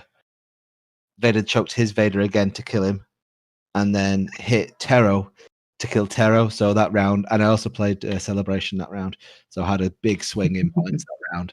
At which point he had Thrawn. I think it was just Thrawn left to kill Vader, Boba, and the other. I mean, and Boba was on full health. Vader was on, I think, 3 damage, and the Royal Guard had 5 on it. So it's not a great deal of damage left to go through. Yeah, exactly. I mean, it's a ludicrous list, isn't it? Yeah, if it works, it's a bit silly at times. There's a lot of damage comes out that you just nothing happens to, and I think we've realised since we've tested it that Boba's probably tankier than Vader in the list. Especially if you get him next to a Royal Guard and play his block token, you get in 3 blocks and an evade before you roll a defense dice. Exactly. Vader can't get that even if he rolls 2 defense dice. So, especially considering Boba will likely have already weakened the one attacking him. Yeah. So yeah, there's really no point. And then the second game was against a hunter list with Sabine in. So it was Sabine. Oh, and a Bantha. Forgot about the Bantha. Bantha, Sabine, Greedo, Onar, an Ejawa, Gideon 3PO, and R2. So started off. I passed for 5 turns because why wouldn't you? Tried to take a pop shot on his R2 with Boba. Did enough damage to kill it, but he dodged, so fine. Then ran away and hid again. And then he probably overexposed his Sabine to try and grenade Boba. At which point he ran the Bantha up. He'd opened the door with the Jawa or Greedo or something like that. So he ran the Bantha up. I part and blowed the Bantha with the Royal Guard to try and stun it before it could get through and do its trample and stuff like that. But I didn't roll a single surge on the reroll or the original roll. So did not stun it. So he got off, I think, 4 damage on Vader and Boba and the Royal Guard that was there, plus now stunned that Royal Guard. Eventually killed the Bantha by doing a parting blow with Vader and then a round attack with Vader on it. At which point my other Royal Guard killed it off. And Vader used deadly precision to kill Sabine. Didn't need the deadly precision, but needed it, so he didn't roll a dodge. At which point he's struggling to have enough things left to kill me. But that very same round, I also had an overrun urgency combo and hit, I think, 6 figures with it. on Boba, which is fun when it happens. So obviously 6 figures. I played second chance on Boba because Boba was going right in the middle of all his figures.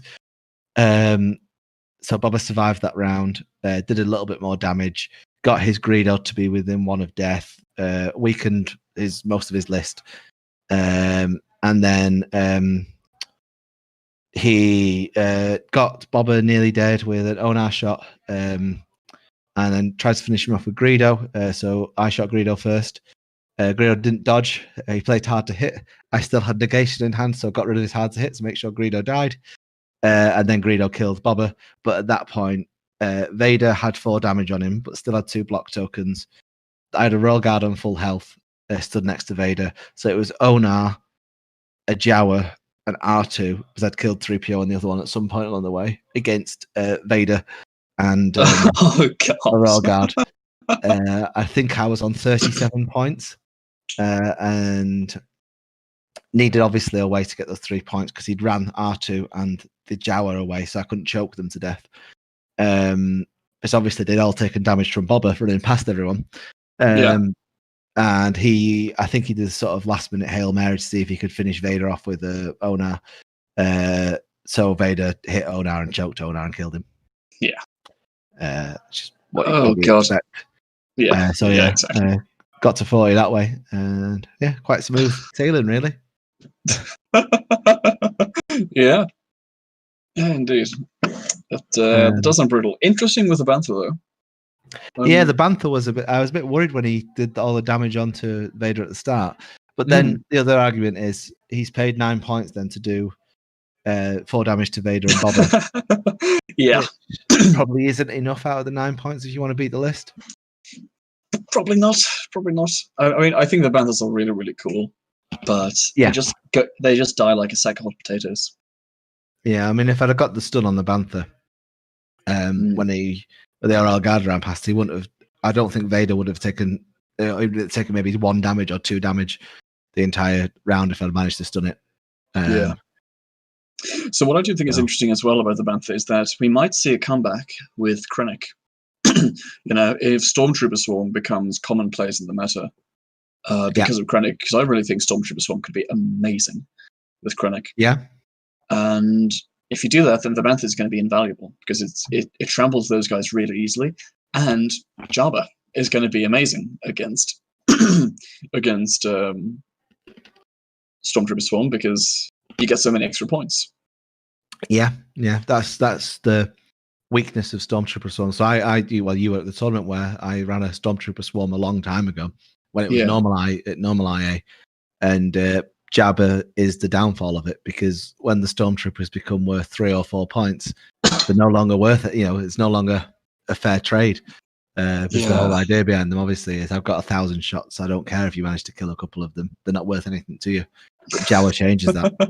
So Bantha Jawa maybe if we do see a lot of Stormtrooper lists from Krennic. I mean, you could see Krennic paired with Royal Guards. Add a surge to a Royal Guard isn't a bad move, or a damage token. Yeah, I mean it's not bad. It's also interesting the idea of having the Royal Guards. They hang back around Krennic. And they give him an extra block in case your opponent does deep strike someone in to try and take him out, because you have to get rid of the queen, or rather the king, who is Krennic. But if you do, and suddenly realize, okay, he's got an extra block, and I've got 2 Royal Guards who are going to get +2 damage from their attack because they're in range of Krennic, that could definitely dissuade some people from rushing in. Yeah. And there's the other fun one from Krennic. I've not tested the E-webs very much, but I imagine he's going to play very well with them, adding in surges or damages depending on what you need to do, how far away your target is. He could change Stormtrooper list, certainly. Krennic, he's got the point range where he's a pretty viable replacement for Thrawn, because Thrawn doesn't necessarily work as well with big trooper lists. Because obviously his ability doesn't really come into account until sort of round 3 when he starts to focus more than 1 or 2 of them. Exactly. So he's and you get an extra point obviously to do whatever you want with. Yeah, exactly. So what I do find interesting as well is that during playtesting, I really enjoyed running Krennic and Thrawn, just to give out as many damage power tokens as possible. I'm curious whether that'll still be viable. I've got some builds on the app built by Travis, which is great. Highly recommend it if you've got an Android. But I've got some Krennic lists on that, which I'm really looking forward to trying out. More lists as well, because Maul is freaking amazing. And it'll be time to dust off the old Han Rangers as well, with Loku coming back. And with the average amount of activations now being so low, I don't have to push for 9 activations anymore to get my almost guaranteed last swing. I can sacrifice Mac and a regular smuggler for Loku. And that could be viable. We'll see. I mean, we've Depends seen on... that three activation lists work. So yeah, exactly. I mean, Tom Parish was pushing them in normal IA before IACP. You could do it with Vader, Onar. Who were the other two? Palpatine and Maul, I want to say. I don't think it was them. That's the only one I recall him running. It's the one that we ran at Sheffield Regional, and it was nearly there then. It's more there now with the other options. Yeah. So Boba is a better fit, Vice is a better fit than the other ones, but Maul will change that again. So Maul is definitely a good fit for that sort of list. Absolutely. He's a lot of extra attacks, which is where the list shines. It's got good attack and good defense. So having someone that can't be killed isn't a bad thing, especially if you can play Imperial cards on him as well now. Exactly. I mean, the fact that he can't recover damage is so fine. Because unless you run him in an MHD box, it's not going to matter. Yeah. Because there are so few cards that recover health anyway. Yeah, he's that's probably only his downside though, Maul's and that sort of list. He hasn't got the defense abilities that Vader and say Boba have, or Vader Vice, or Vader Royal Guard Champion have. Exactly. But he's nearly there. I figured out who was in it. I've just remembered. It was Terro was in there, and Thrawn. It was Thrawn, Terro, Vader, Onar. But the idea, you put every defensive card in the world in, and you only give them Vader as a target, and you have a like, emergency aid in there and things like that. So Vader keeps recovering the damage you do to him. Onar stays there, so when they get a surge through that's Pierce or whatever, Onar gets rid of the surge. Terro weakens everyone. That sounds very similar to what we're doing right now, to be honest. Yeah, it's just obviously Terro isn't Boba. No. Oh my god. Yeah, there's no comparison. Yeah, it's interesting. Sorin is back because there's interesting things you could do with 2 DPs now and things like that. Yeah, 2 DPs or even 2 ATSTs. Yeah, ATST Vice. I mean, could you get 2 ATSTs Vice and Sorin in a list? You're not that far off points wise. Oh, I did run 2 ATSTs and Vice together. It really didn't work. It really didn't work. I can imagine it's not too but it's not too bad if you run ATST, Vice, and Jets. That's actually pretty viable. Actually, let's look up the points for that right now. So we would have Vice for 13 plus Jets is 20. That's 31. So yeah, you could then add Sorin for an extra 5, takes to 36, and you have 4 points left to play with. You need retrofitting for sure. Yeah, so retrofitting Zillow and then either you want to go rule by fear or officer. Probably rule by fear because Vice is your officer. Yeah, exactly. I mean, you go rule by fear and what's the extra space? armor. Extra armor, exactly. Because ATSTs are pretty tanky, but with a block token, they go to another level. I really enjoyed running that list. It just suffers a little bit with damage output, but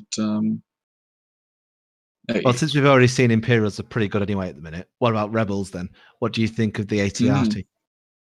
ATRT I think is interesting. I didn't play against it too many times to say for certain whether it's going to make a big splash in the meta. I think it's going to make a splash, like I said earlier, because it's a solid figure. Speed 5, 3 attack dice, and it can remove It can replace a die to a red die if it attacks on within 3 spaces. 2x2 massive is very interesting. It's a solid figure. The speed 5's deceptive because obviously it's a square, it's not a 2x2 rather than a 1x1. So you struggle a bit to get through to places, and as a result, it's a lot easier to kill than you'd probably think it is just by looking at it. Especially with run and gun as an ability. Mm-hmm. Run and gun is, in my experience, pretty difficult to get off. But if you can pull it off correctly, it's amazing because everything, it's just like we spoke with Tom on the stream earlier, that everything loves rerolls. There's not a single figure in the game that doesn't want to reroll. Yeah. Yeah. So I think they'll make a bit of a splash. I don't know yet how much. I think we just need to see it in action. But exactly. I mean, I could see some interesting. Yeah, I could see some interesting things with 2 of them in the list. You would have 2 of them, and then some other troopers such as Fen, or some other guys that we're not going to talk about. Yeah, some other people that I might have put forward. Maybe, who knows? Obviously, you mentioned Loku. Hand Rangers back then. Swap Mac out for Loku and a smuggler. Yeah, exactly. That's my plan. I'm going to try it. I honestly don't know if it'll work. I haven't played Han Rangers in IACP ever, just because melee is so fast and so strong now. But I'm going to try it. I still love Han Rangers, and I am a Han Rangers player at heart. Mm-hmm. So if I can make it work, I'm definitely going to. Loku's definitely a good anti-Vader. Oh. Put his recon token on Vader. You're going to struggle to defend Vader when he's got PS2 against him for every attack with the Rangers. Exactly, and some attacks even will have PS3 if I spend the surge. Yeah, so it's you can only Zillow one of them. Yeah, exactly, and it's going to be at least 3 attacks around usually. Yeah. I think Han Rangers could work, especially with Senate Office rotating in. Senate Office is pretty long range. Yeah. Yeah, and what about Jin then? What do you think about Jin? So we did talk about her on the podcast. Okay. I think she's interesting. I do think that she's one of the best rebel figures. Angela, could you mute yourself if you're listening on the stream chat? Yeah, that'd be great. There's a slight bounce back. I'm just going to mute you, okay? There we go.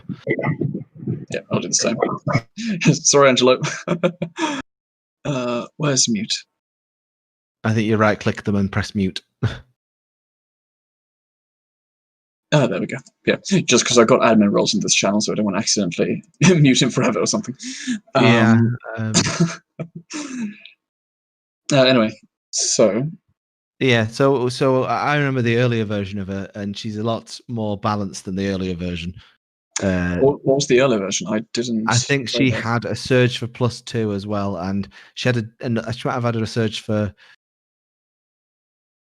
a week or something like that. But her ton for strike with getting the surge token every round was very good.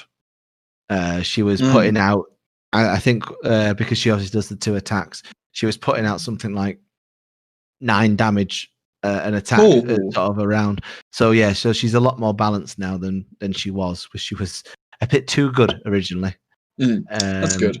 But she's I think she's a solid figure now. Obviously, leader brawler.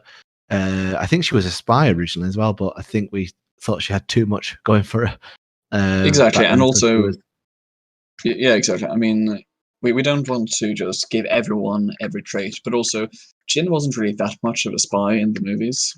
She had her, being camouflage doesn't make you a spy. Yeah. Because by that logic, Han and Hero of the Rebellion Luke should both be spies because they had Stormtrooper armor in episode 4. It just doesn't really work. And apart from the sneaking into Scarif, I don't see how she did anything really spy related. I could see an argument for smuggler, but I mean, then again, she just wasn't really smuggling. She was just an outlaw. Yeah. But her command card's interesting with the reveal 3 cards and pick one. Exactly. So we did talk about that, how it's interesting how she, in that case, doesn't work super well with hunters. Because, if you have the misfortune to draw Assassinate, Tools, and Heightened, as those 3 cards. You really don't want to put any of them on the bottom. And also, you don't want to tell your opponent that you've not got tools, assassinate, or heightened. Yeah, exactly. Or equally, she doesn't work particularly well. That card doesn't work well with smugglers because you don't want to announce that you've not got lamb or what have you. But there's certainly places for it. So in a brawler list where you're less dependent on your big cards, all right, you still want your parting blows out, but it's not the end of the world if you see the 2 parting blows, because you probably have other good cards still in your deck. But they're not quite as reliant as the other sort of lists, are they? Exactly. And so I think she could work very well in brawler lists, both in Scum and Rebels, because we have gotten a lot of new brawler rebels at this point. Because we got Jin, we've got Biv, we got Diala. We might have some more come out this season. Who knows? Just stay tuned for that, and you'll see. So I think a Rebel brawler list could work really, really well, especially if you. I mean, I really think it's worth it to do Saska and pull in Dark Saber Maul. Because Dark Saber Maul is amazing, but still Jedi Luke, the Wookiee Warriors. True. Still options in there that are solid. Yeah. Solid exactly. Options. The only one that's left is the Sabs. Then that we're not talked about. Yeah. So are they back? Sabs? Sorry. Are they back? Okay. No worries. No, sorry. Are the Sabs back? Oh, sorry. I thought you said I'll be back. Yes, they. I do think so. They are. As history repeats itself, history goes in loops, and that's exactly what we got here. As Royal Guards take center stage, Royal Guards are arguably the best deployment to come out of Season 3. And pretty good. And as they rise with their power, we have the Sabs coming back to knock them off their throne with double PS2 and Blast 4 and stun and all sorts of shenanigans. So I think they're going to be great. Yeah. And obviously priority target still solid ability for them to pick the 3PO in the middle of the box. Exactly. Blow up that 3PO with a double blast 2. Kind of like you did in our practice game yesterday. So Ollie and I were kind of playing around with some different options. So he was running a Vader Vice RGC list, and I was running a Jedi list just to see how they would do against each other. And with Vice, he rolled yellow, yellow, green, got 4 surges and 4 damage. So he did the max roll and attacked 3PO when he was in a box with Yoda and a bunch of other Jedi. Killed 3PO and did Blast 3 to a bunch of Jedi, which was painful. Yep. He still won, though. I did, but that was still crucial. Yeah. Blast is really powerful against those kinds of box lists. Yeah. And it's interesting, though, that a lot of some of the boxes have disappeared a bit now. Obviously, there's still the Jedi one, but there's no longer sort of the pack around 3PO as much as there was.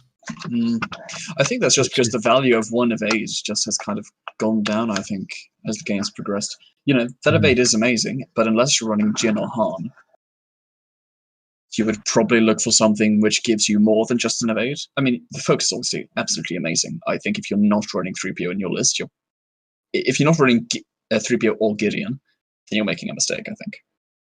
Yeah. It's interesting.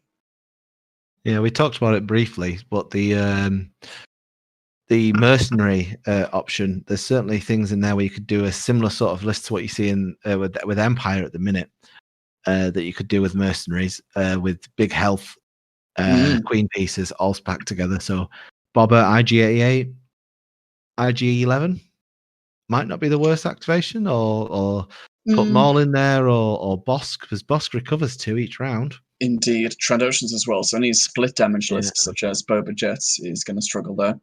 It does look like round 3 is just starting now. Okay, so we're going to pop off the stream. Hopefully Jess will be back soon to take it up again. Indeed. But see you later, everyone. Yeah, enjoy the stream.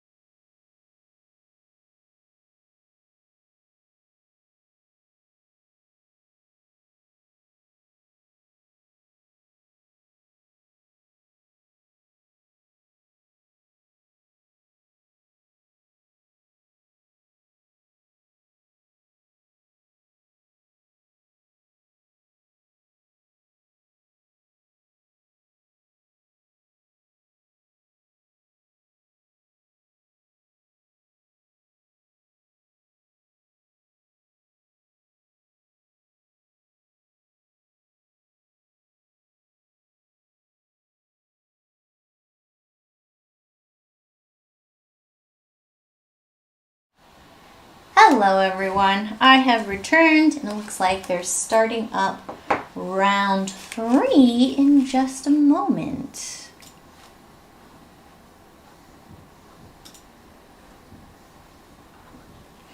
So it looks like the mission is going to, or the map and the mission, it's going to be Coruscant back alleys, and it's going to be the Triple Cross.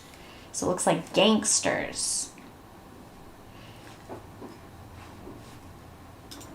So we've got pairings going up now. Ooh, and it looks like, oh, nope, I have to refresh my tabletop TO. All right.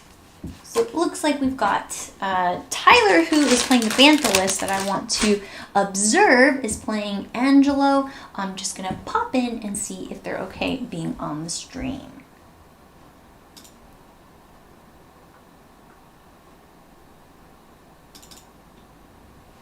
Hello. Hello. Hi, Jess. Hey, I was just popping in to see if you guys were okay to be on the stream.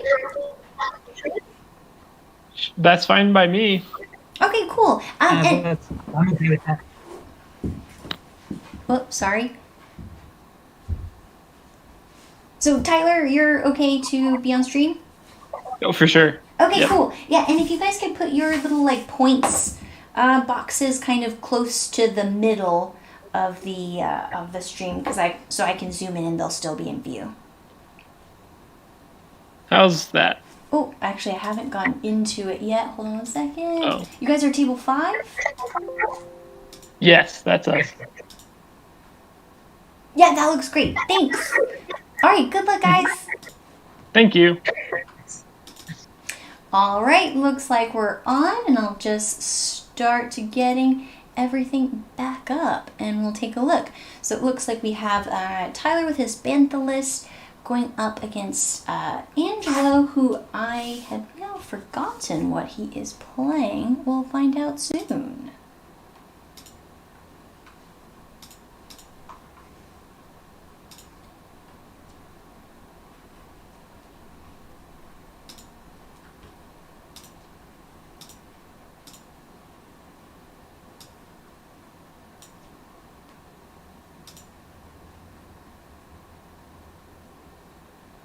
So we've got Vader, Royal Guards, Captain Terro, and Thrawn. So we saw Angelo playing earlier against Ollie, and that was a Vader v Vader. So we'll see how he does this time against a Bantha list. We'll see.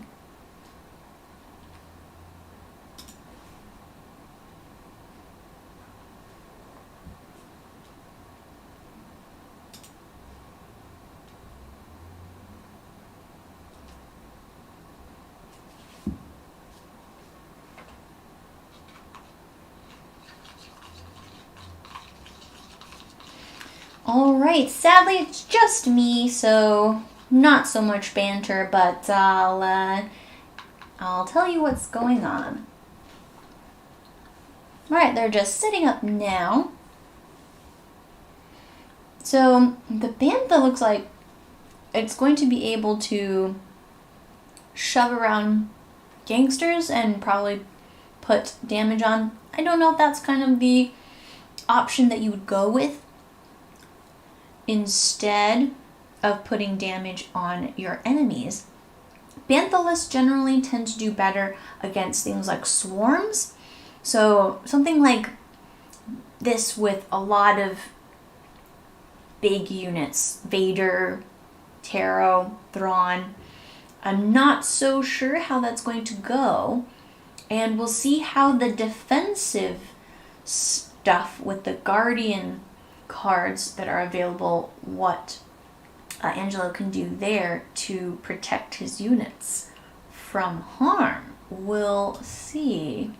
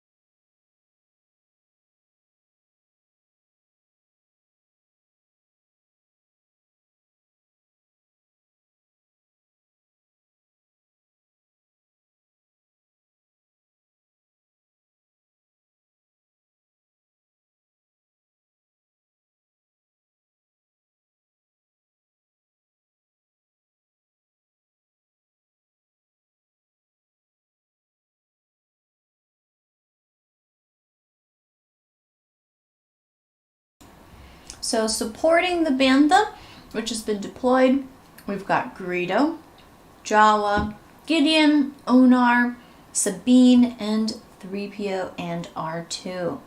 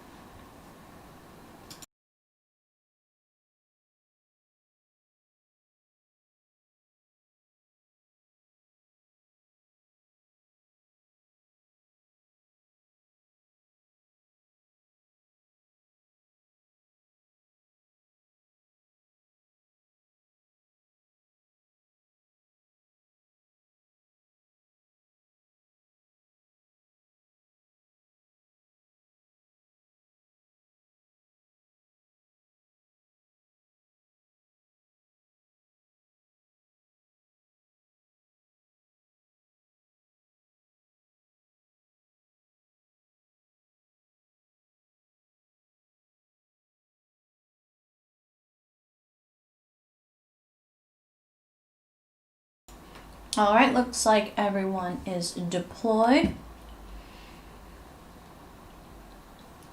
Tyler having initiative. And we'll see kind of when he activates that Bantha. And positioning here I think will be really important. Because the Bantha does go down pretty quickly once those attacks start going out. But with Angelo's list, we've got Terro, who can do kind of the flamethrower as well as a normal ranged attack. Thrawn can hit pretty hard with a ranged attack as well. And we've got the Royal Guards and Vader, who are both melee. So we'll kind of see how the positioning goes with those units.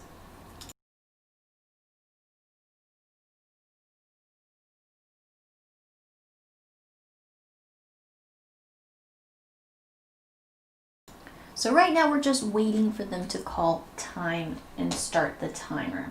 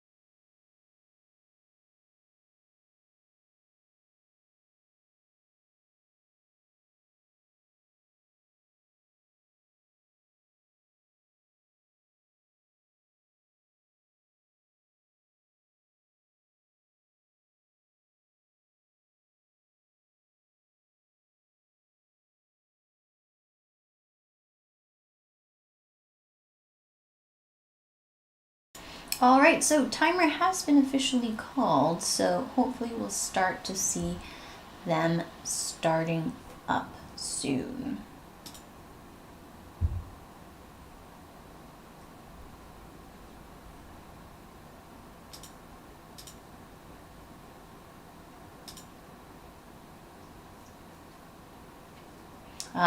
So we've got the Bantha getting everyone here smushed up. So it looks like Gideon having the Bantha move up just a bit and getting some free movement points for some units that are getting squished.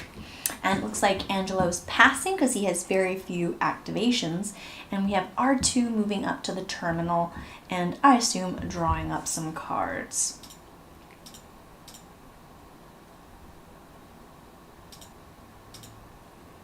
Now, I'm really rooting for the Bantha here, but I'm not sure if it's just quite good enough.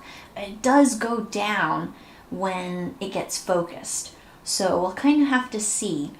And with this map is quite small as well, so Vader can get across the map pretty easily.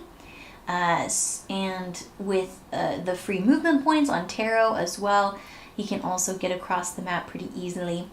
I don't know if it's going to be possible to keep the Bantha safe, because usually what you want to do with the Bantha is run in, kind of rampage, trample, do your work, and then try to get it back out again before it goes down. Or you just hope that you've done enough damage that it doesn't matter. But usually it works much better if you have smaller units to smush, and you can then be hurting your opponent's offensive force. But here, with a lot of health being put into few figures, and especially with Guardians, I don't know if it's going to be quite good enough. We'll have to see. Alright, so we've got Greedo moving up here and shooting a gangster, I presume. Here in the top.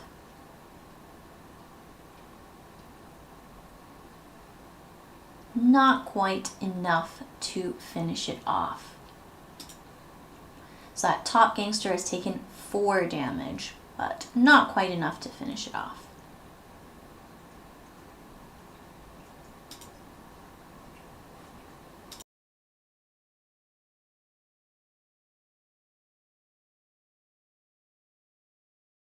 So it looks like Thrawn activating there and discarding negation.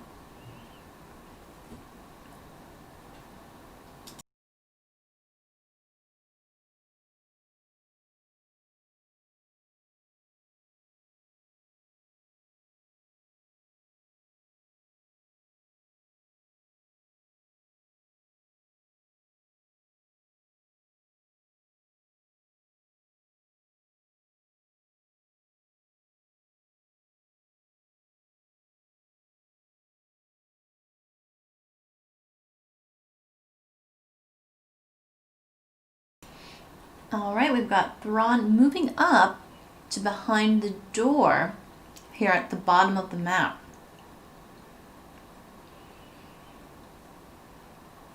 Possibly leaving him the opportunity to open it later, but if the gangster spawns there in spot number 5, he is possible to get some damage on him there, but then also possibly could take it out. So we'll have to see what he does over there.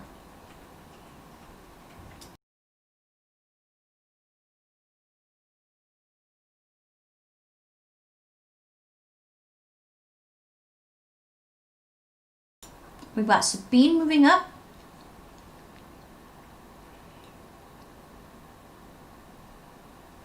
Throwing a grenade at the gangster, which should be enough.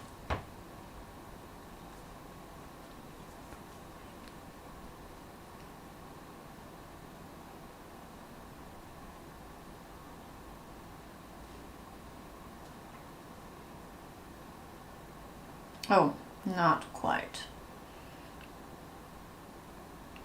Ugh, okay.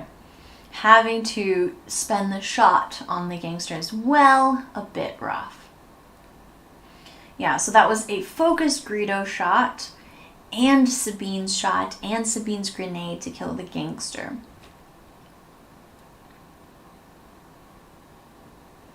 We've got Terro now moving up. But positioning pretty conservatively.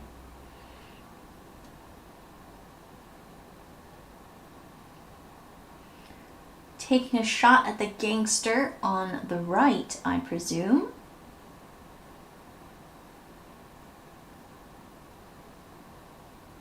I mean, it's a pretty good roll.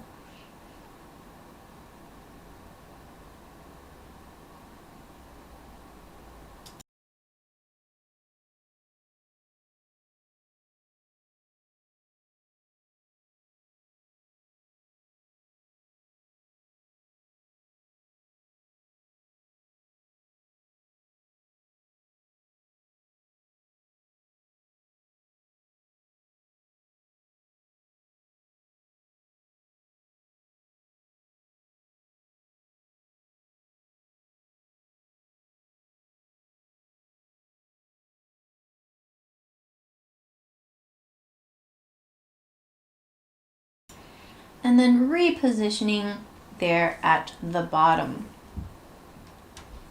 So it looks like 5 damage onto that gangster there, not quite enough to kill it. And then Terro positioning down there at the bottom.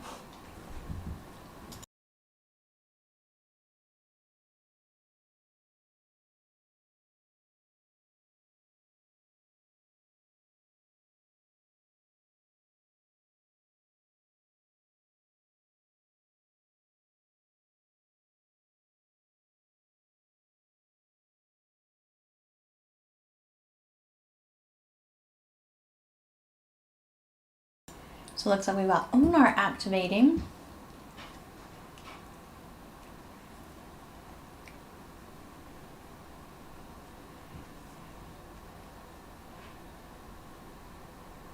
Well, also at some point 3PO has focused Onar.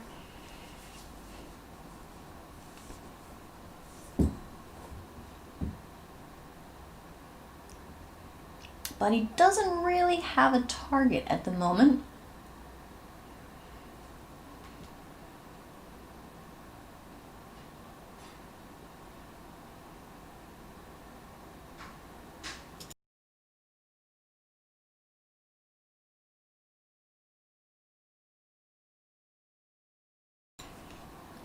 So Angelo does have doubt.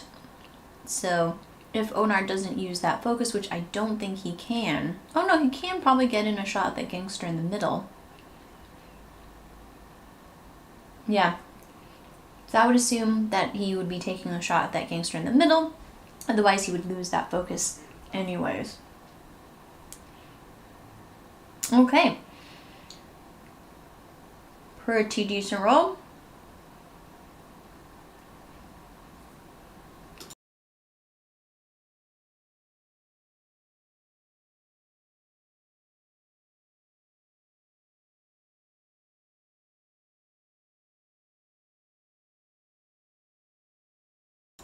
Four damage onto that gangster in the middle, but then that does leave it pretty injured and his opponent can then finish it off. So generally it is pretty tricky to shoot at that gangster in the middle unless you're pretty sure that you can take it out.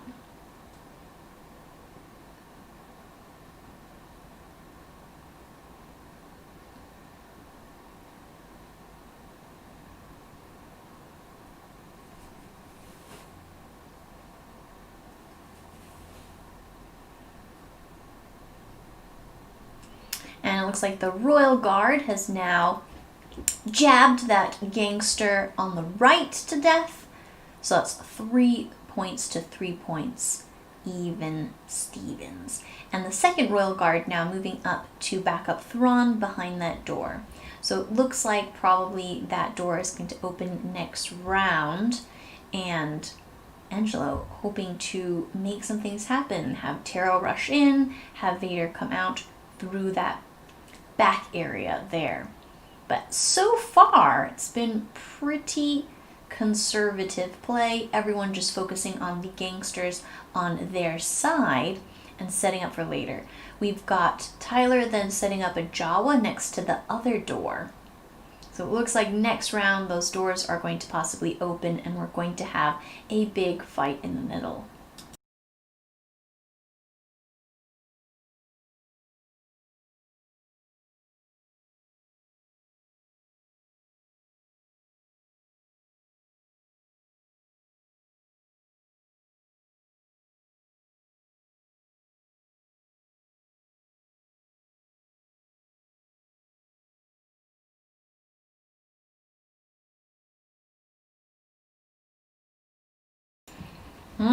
Where's Vader going? Up to this gangster here in the middle. Alright, so Angelo, assuming that he has initiative next round, feeling pretty confident he can get Vader in there and still pretty safe, taking an attack, taking that middle gangster out.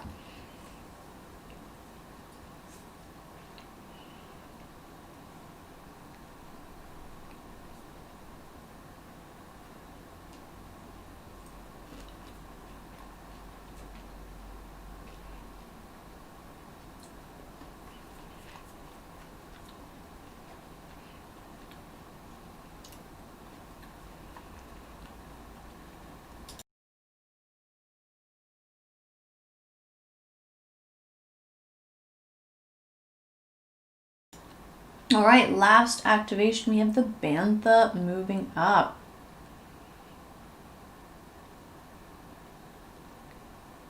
Okay, avoiding moving into the center and setting up next to the door on the left side there.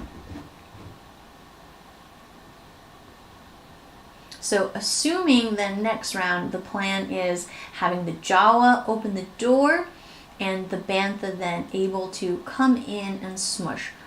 Probably hoping that by that time there have been more units that have come in to contest that central area. But we'll see. We'll have to see where these gangsters spawn. Seeming pretty cagey at the moment, no one wanting to make really aggressive plays. So it might be that we just see them kind of dance around each other and go for the objectives and go for the gangsters instead of kind of having a head-on fight. So if we have this kind of cagey fight, then we have Tyler is a little bit at an advantage because of the ranged units versus, you know, the really big attacks coming on Vader and with the Royal Guards, double activation. You really want to get them up close. So we'll have to see. All right, so we've got the gangsters spawning next to Vader there, very close to him in spot number 3.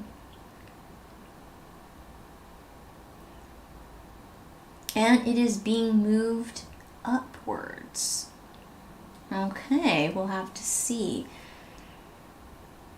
I'm curious to see what Vader does. Does he kind of go in? Or does he do the safer kind of force choke option? We'll have to see.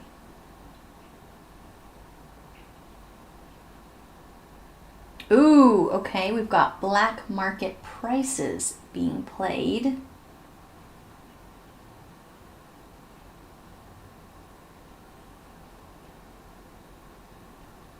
Oh no, this is black market end of round from Tyler.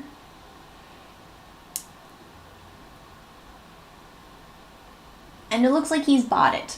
So he has purchased it, so he's gone down from 3 victory points to 2.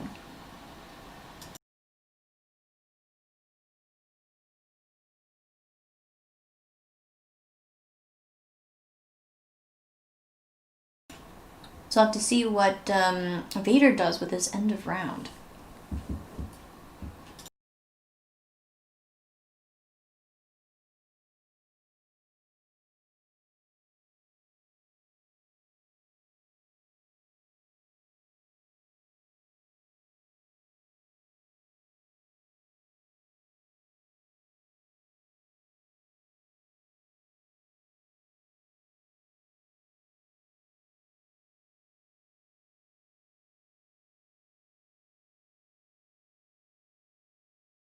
Okay, Vader deciding to be bold, go up and do his attack on this gangster that has just spawned. 4 damage going through, so if he gets the initiative, we can have a choke for securing that kill and then moving away.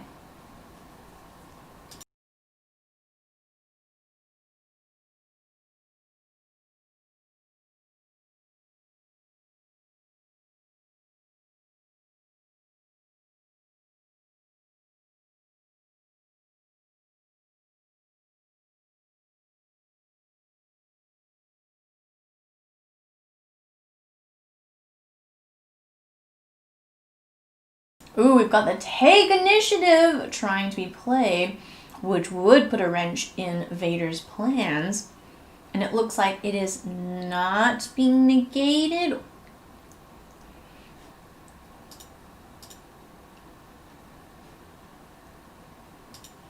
It is not being negated. It looks like 3PO is being exhausted.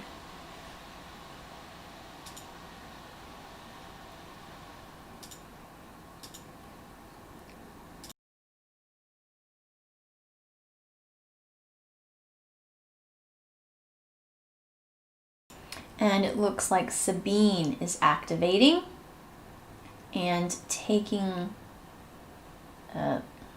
throwing a grenade, I think, because one of those green dice has been removed now, which should be enough to finish off that gangster.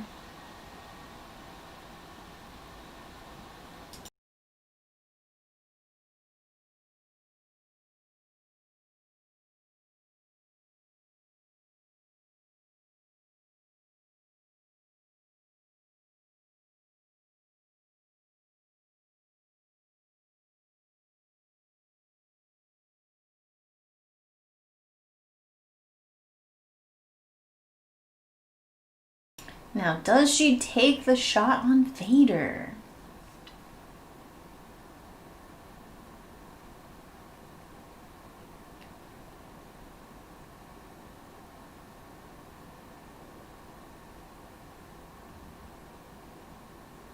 Okay, we've got element of surprise being played and tools for the job. Ooh, okay. And we've got a brace for impact, I assume from the other side coming out. So adding a black die. Ooh, that's quite a lot of... but we have one that's removed, one being put in. Alright, so we've just got Vader's customary 2 black die.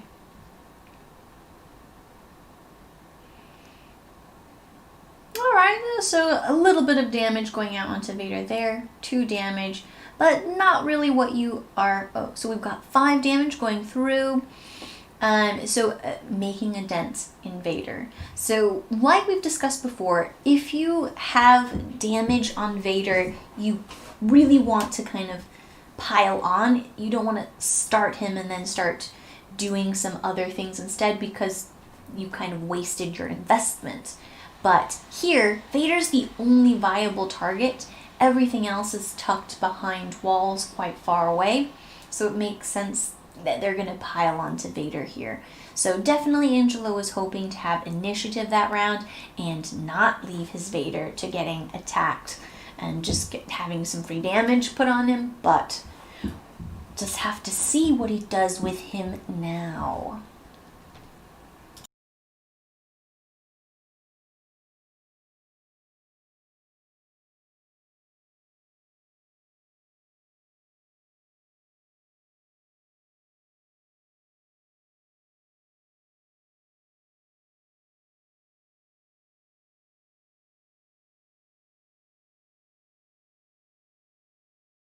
Vader activating.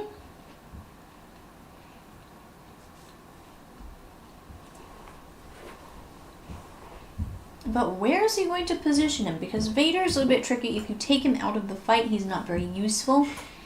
So at this point, he doesn't have anything super useful that's super safe that's possible to do.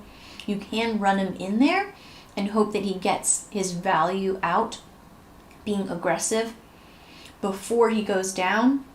Ooh, so we look like there's some deliberation here. I tend to play really aggressively with Vader to kind of try to get the value out of him, because if you kind of have him hang back, you might not have his points worth in stuff happening. So it is the kind of more conservative, possibly smarter option to kind of keep him safe. And there are quite a few people that play just force choke Vader, keep him hanging back and just using that unblockable damage every round instead of using his really powerful attack. And it is really effective.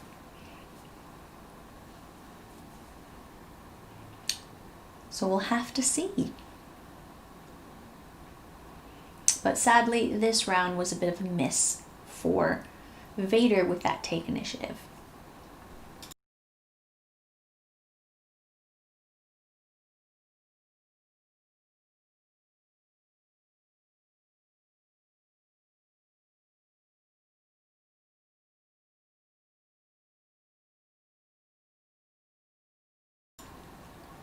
We have R2 activating. I assume I'm drawing more cards.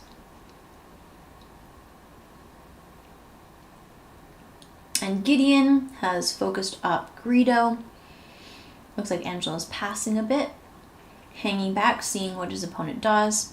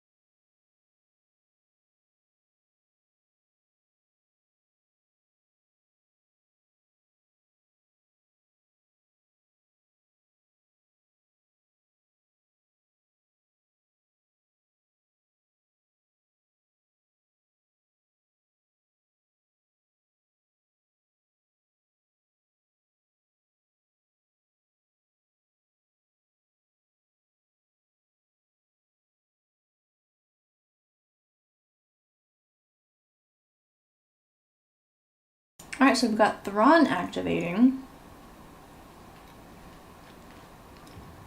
But hard to see what's happening.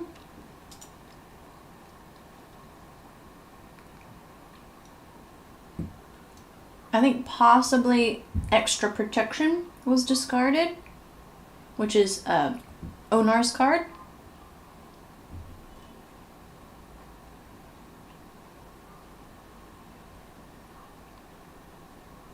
And it looks like Vader has an evade token and a block token.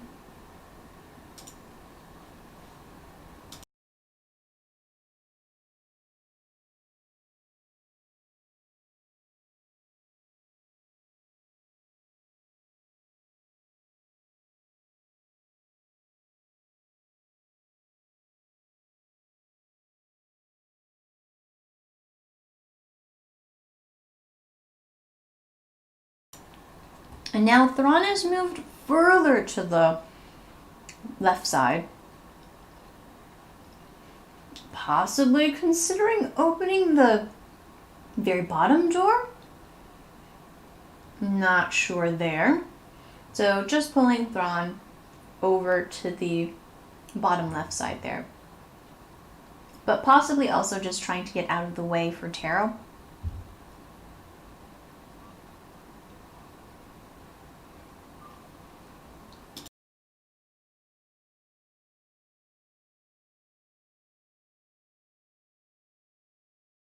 Alright, we have Greedo moving up and possibly taking a shot on Vader.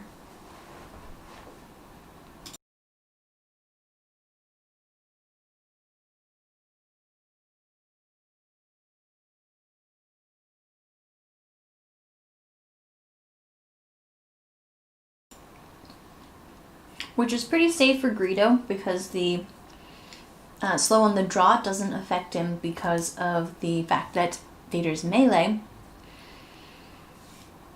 Pretty good roll. Vader tried to reroll one of the black die, but it's still just a 1 block. So that's a pretty strong hit there from Greedo.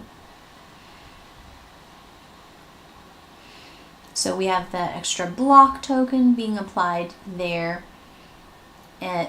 from the block token. And I'm not sure if there's an extra block here from Zillow being counted.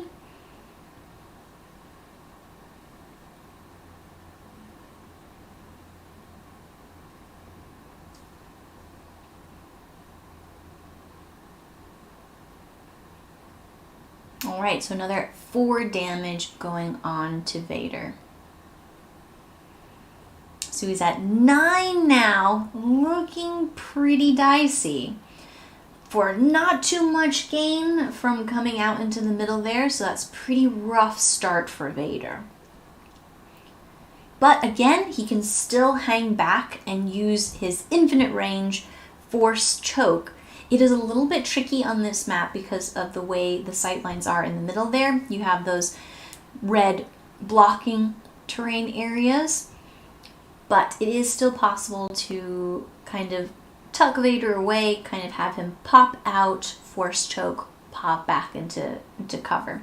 So he's kind of tucked there back in next to the officer. We have the officer in the Royal Guard blocking for Vader there, tucked behind that terminal.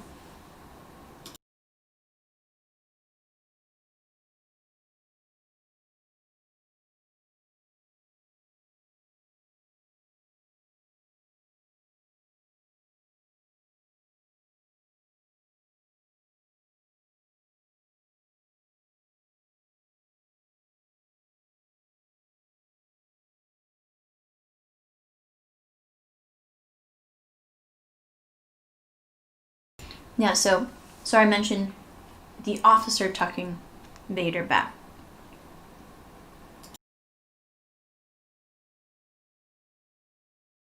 Yeah, and they've just realized that they never passed the initiative token. Is that just reflecting that Tyler did take initiative at the start of the round? Aha, so we've got the Jawa has opened the door now. And on Angelo's side or Aaron's side, he has just the Terro left and the Royal Guards left to go. We'll see what happens, what he decides to activate next. But it seems like you don't really want to pull stuff out and have the Bantha have some free targets to stomp on. So we'll see what happens. I'm curious to see if Tyler just runs his Bantha in to try to just get as much damage onto Vader as possible. That would be my guess here, but he may decide to play him a bit more conservatively. We'll see.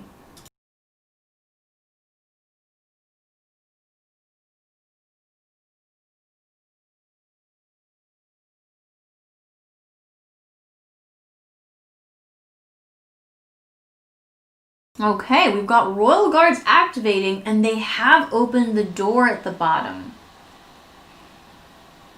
Not sure what the thought process is there, but possibly to give Terro a way to come in and put damage onto the Bantha when it comes out. The Royal Guard now moving down to the bottom right corner. Not quite sure what the plan is there either. Possibly just to spread out so that it's more difficult for the Bantha to trample. Because what happens is the Bantha really wants a lot of units that are clustered together to stomp. We'll have to see. Alright, so it looks like Onar now activating.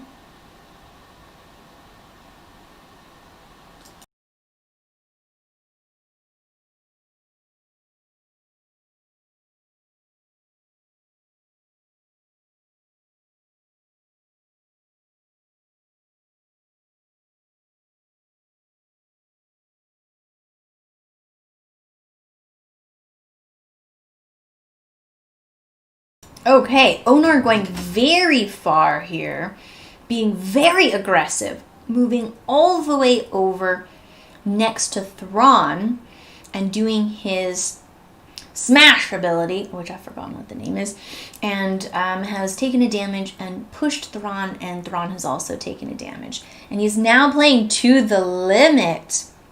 I'm assuming now having an attack on Thrawn.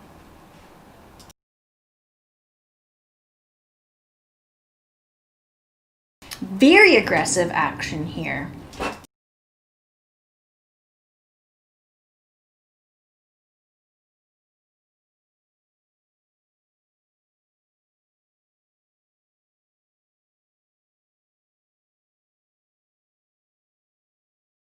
All right, a very nice attack roll there.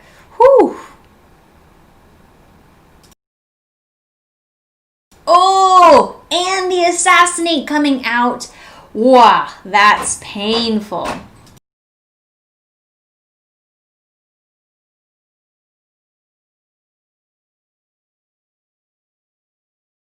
What is that, 9 damage going through?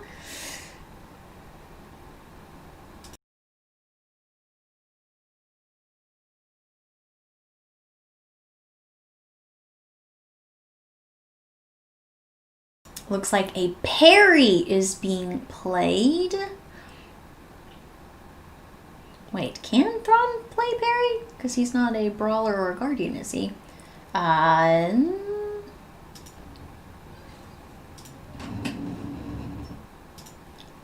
It has been taken back, so I'm assuming it was realized that it could not be played.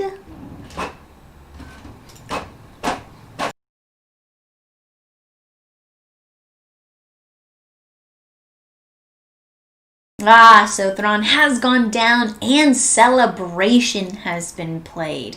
Wow, that was big moves there for Tyler. Really strong. Onar coming flying across the map and just obliterating Thrawn in one activation. Amazing. Thrawn was at 0 damage to defeated. But Onar is left there pretty exposed on his own. And Terro is now activating, and I am assuming going to make some aggressive actions on Onar. Onar has no defense dice, so it is possible sometimes for him to get obliterated, but I think he has enough health to be able to soak up a bit and get out of here.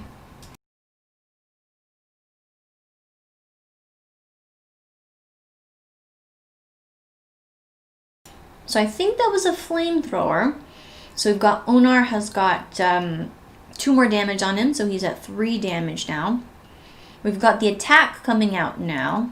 Not an amazing attack roll. Definitely not what you want in retaliation to the brutal obliteration of Thrawn.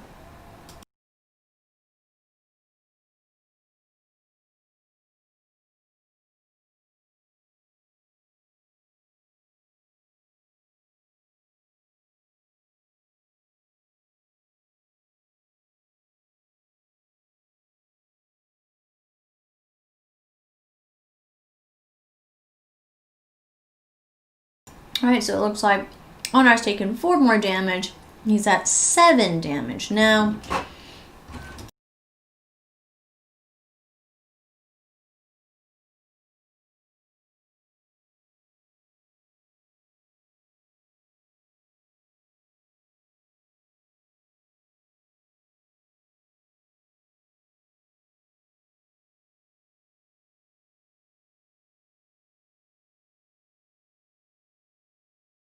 It looks like for Tyler, all he has left is the Bantha left to activate.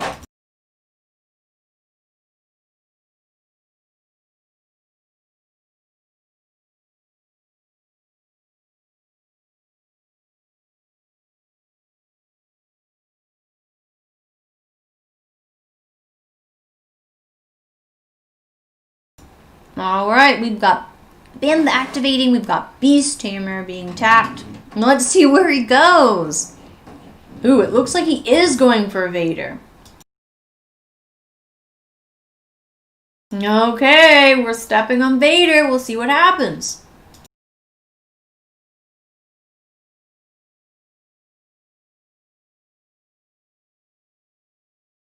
Alright, we've got the officer getting stepped on.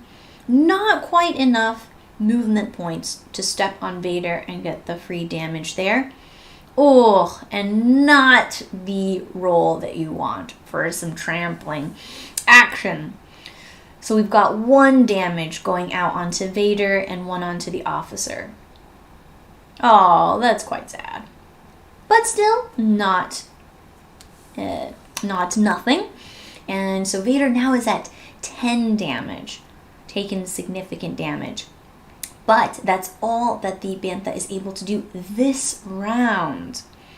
Alright, and initiative is going back to Angelo, Aaron, next round, with the take already being played. So Vader will definitely be able to take 2 attacks here, end a run attack and start a run attack, and get him out of there. Or possibly just run him further away, protecting his points.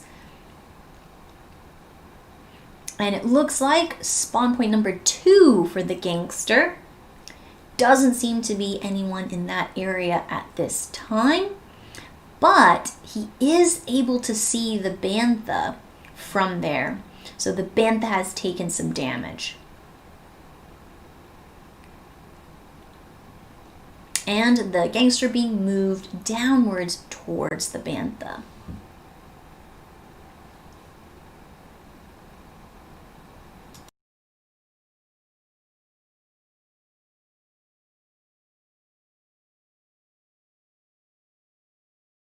Oh, yes. Okay, so we've got Yunlin Terror. Use at the end of a round and choose the Bantha.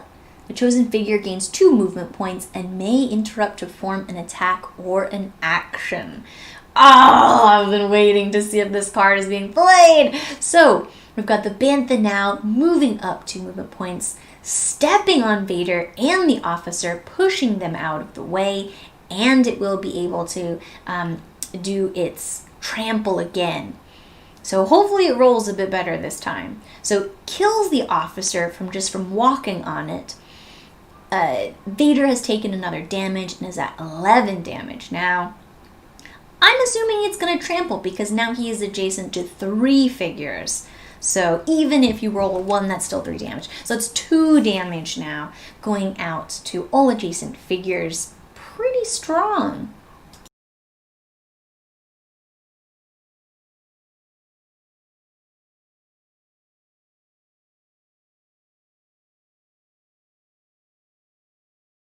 And Tyler now has this terminal as well down here. He's pushed the other figures off of their terminal, giving them a much harder time drawing the command cards. And Empire already has problems drawing command cards, so that's another extra advantage for Tyler's Bantha team.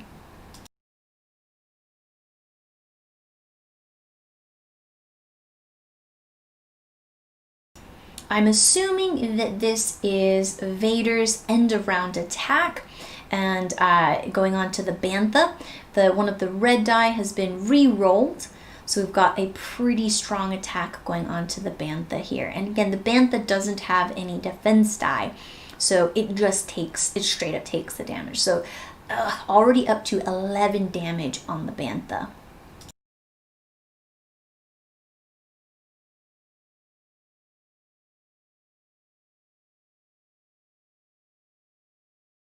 The Bantha, however, does have 21 health, so it does still take time to chew through all of that health.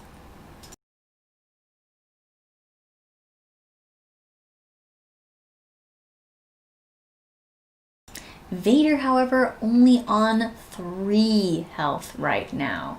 Very, very precarious position, but initiative has passed over to Angelo Aaron. And we'll see what he does with Vader. I assume he activates Vader first, but the question is, do we run it away or do you take the extra attack? Also, I didn't get a chance to catch it, but Second Chance has actually been played on Vader. So that is going to help him to stay alive that little extra bit longer.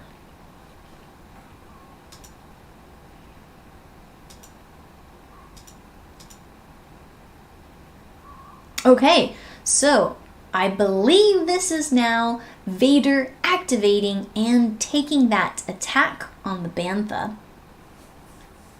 playing that Second Chance, getting the attack.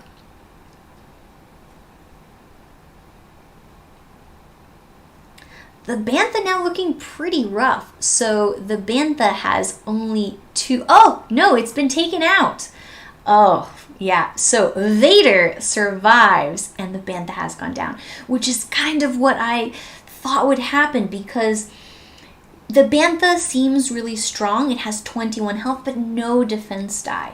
So with Vader's 2 black die defense, he is quite strong, but possibly the Bantha, if it had rolled better on its tramples, Vader would have been dead by now because that would be unblockable damage. So the kind of Bantha versus Vader matchup is quite an interesting one. If the Bantha had rolled well enough, that's kind of unblockable damage. Doesn't matter how many black dice Vader has for defense, but just not quite enough damage. So Vader now surviving on 3 health, and the Bantha has gone down. But Tyler still has quite a few offensive figures left. Still has Onar, but Onar has taken quite a bit of damage, so I would assume that he's activating Onar next. Yes, he is. And he still has Greedo and Sabine to deal damage.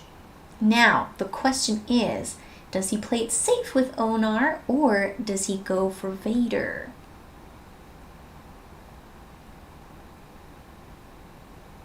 Ooh, so he is taking a shot on Vader. That 3 block is really not what you want to have happen. I assume the 1 block is going to be re-rolled. But a pretty good attack roll. 6 damage and a surge.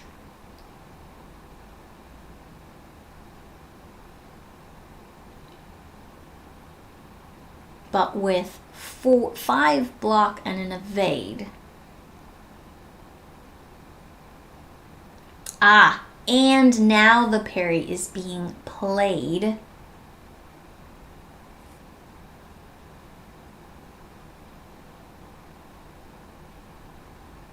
Ah, we've got heightened reflexes being played. Ooh, okay. A lot of command cards being very important here. So the heightened reflexes, removing that 3 block.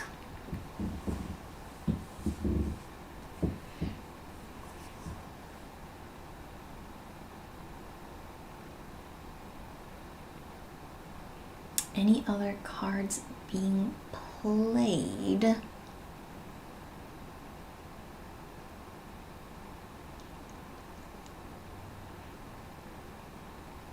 And heightened reflexes are so strong because it's a while attacking, so you can play it at any point.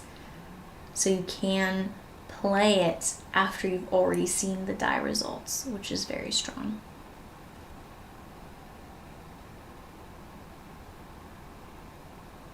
All right. And we'll have to then see if Onar survives the next activation.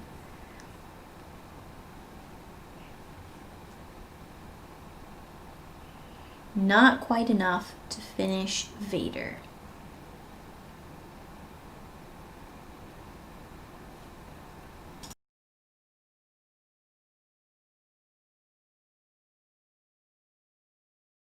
Looks like Royal Guards activating and hitting Onar, I assume.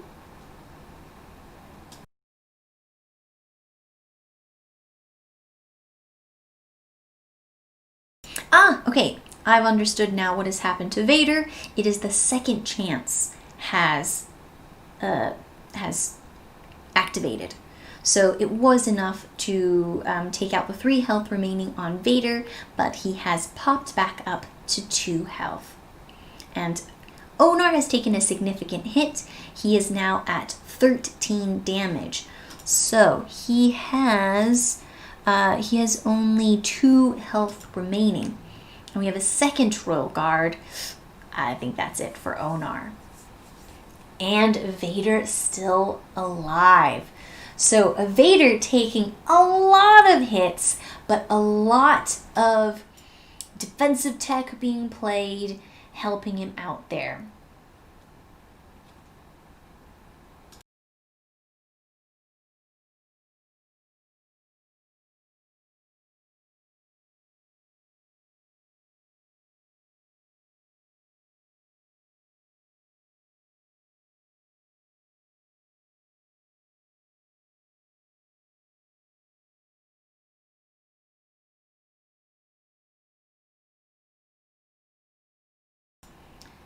And that is Onar taken out of the fight.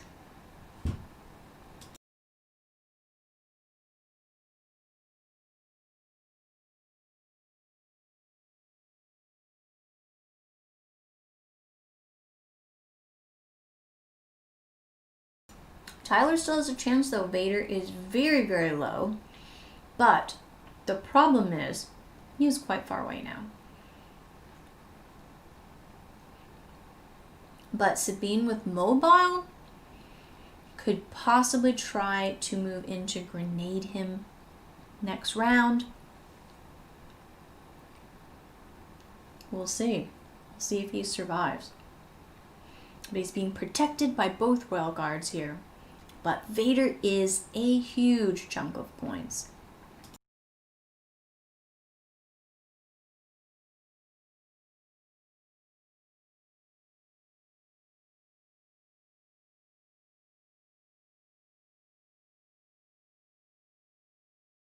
Alright, 3PO being activated. Focusing some people up.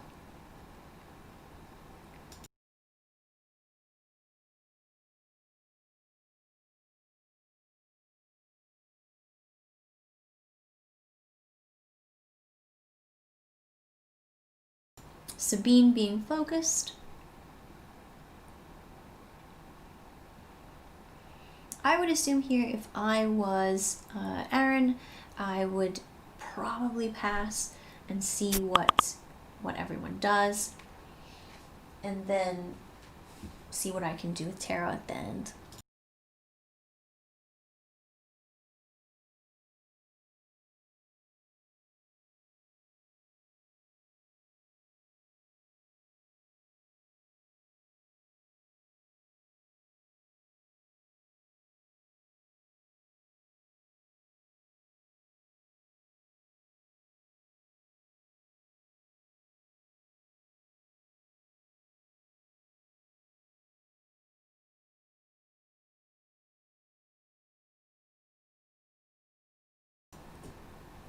Alright, Tyler really kind of thinking carefully through what he does next.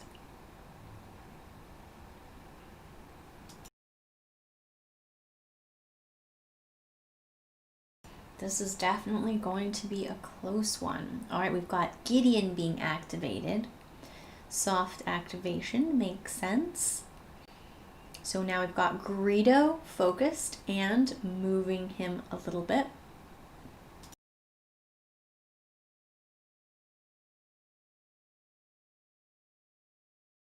But it is going to be quite difficult to get to Vader with the ranged attack because of the Royal Guards doing as they do, guarding their charge, getting in the way, blocking line of sight to Vader.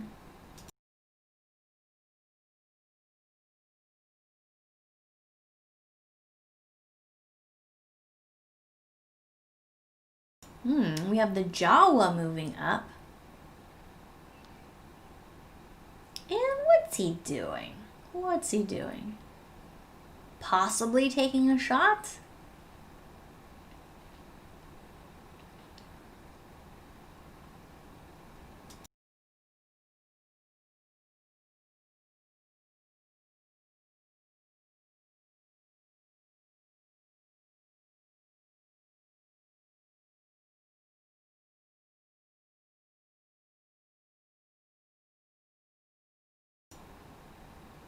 It looks like there is an attack being declared. Yep, there's been an attack being declared. Ooh, 3 block. I'm assuming it's the Royal Guard.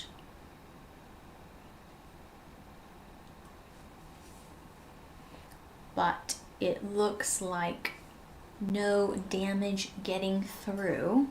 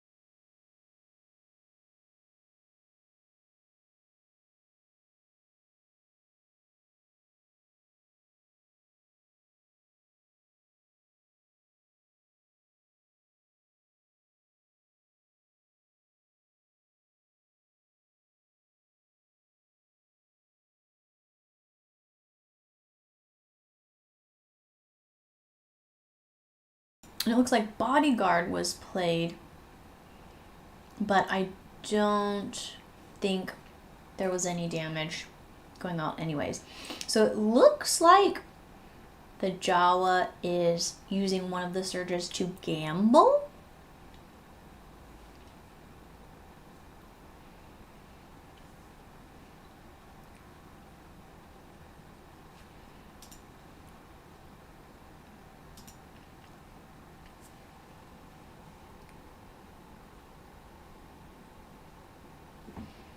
But with no change. Okay, we've got Greedo coming up and attacking the Royal Guard that is in front of Vader, trying to open up some attacks onto Vader later. So this is a focused Greedo attack. And again, this is really nice shot for Greedo to take because the slow in the draw doesn't affect him again because he is shooting on a melee figure. So not a terrible roll, but with the evade, that is a bit tough to punch through.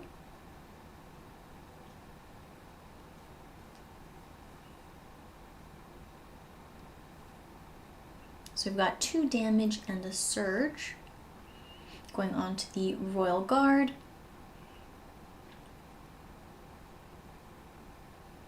And we've got 6 damage total onto the Royal Guard. We've got Terro now activating and also coming up to block this area here to make it even harder to get to Vader. But possibly Sabine could come up through the top. So we'll see. It would be a bit risky because I don't think she can get there to toss a grenade this round.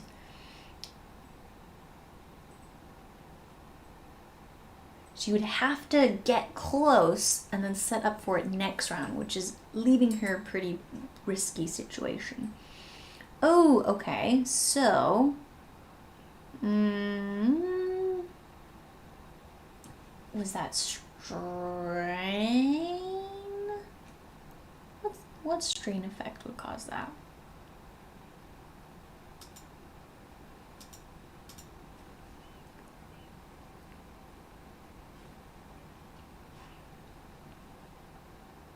Oh, it's because Terro has done a flamethrower on Greedo and the Jawa, and because it's both of them, that was 2 cards being strained. Quite sad, Rebel Graffiti being strained away.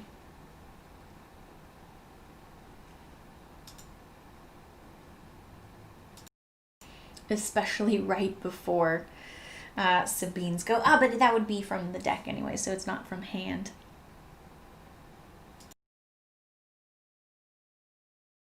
And Terro actually not blocking in front of that Royal Guard, deciding to actually go 1 lower. Oh, and the dodge on the Jawa or Greedo. I'm not sure who exactly Terro was shooting at there, but regardless, whoever it was has dodged.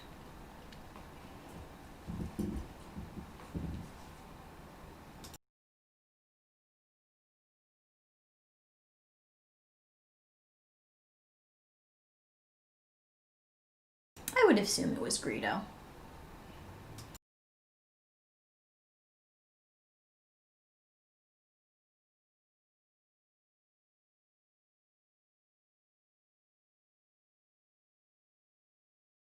All right, we've got Sabine coming up now, and we'll see what she ends up doing. So oh, okay, I miscalculated. Yes, I forgot the grenade is not an action. So she is able to use her mobile trait here, just fly across there and do her grenade. And it is 2 damage. Very nice. Okay. That is a big grenade there. That was huge. And playing the celebration. Oof, that's gotta hurt. Yep. So just not quite possible to keep Sabine from getting over there. Oh, she is so strong. I've forgotten that the grenade was a free action. But that does leave her very exposed, but definitely was worth it to finish off Vader.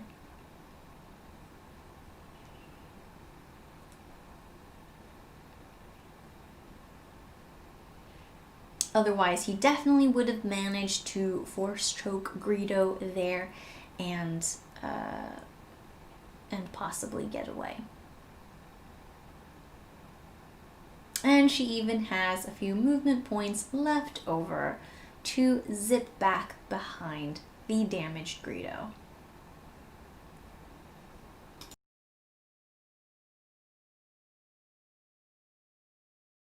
All right, that is end of round.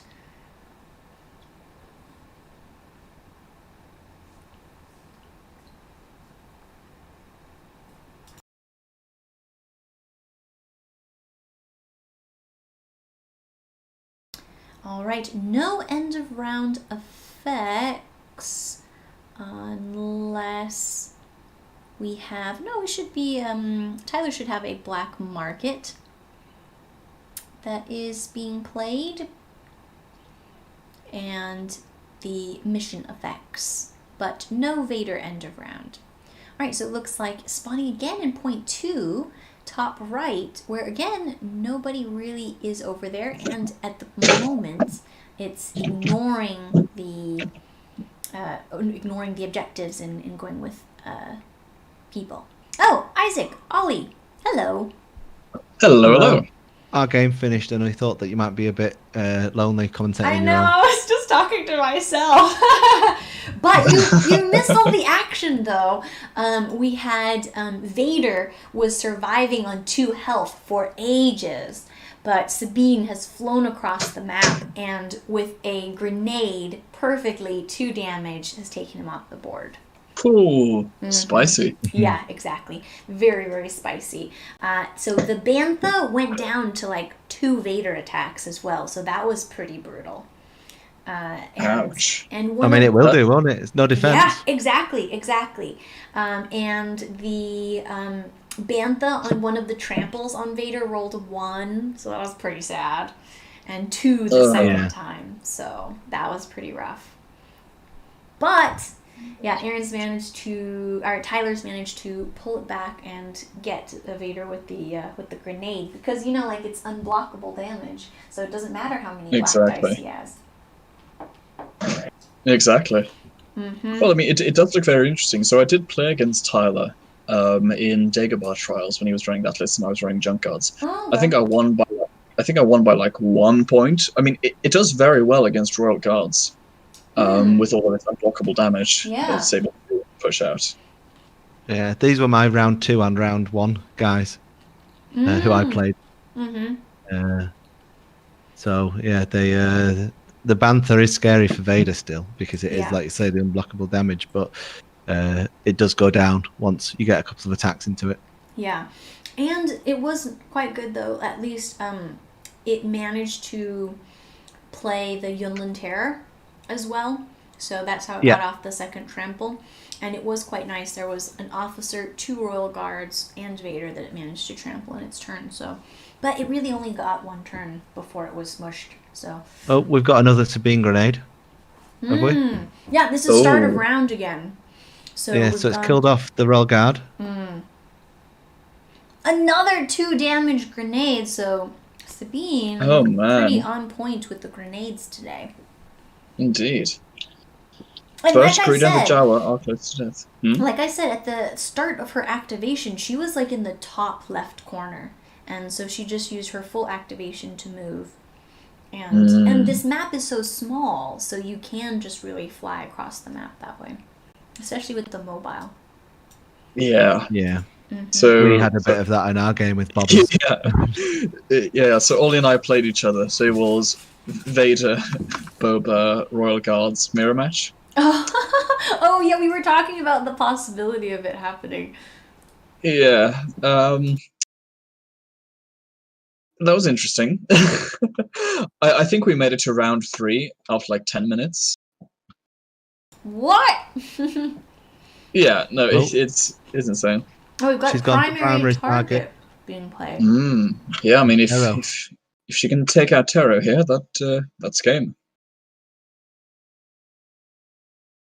But things are looking pretty rough for who's Tyler playing against? Aaron, or he's under as Angelo. Hmm. Good roll. Yeah, it was looking really close in the middle when the Bantha had like 0 damage on it, and Vader was on 3 health. But then... What we're looking like on this damage here? Sorry. Has the Terro been killed? I don't think so. 1, 2, 3, 4, 5, 6, 7 damage would be enough to kill him. Zillow's not been used though, so probably not. Yeah, exactly. And cards discard. and we've got a Looks like- reroll. So there From was Doubt, I think. Oh, Doubt Yeah. to Fluck. Yeah. Doubt tough luck to get rid of the die, which is nice. Mm-hmm. So 4 damage going through, which is decent. Yeah, it's a lot healthier looking. For Sabine there. Sorry, Jess, what were you saying? So it was looking really actually pretty dicey for Aaron there in the middle, because the Bantha had come in and it had 0 damage on it, and Vader was at 3 health left. But then Vader played Second Chance, and also the Bantha just didn't roll very well on some of its tramples, and so then Vader managed to survive. Onar came in and took off the Second Chance. He survived with 2 health there.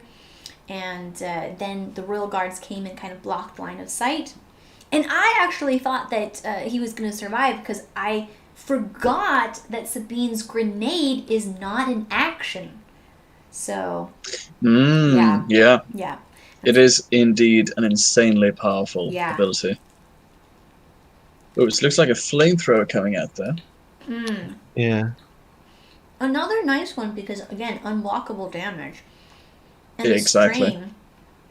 So, Terro actually strained out Rebel Graffiti earlier. Oh. Yeah. Yeah, that's big. That's really big. It looks like Tyler's decked out, so it's obviously all damage now, isn't it? Oh, he's going for the attack on someone. Who's he targeting? I guess. I would guess Greedo. I'd guess the Jawa, because Oh, really? the Jawa's not going to shoot you back. Yeah, I agree. I think it's Oh, Jawa. right, yeah. Mm-hmm. Oh, no, he went for Greedo. Oh, he went for Greedo. I told you. You know best, Jess. Indeed. roll. Good roll.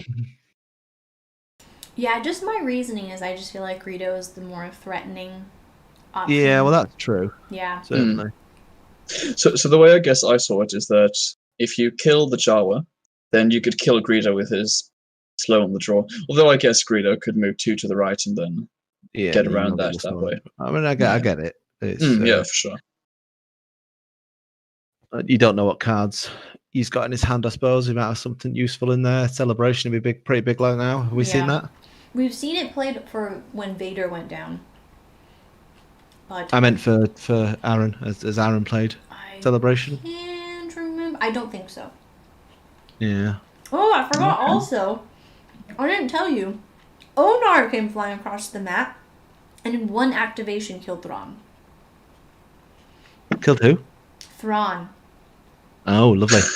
Yeah. Did he have to the limit? Yep. Mm-hmm. Oof. Yep. Mm-hmm. That is nice. Yeah, that was amazing. It's actually pretty close, this one, though, isn't it? Because it only takes the Sabine to go down to a thingy. Why is the Jawa not weakened, I wonder? Yeah, it definitely should be. Good question.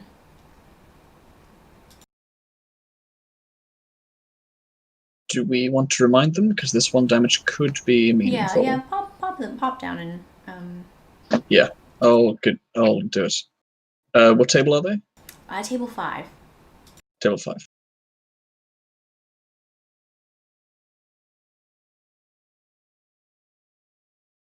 Looks like Isaac's told them.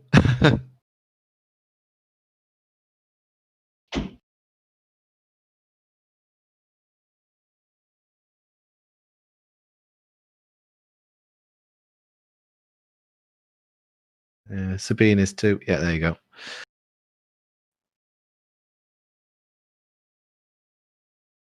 Yeah.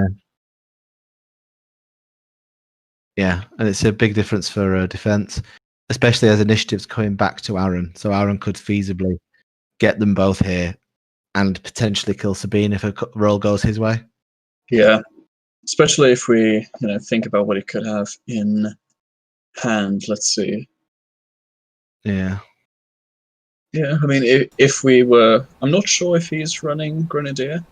Possibility, but I wouldn't expect it. But Grenadier would be nice here. It would be unusual because it would only be Terro that'd be able to play it. That's true. He's not got any of the troopers, has he? Yeah, because it's Thrawn and Vader and Royal Guards. So, looks like he's probably going for the Jawa here, is he? Or is he going to go through an attack on Sabine? Do we think? I'd hope you go for Sabine. I'd go I for would Sabine. say Sabine. Yeah. Because there we go. Wait, she rolls white die as well though, so they both. Yeah, but Terro will kill the Jawa. Exactly. The flamethrower. Right.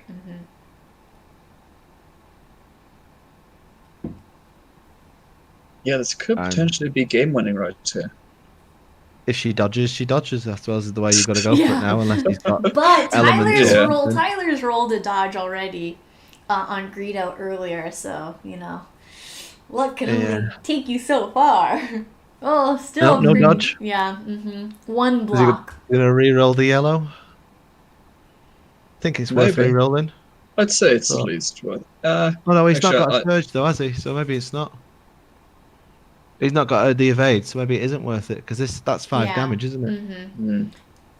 Yeah, you probably just leave it at 5. Yeah. Let her take 2 more from flamethrower, then she's at 9. Then you just need to do 2 damage with your attack, and then you've basically won the game. I'll tell you what would be a big swing here. Sabine is already activated, so she can't move away. Although there is Gideon who might be able to do something if he has some sort of movement card. Yeah, I do know that he does run single purpose in this deck.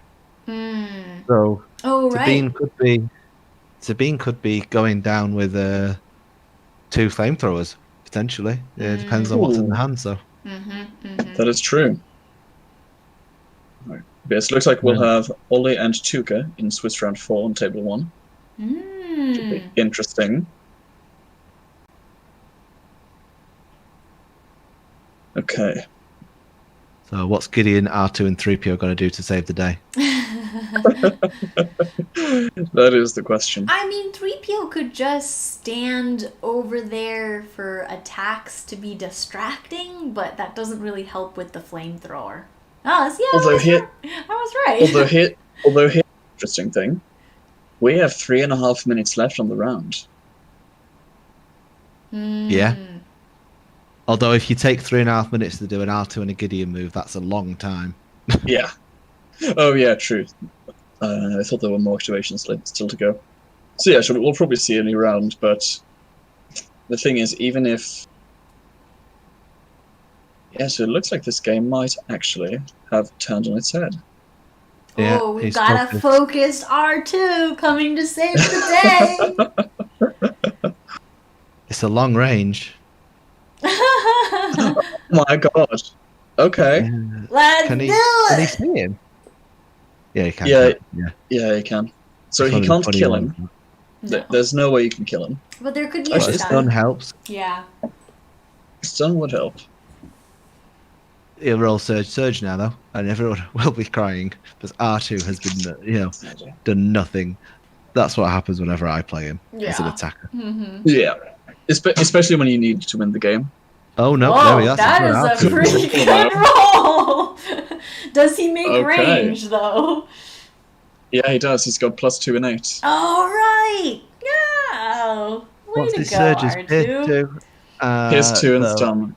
And weaken. So probably stun weaken.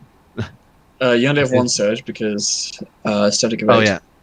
Oh yeah. So probably stun then, isn't it? Because there's no point doing the pierce because of Zillow. Exactly. Oh my, 2 damage right there, which means that if Sabine were to, by some miracle, survive, although I don't really see how she could survive. Yeah, I don't see a dodge. It depends on. We're saying 2 flamethrowers. A dodge makes to survive, but 2 flamethrowers also kills 3PO. So if single purpose is True. in his hand at the end of this round, it's a win, I think. I feel like he would have had to have drawn it just now, right? Because I feel like if he had it, he would have played it earlier on the Jawa, Sabine, Greedo, right?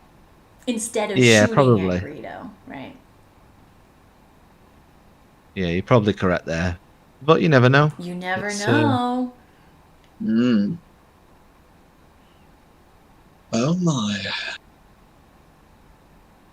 This game just got turned on its head.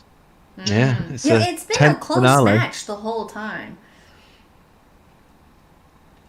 It has been a very enjoyable spectating experience. Fascinating. Yeah, so Ollie and I were talking how you should have spectated our game. That would have been so fun. Well, I figured one of you was going to make it to the top table, so I was like, I'll watch them later.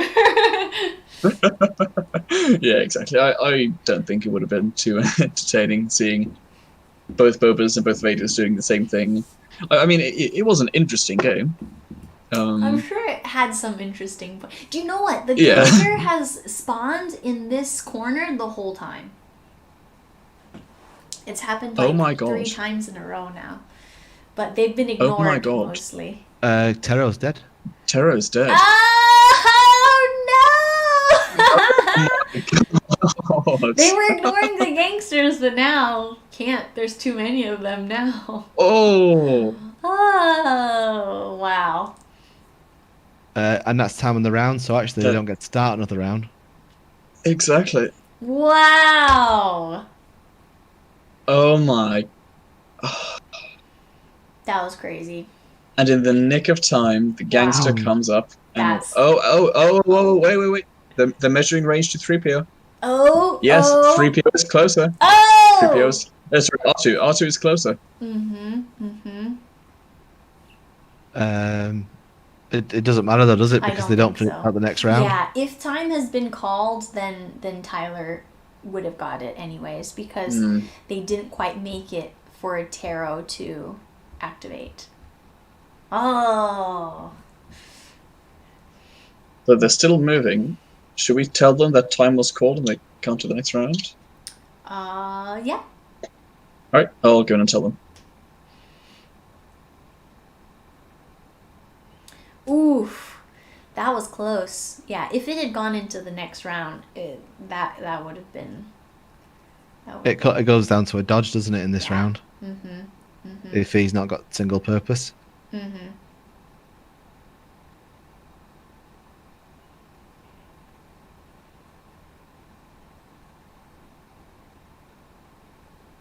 That was really fun to watch, though. It was. So they'll be coming on in just a second to talk about their game. Cool. Oh, it was a really, really good game. That was intense. I mean, it was a 30-second difference. And I do think that if they'd played 30 seconds faster, it would have been a win. Or Tyler would have lost that one. Sabine would have most likely died. Well, like Ollie was saying, it'd come down to dodge. Yeah, exactly. It would come down to the dodge, because otherwise that would be 10 points. So they'd be 35 to 35, and Tyler would lose on objectives. Or rather, he would. Is Sabine a smuggler? No, she's a hunter vehicle. I was just wondering if there was. It depends on a celebration. It'd be a big switch, though, wouldn't it? But then again, probably doesn't win still, because he'd need to get 3 guys. Is that Tyler joining us? And that's me. Yep. Hello. Hey, Tyler. Hello. Oh, that was a really, really fun game to watch. I'm glad you enjoyed it. I got very tense at the end. Yeah. I sweated through like 3 shirts over here. Just... like, oh my god. Yeah, I loved the interaction with the Bantha and Vader, and I was like, oh, he's surviving. He has 2 health left. Oh, he's gonna make it. And I actually forgot about how Sabine's grenade was a free action. So I was like, oh, Vader's gonna make it to the next round. But no, she can just double move and throw the grenade. I know. She got the 2 damage she needed. That was super clutch. That was super clutch. That was unbelievable. It was pretty crazy. I thought I was done. After Vader went down, and I thought, oh, I'm done. But there started to be a way forward there at the end. I had Price of Glory in my hand. Would have taken the stun off of the guard, and could have moved on Sabine and flamethrowered that group. Yeah. That's it would have been real close. Yeah, exactly. Because if you had flamethrowers to kill the Jawa, and then if you could shoot Sabine to death, you'd only need to do 2 damage, so it's dodge or die, basically. If you would do that, it would be 35 to 35, and you would win the tiebreaker, because you have more points from kills. Yep. And the Royal Guard would have finished off 3PL, presumably, to get the win. For sure. Yeah, exactly. Yeah, that was insane. By the bell. Yeah, for sure. I mean, you had put in all the work to be ahead there. True enough. Yeah, it was definitely. One move that I wasn't sure about was when I attacked Terro with Sabine instead of the remaining Royal Guard. I'll admit to being a bit confused by that one. I can understand you had the primary target, but the Royal Guard gets you the win straight away. Right. I was like, do I deal with the block or the evade? But I think that would have been the thing to do if I could go back and change it. Yeah, and that also would have kept you away from this whole box where he could flamethrower it several times to deal damage to many people. True. If she had split up, then that would have changed things a little bit. And you choose either the box or Sabine. That would have been good. Yeah, exactly. It was a really interesting game. So Ollie and I just hopped on for the last 20 minutes. We didn't see the whole thing. But it looked very well played on both sides and incredibly tight. Yeah, it was really close. Tyler, kind of walk me through your process for what was in your mind for the Bantha. Did you do exactly what you had planned, or did you change any of your plans because of Vader moving into the center there and taking damage? Good question. I pretty much stayed according to plan. I've lost a couple of games on this map with this list. So I was like, okay, I'm going to be less aggressive with the Bantha round 1 and react to what my opponent does with the last reaction. That's my problem with the Bantha too. Oh, it's so hard to not though, because you're like, get it in there, get that AoE damage. Yeah. It's so sweet, but you exactly. I mean, yeah, because I remember in our Dagobah Trials match, if you had just waited to activate the Bantha, even just for 1 activation, round 1, that probably would have meant that you would have won, because I got an insane amount of damage in, allowing me to kill it before it activated round 2. And, I won by 1 point there, so that could have changed everything. Right. Yeah, so you learn from your mistakes a little bit. Yeah, exactly. Game. I mean, ultimately, that's how you progress as a player. You approach every game you play with a win or learn mentality. You either win the game, or you learn from it. Right. There's no such thing as losing. Preferably you do both at the same time. Correct. So, Aaron, I also wanted to ask you, so in the very beginning, start of round 2, or at the end of round 1, you kind of moved Vader up into the middle, knowing that you had initiative round 2, but then with the take, how did that really mess with you? Because I know round 2, Vader did not have a good round. Sorry, I kind of lost you there. With the what? So, with the start of round 2, you would have had initiative. So. Oh yeah. Yeah, I was assuming then your plan was to then choke the gangster and then get Vader out of there. But then they Yes. put the beat down on Vader because of the take initiative. Did that really mess with your plans? Yeah, that was pretty rough. I've been playing a lot with this list, which is actually a big borrow off of the Tom Parish and one of your guys's one of your podcasts. I kind of built it off of listening to the podcast. Which Tom list? Because I probably played that list more than anybody.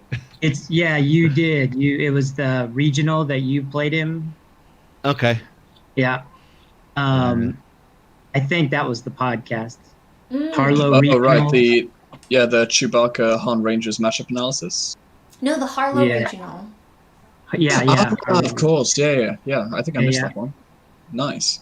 So I just know, like, one thing about this list is I'm not gonna, no matter who I play, it's gonna be close because there's just not a ton of offense. I mean, with Vader there is, but it's every game I've played has been like, within, like, it's always come down to the very end. So I was like, I got to get these gangster points right here because I know it's going to be close. And then the take initiative was brutal there. Yeah.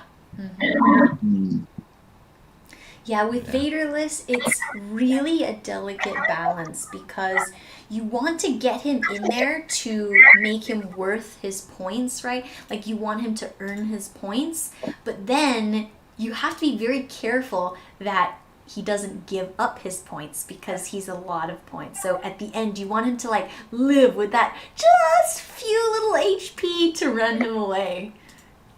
Yeah, I was at the end, right before he went down, I was like, is there anything I can do to get him away from Sabine? I was thinking about ways to move Terro, to block, and I couldn't figure out any way to keep him out of there.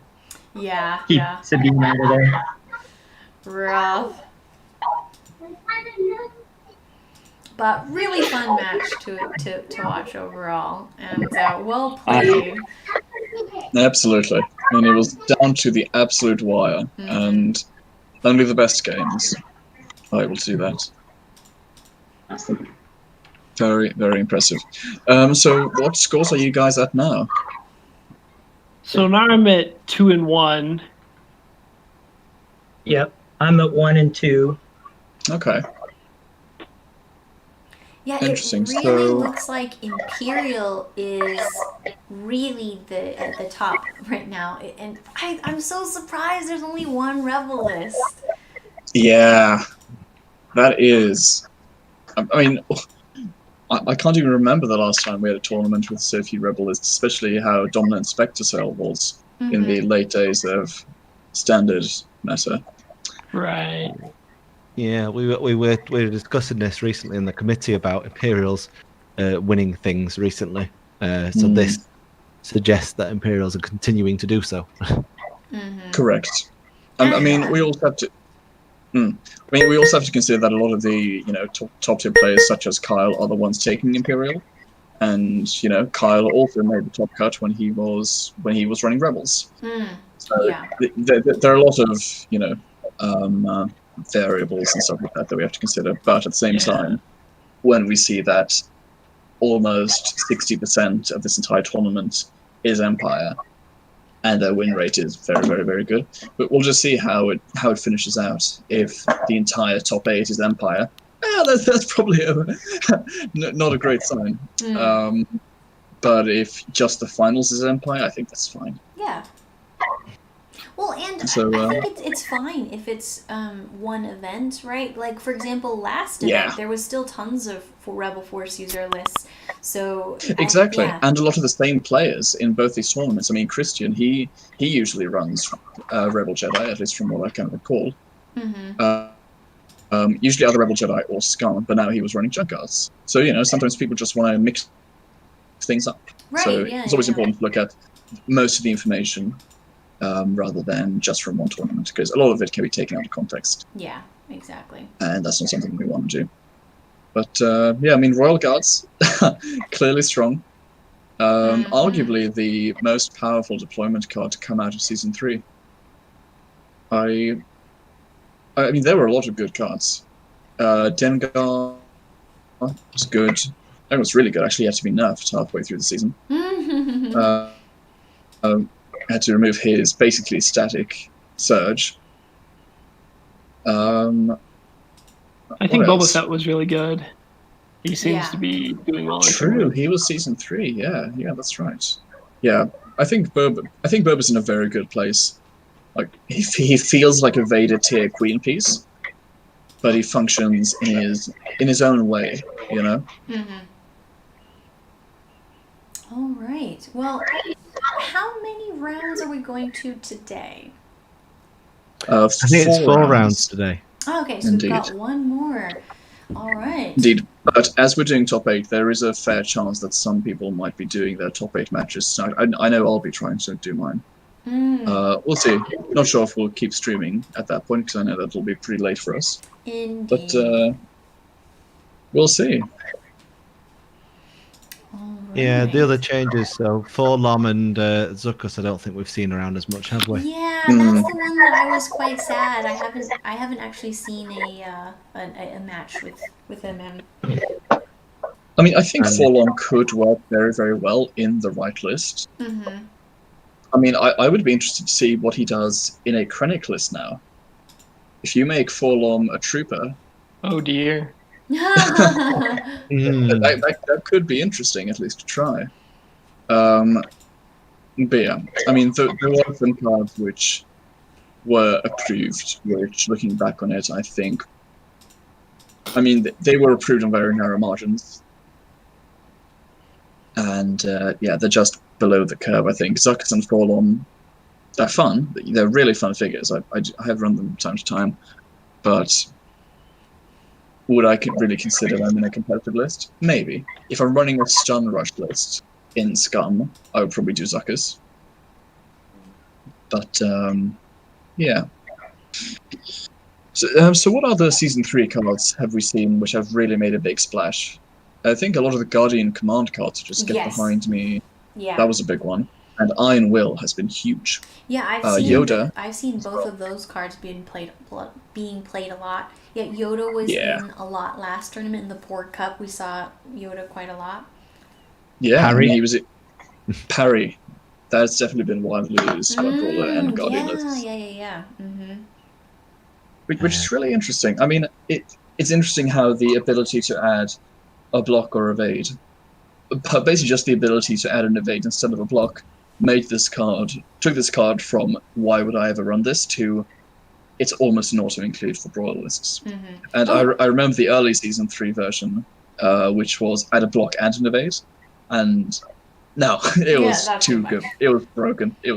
And Knowledge and Defense also being played pretty wildly. That's a season... I think that's Season 1 or 2 card, but yeah, that's definitely been seen a lot. I mean, I think mainly we've seen so many more Jedi lists that it feels like a really new card, but it's been around for a while. Yeah, it just hasn't really been in the meta too much. Exactly. So the interesting thing... Knowledge and Defense was Season 2. Gotcha, yeah, Season 2, that's the one. I think Sasuke, I know, Ollie, you're not a fan of Sasuke, but I do think that Sasuke's made a pretty fair splash. I have seen her actually been used in Jedi lists, and it's been really interesting to see kind of a smuggler Jedi list where you pull Hondo in with, say Ezra. Now suddenly Lamb is really viable. And, I mean, Hondo's an amazing figure. He's really worth 6 points. Yeah, for sure. I really like the Sasuke change because people are now actually playing Sasuke, and the ability to bring in Scum figures into Rebel lists is huge. It is. It is huge. The trouble I have with it, if you're not running a spy list, you're paying 4 points for Temporary Alliance. Correct.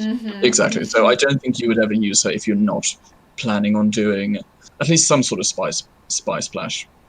Oh, so guys, it looks like you guys have to confirm. Yeah, we'd better bounce. Indeed. We need to confirm the score as well. I got mine in, so. And it looks like we have round 4 map has been announced. It is ISB headquarters, and it's to your stations. So it's the security stations. I'm going to Should we flip back into the general chat then, Isaac? Good Yeah, luck, sounds good. everyone, in your next match. Thank you very much. Thanks for having us. You're Thanks, welcome. Anytime. Thanks, Jess. You're welcome. Talk to you soon. Bye. Will do. See you in a little bit. Okay, back to just me. So I'm going to take a quick break and I will be back on for round 4.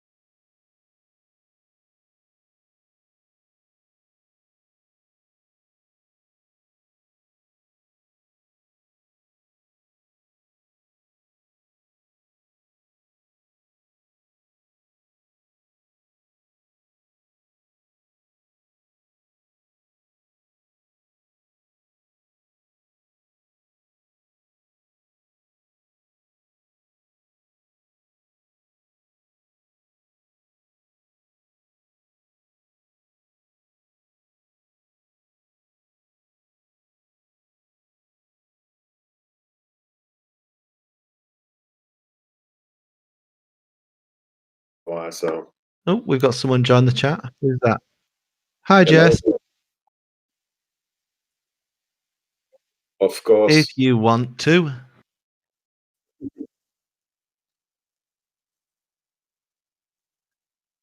I love to be in streaming nowadays.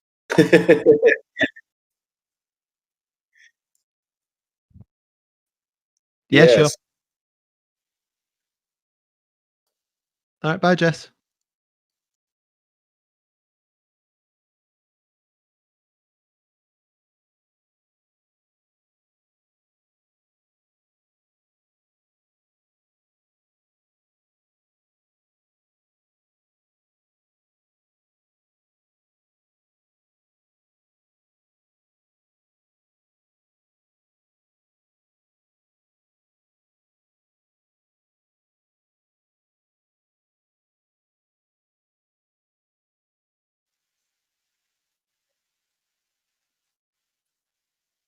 Yeah? Is that okay? Yep.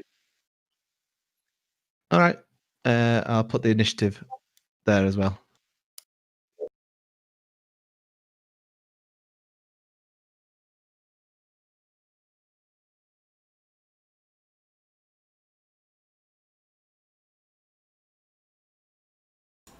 All right, so we've got Ollie versus Tuca in the top table. So they're both 3-0, and they are playing, both players playing Imperial. So we've got Ollie, who we actually saw very briefly in round 1. So he has Vader, Boba Fett, Royal Guards, and we've got Tuca with Vader as well, BT, Thrawn, and Palpatine. So I like the addition of BT there. We'll see how well that goes. I expect then for this list to be quite aggressive. We'll see how it goes. The mission is to your stations. So the security stations deal damage if you control them. So we'll see as well about the control there. Both of these lists quite low figure count, so making it more difficult to kind of control points. So it looks like Tuca probably has the advantage there because he has the 2 officers. So we'll see how that plays out.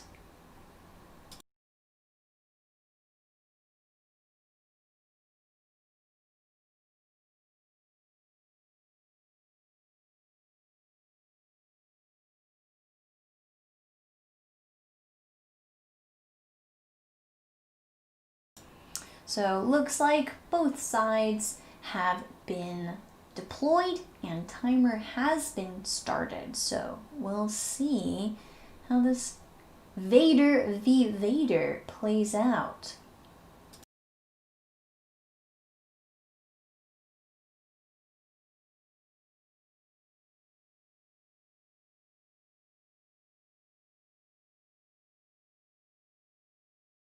We've got a card being played, or maybe this is Rule by Fear discards. Yeah, I assume they're Rule by Fear discards. We've got Disorient being discarded from Tuca, and Deadly Precision, the minus dodge on Vader doing attack minus dodge, which makes sense because the only units there that are going to be dodging are going to be the officers, so it's not so critical.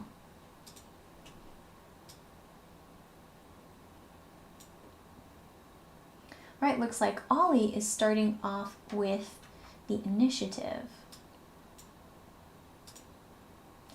And we have an officer being activated. I assume that is because Ollie has passed because he has fewer activations. He only has 3 activations, which I would be terrified to run.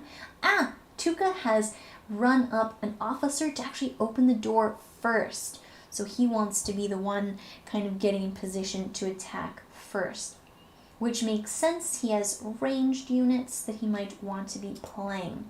We've got Negation was flashed for a second. which I'm not sure about. No, I think Thrawn has been activated. So Thrawn has been activated and has discarded negation, Ollie's negation, and Thrawn is playing for C.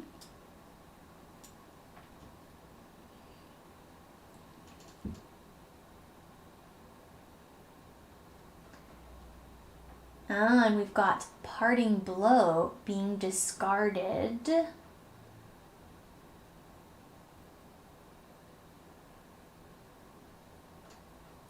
Thrawn then moving up to control the security station top right. Okay, pretty good round for Thrawn. And he's given Vader a surge token.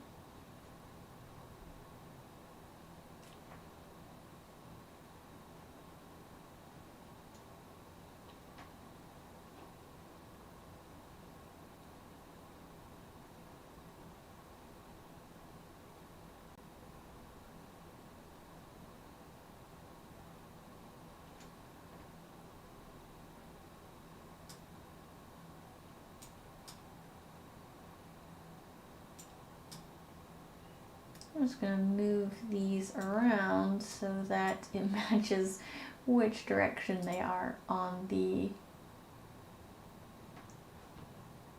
map.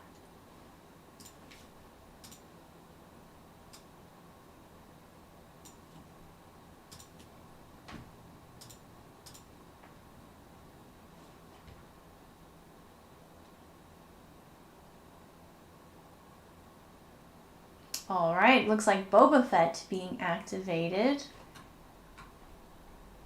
And moving up to control the security station on the left.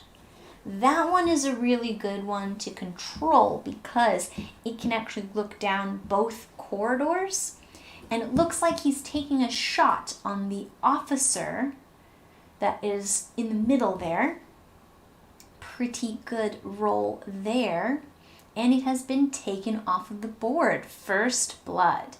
Yes, that security station there on the left is the nice one to control. That one's going to be the hotly contested one because it can actually see down both corridors.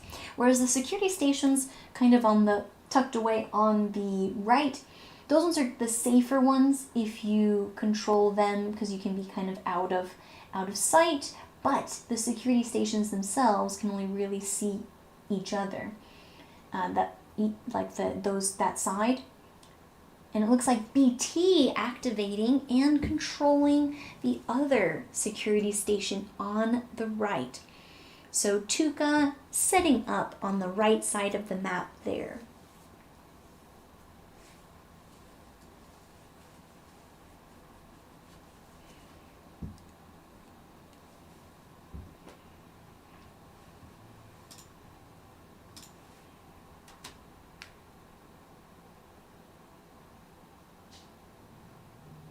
And remember also that each security station is worth 3 victory points. So Ollie now moving in with the Royal Guards, opening that door and making some aggressive moves towards the right.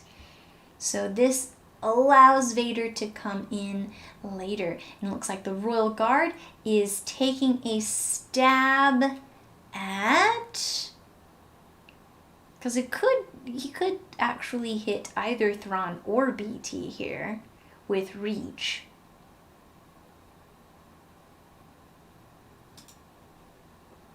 Re-rolling the yellow, so that's 5 damage on the dice, 2 blocks, so that's 3 damage going through. So Ollie very early on making aggressive plays. Looks like the attack was on Thrawn, so Thrawn taking 4 damage already. Ollie definitely being aggressive here. Alright, we have Palpatine activating and moving up.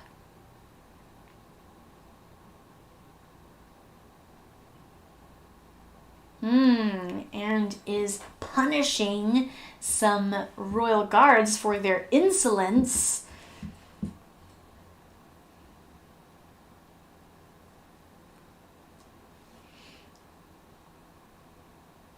And then moving behind BT.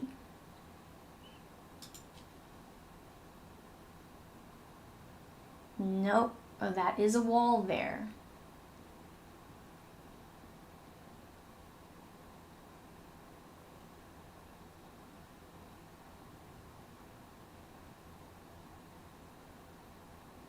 Okay, just making an attack.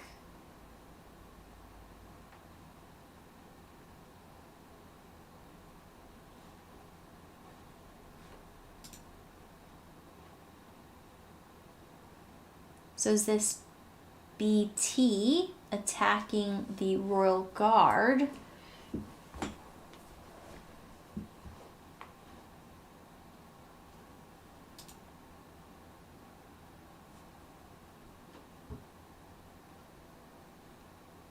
I think.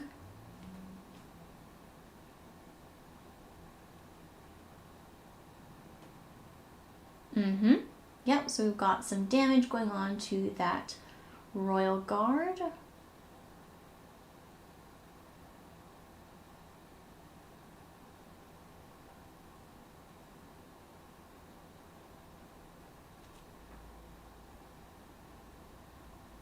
Ah, okay, so it was Palpatine ordering the attack and then pushing Thrawn.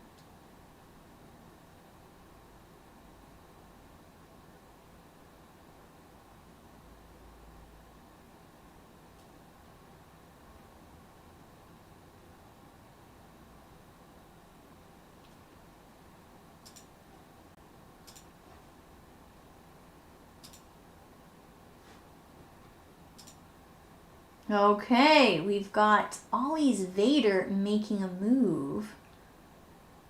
Ah, and going all the way up to Thrawn using dark energy to then push him back again. So then that contests that security point there and also allows Vader to do his end of round attack on Thrawn. And it also pushes Thrawn in the way, so making it more difficult for Tuka's Vader to come up and force choke or hit him, whatever the case may be. All right, so Tuka's Vader is on the move.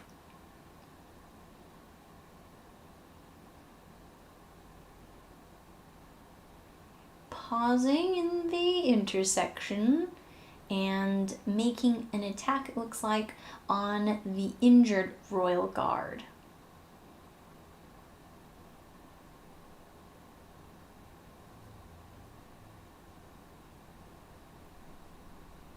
Ooh, good. The defense, I assume that 1 damage is going to be re-rolled. Does he need it? Yes. How much health do the Royal Guards have? Nope, it is defeated. Yeah, they don't actually have that much health, the Royal Guards.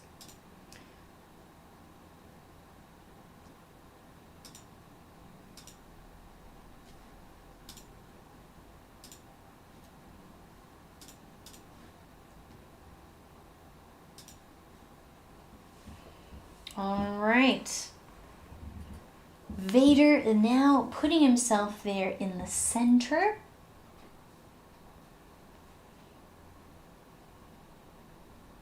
My money is on Tuka here. The 3 activation, I feel like, is just a bit risky, especially if then Boba Fett is on his own, not kind of really helping out to deal damage with the rest of his team.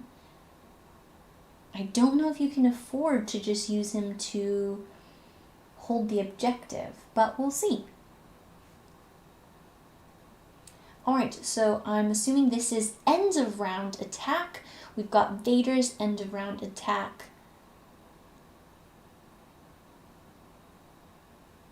And that is Thrawn dead.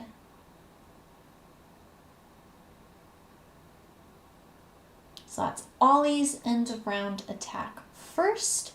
The Vader that is in the top right. And now we have Tuka's Vader doing his end of round attack. Having Thrawn taken out so early is a pretty big blow there. But both teams, not so many figures. So every figure off the board does make a big difference. So Tuka now down Thrawn and an officer. And Ollie down a royal guard. So that's, 1 out of 4 figures that he had, which is pretty rough. This is going to be pretty close, I think, the whole time. Okay, Tuka's Vader now going and attacking this royal guard. We have the built-in evade. He is putting in the surge token, so canceling out the evade effectively. Okay. Whew. Okay, 3, 4, 5, 6, 7, 8 damage, 1 block, 9 damage. Okay. Can't quite remember how much health the Royal Guards have, but I think that might be it. Ooh, we've got a parry being played. Nice save there. So we've got a parry being played there. Adding another evade to remove that surge, which is for 2 damage. So we have now 5 damage only going through.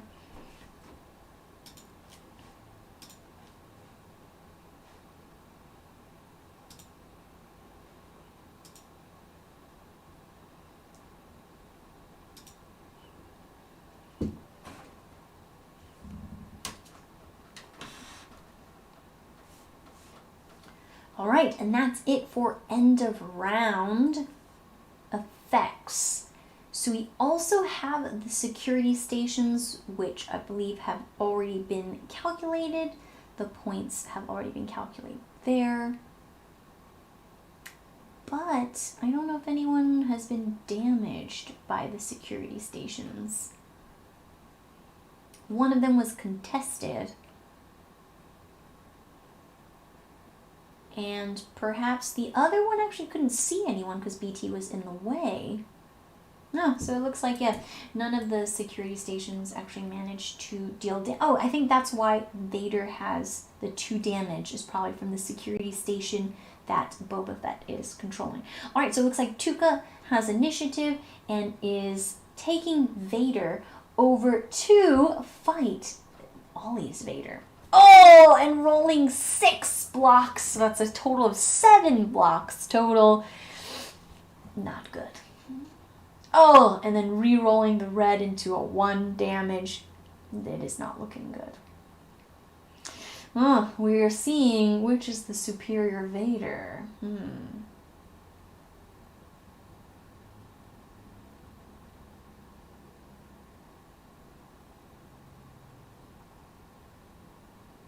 And it looks like Zillow is being tapped, and I'm assuming there is a card being pitched for another 1 block from Zillow.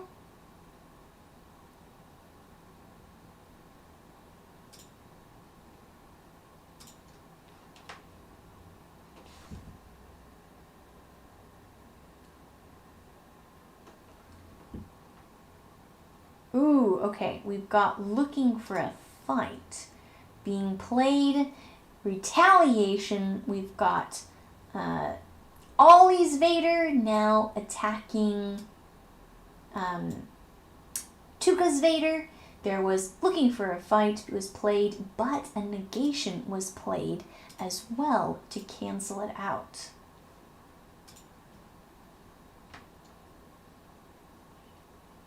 Okay. Oh!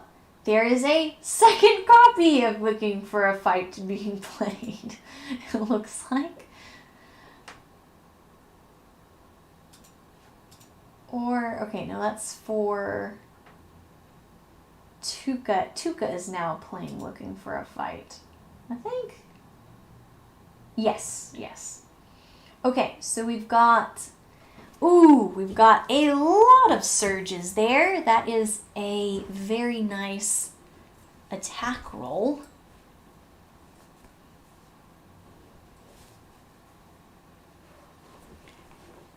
I am finding it very hard to keep track of whose Vader this is now. Okay, so this is Ollie's Vader onto Tuka's Vader. So we have Green Vader, Tuka's Vader, now has 9 damage. He has now... how many health does he have? 16? So he has like 7 health left. Whereas Ollie's Vader is fairly undamaged with only 2 damage. Alright, we have Palpatine activated.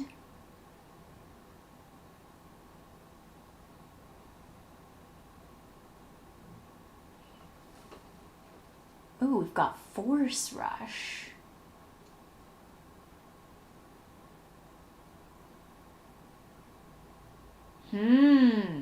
Actually stepping up himself.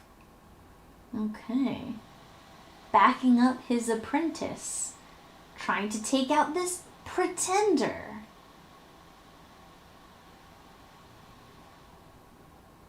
Got some Force Lightning.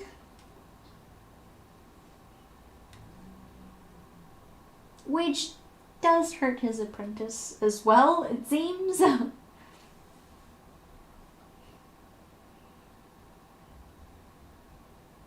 And having Vader take another attack on Vader.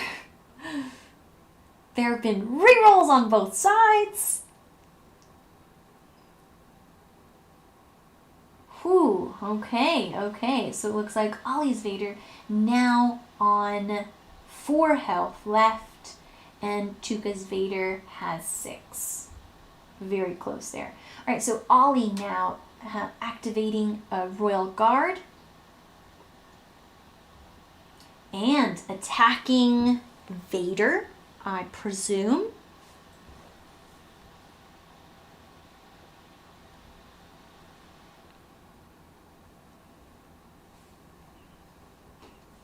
Ooh, not an amazing roll. Oh, not an amazing roll though, both ways. So, looks like, oh, it's a whiff. No damage through.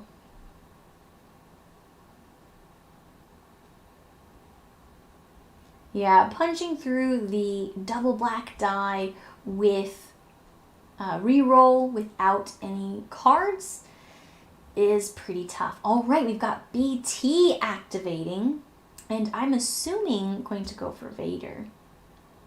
Yep. So we've got this Vader, BT, Palpatine trio here, ganging up on fake Vader.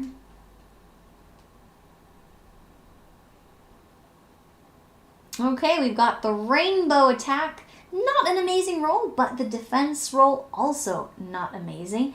And this time, the Vader is weakened. Ooh, and re-rolling into an evade. So that is Vader being taken out. That's going to really hurt, because with a low activation count, we only have now Boba Fett and 1 Royal Guard left for Ollie. So that's pretty rough.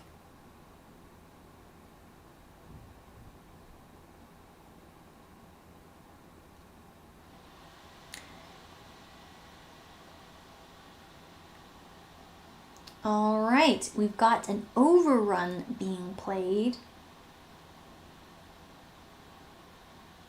So I'm not seeing the points going out for Vader. I'm not quite sure why that is. We've got Boba Fett being activated and playing Overrun.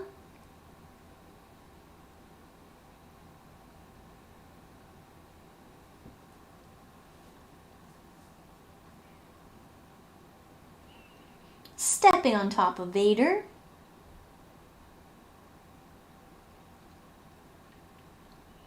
For 2 damage.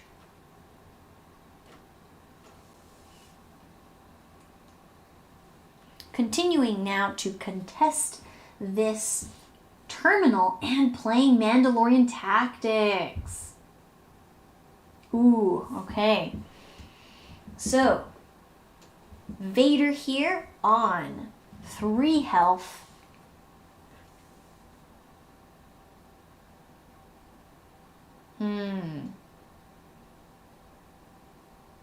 Re-rolling the defense dice, we've got 4 block from Vader. Can't quite remember what Boba Fett's surges are. I think he has a surge for Pierce 1 and one for extra 2 damage. So I don't think that's quite enough.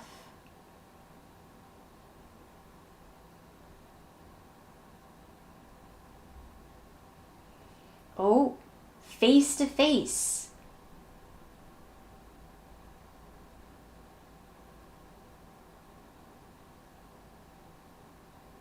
Is this Royal Guards being activated?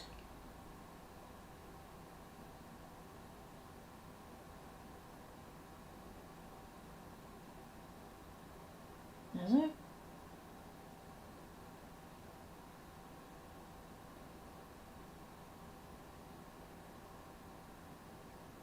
Okay, I'm not sure about the face-to-face there. Who's playing that and where?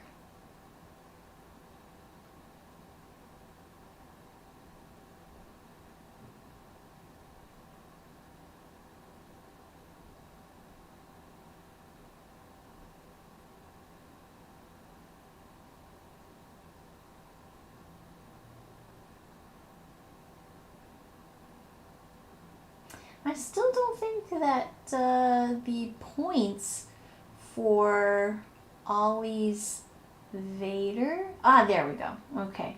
So I was just wondering about that one. I think they're finally catching up. Hi, by the way. Oh, hey! I was like, I'm pretty sure they didn't count Vader's points there. And I was like, is he invisible and still alive? Hey, Chris. How's it going? You mind if I help out? Oh, please do. I've just been talking to myself. Okay. Yeah, I think that last face-to-face was a Zillow card toss. Okay, looks like end of round, and nobody has got that terminal on the left. The terminal on the top right is contested, and we've got the one at the bottom Tuca has, and it has shot at Ollie's Royal Guard. Second chance being played on Boba Fett. And then Vader at the end of the round there did his end of round thing. Now we have a take from Tuca to try to get some damage on Boba before Vader dies. Yep. And looks like it's going through because negation has already been played. That was clutch. That was definitely clutch. So one last gasp with the Dark Lord here.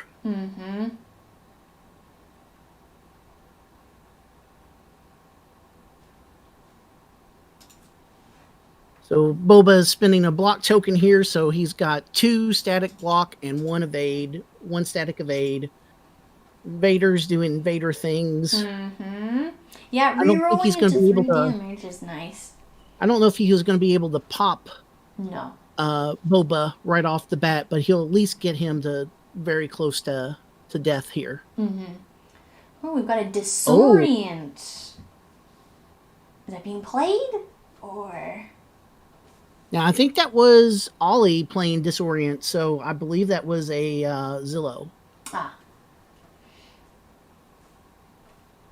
Makes sense. Okay. I can't tell for sure, but it looks like Boba's at 9 damage. Yeah, I think so. So Boba has just been tapped here. So did Tuca decide to leave his Vader there? and not move him? Yeah, I think so. Oh, okay. We've got a dark energy celebration. I don't know what's going on right now.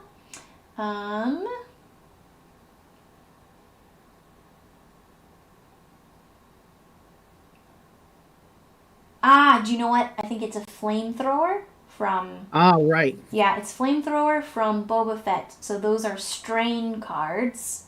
And I'm assuming that has then killed Vader, and we have a dying lunge onto Boba Fett. Yep. Ah, it's a really nice attack roll. Yeah, so Vader played dying lunge here with his last gasp. That's what this is. Mm-hmm. So that's why he decided to stay there, because he had the dying lunge. Yeah. Yeah, pushes Boba up to 12 and triggers past 12 and triggers second chance. So Boba's get out of jail free card here is gone. Yeah, and I mean, with Palpatine being able to just do 1 damage, anywhere, makes him very gettable.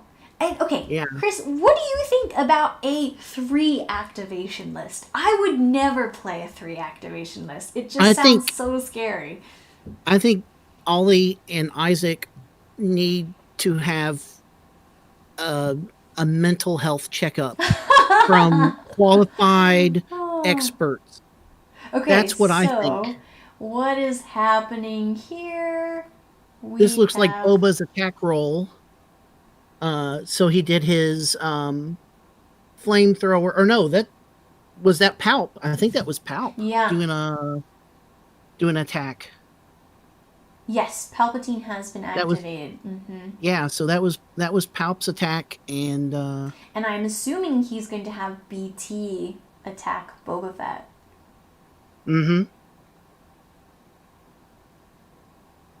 Oh, well, we will see.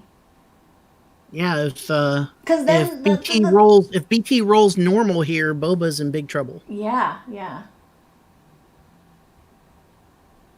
But this has been bloody on both sides. There's so few figures left on the board.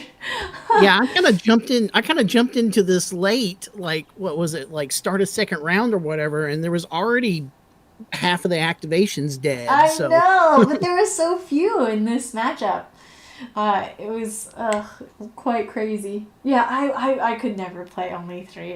But I mean, I'm used to playing Swarm. Like, I like having lots of figures to give me lots of options.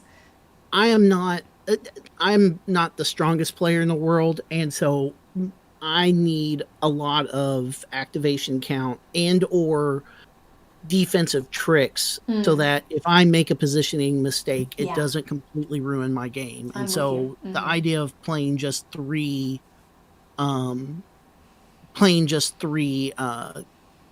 figures is just ridiculous. And looks like Tuka has finally done it.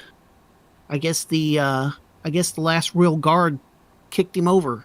Oh, okay. I wasn't looking at the points. Yep. Oh, there you go. Yep, Boba Fett has gone down.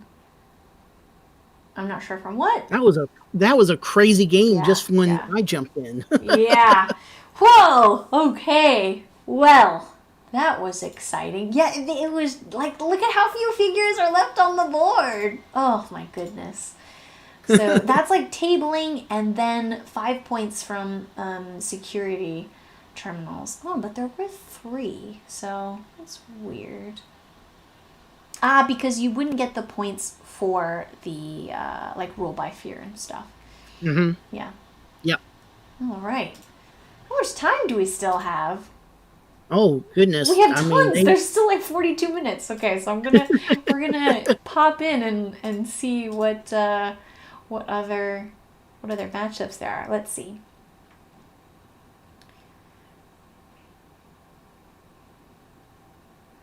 Who have I? I think I've seen everyone. So we could. I haven't actually seen. And do you know what Christian is playing? Yeah, so he is playing a variant of the Royal Guard Ugnaught build that has been kind of popular since since IACP's improved the Royal Guards. The original variant uses Palpatine, Elite Royal Guards, Ugnaughts, and then you season the flavor around that. And the trick is the Ugnaught spawns a junk droid next to the 2 Royal Guards, and then Palpatine uses its tempt to kill it, which then activates the Royal Guards' forward vengeance ability, which lets them be focused and move one space.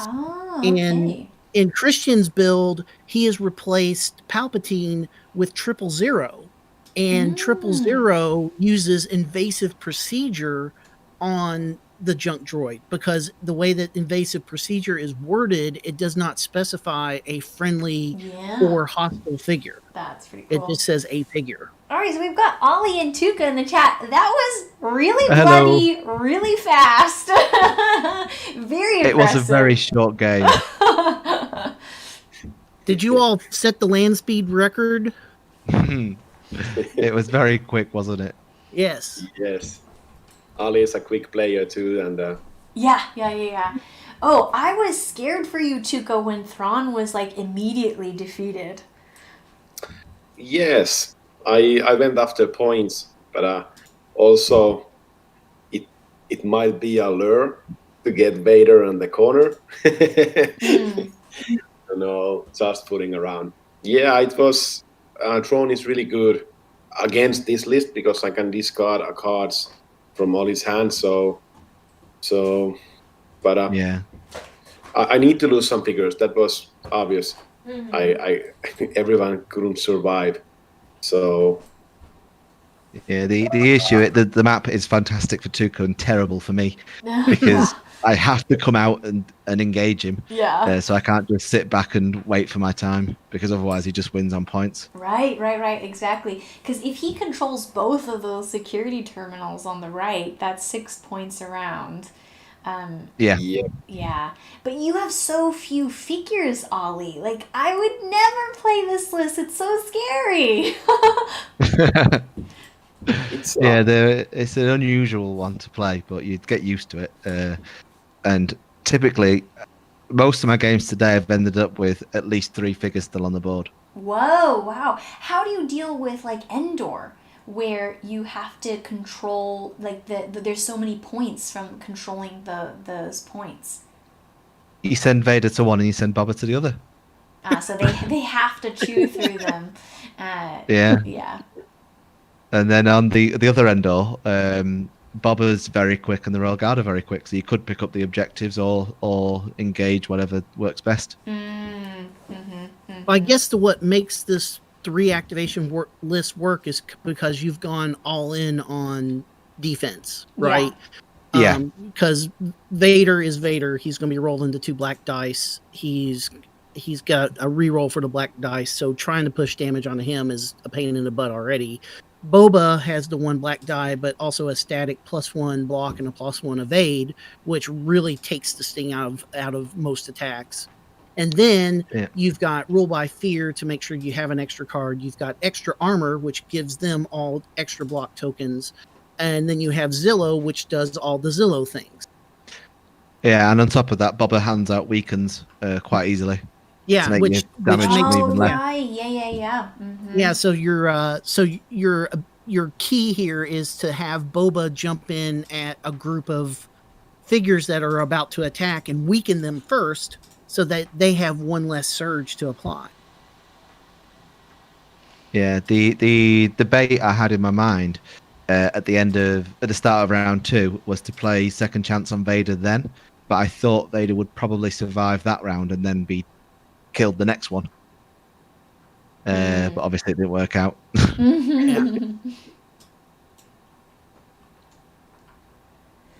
So Tuka, when you were setting up your list, were you expecting to go against some of the higher, the more popular IACP meta stuff that involved Royal Guards and Ugnaughts and stuff like that? Yes, and that's one thing why I went with Vader.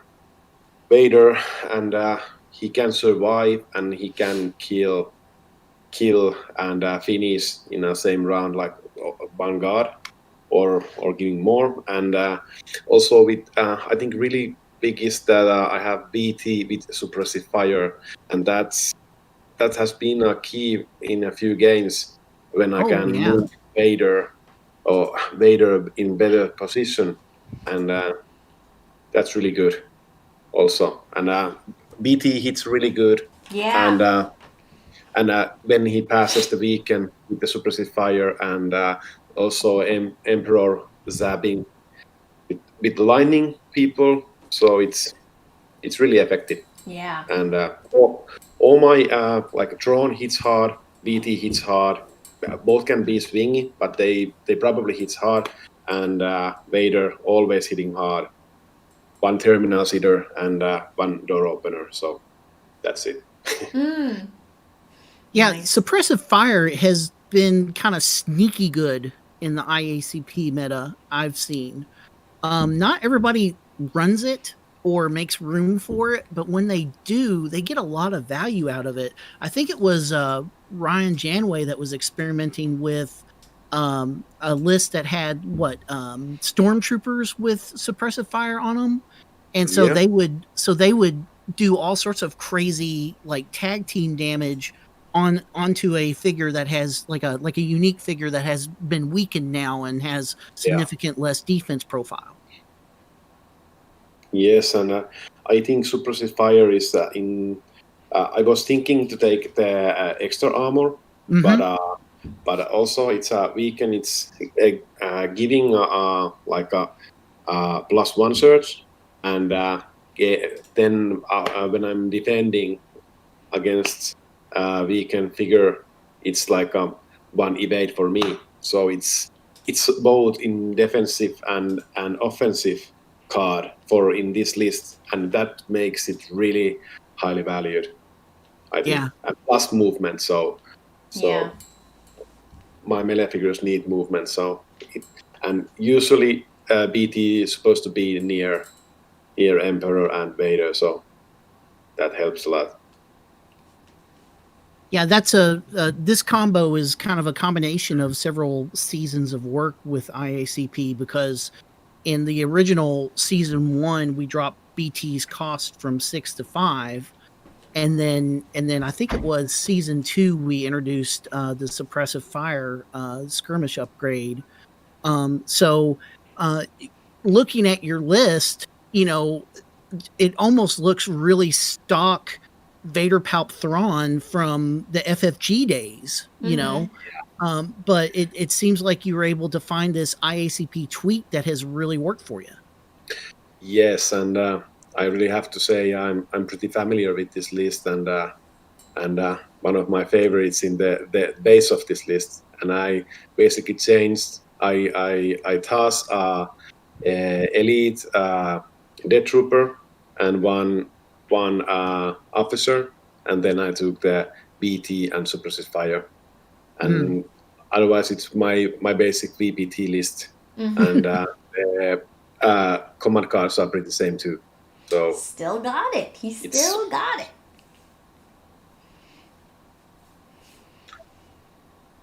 Yeah, it definitely looks like Imperials are shining at season 3 right now.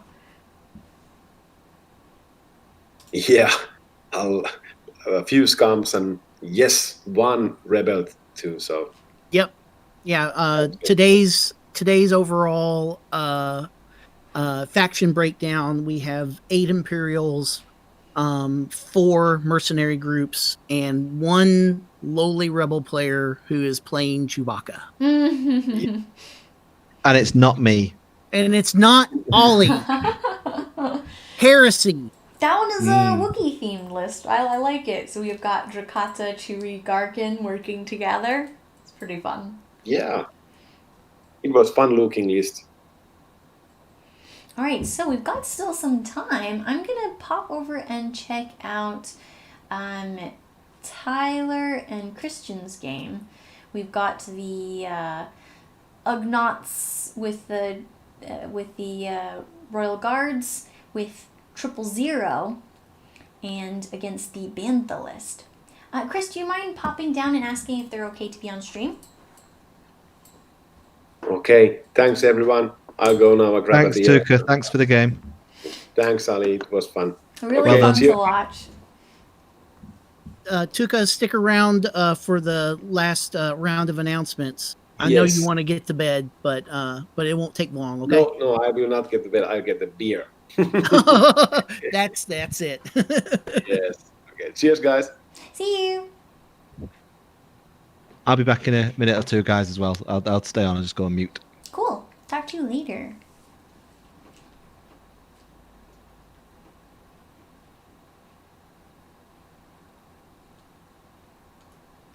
Is that Kyle? Are you around? Oh. And he's left. Just me again. Hey, Jess, they're good. They're okay with us streaming them. Cool. Okay. Let's check out what's going on over there. Ooh, okay.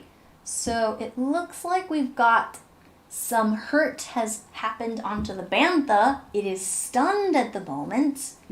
And we've got 000 is focused. And the Ugnaught looks like it's still up, I think. I think it's behind that terminal there. Let's see what happens.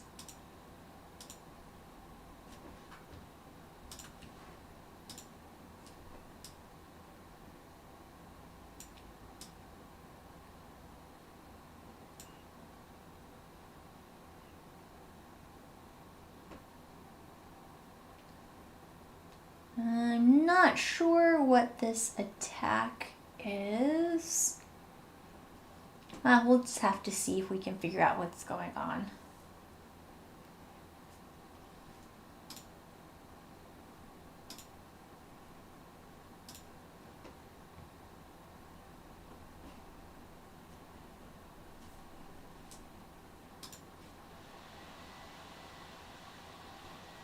It looks like the junk droid was defeated.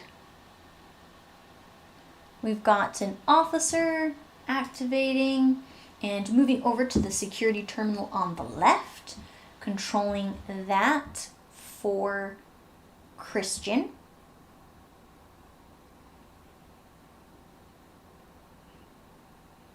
It looks like Tyler has lost 3PO, Sabine, and Greedo already. Just has Onar and the Bantha and Gideon R2 left. So mostly in terms of offensive power, it's really just the Bantha and Onar.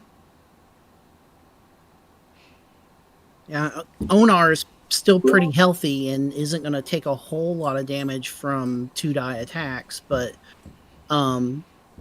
he's still only going to have one attack per round unless and looks like extra protection has already been played too. So there's nothing. There's you're only going to get one attack out of him, and you're only going to get some stomps out of the Bantha. So this is the swing in the next round. If the Bantha can get unstunned and take one or more of these hurt Royal Guards off, that might give Tyler some leeway. Yeah, those Royal Guards are not looking too healthy. Yeah. And 000 is still yet to activate, and he does have a focus there. So I think he's walking up to the Bantha. I'm gonna give it a little poke. Yeah, 000 could take the Bantha down here, I think. Yeah, I think the Bantha has 21 health. Oh, well, red die, boy. not really going so well. And I don't know how good 000 surges are. Can't remember. I don't think he surges for damage, no. Yeah, not what you want there. He's got Pierce 2, Recover 2, and Shocking Palm, which makes the attack miss and the victim becomes stunned. Ah, yeah, right. But he's already stunned the Bantha, so don't want to use that one. But the Recover would be helpful. He does have some damage, so.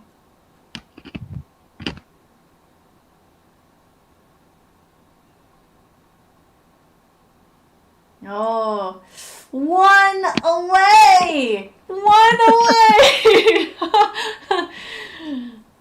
Positioning advantage? Looks like Tyler's already used take initiative as well, so I don't know if that Bantha's going to survive to the start of the next, to activate at the start of the next round, unless he has something like Jungling Terror. Well, presumably he'll have 2 copies of it in his deck.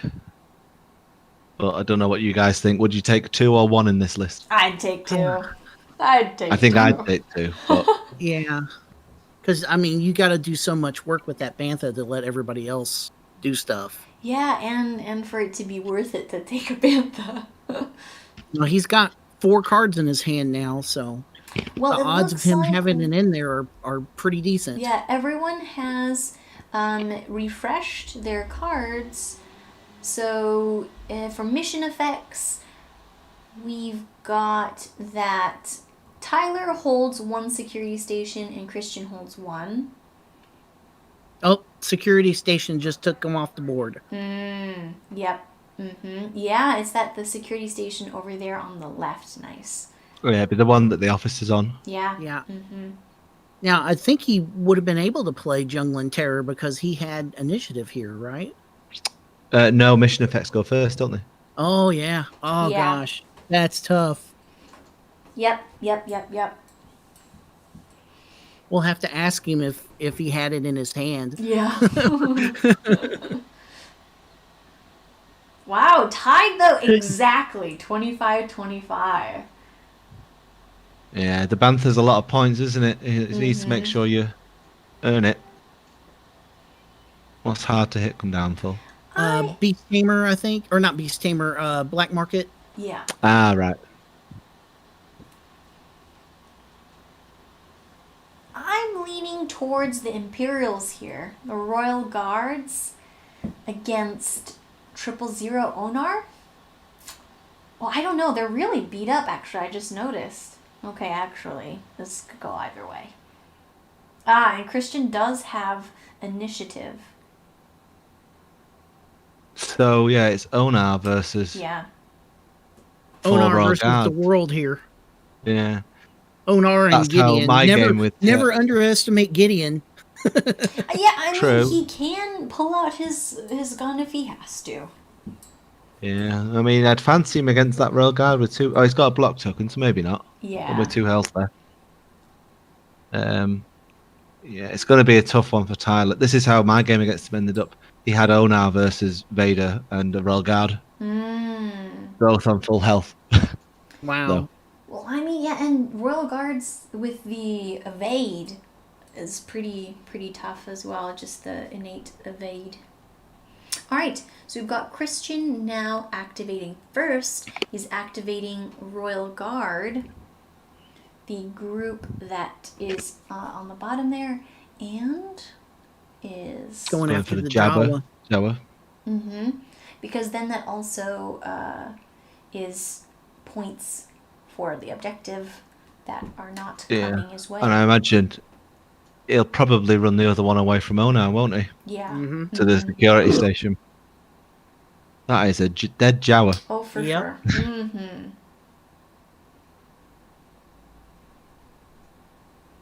Oh, what's this? Oh, fair enough. Okay, we'll see. Dodge or die. Yeah, it is, isn't it? Oh! It just was not meant to be. That triggers some feelings in me. Oh no. That's happened on way too many occasions.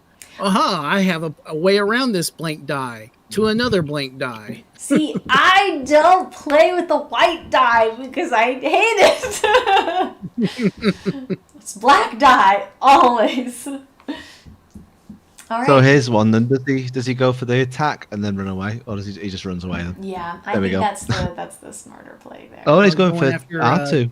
Oh, okay, yeah, okay, that makes sense. Does it? Well, I think he's got a good enough cushion here. I think. Well, maybe. If you well, were, if 5 you were going to points. run up, go ahead.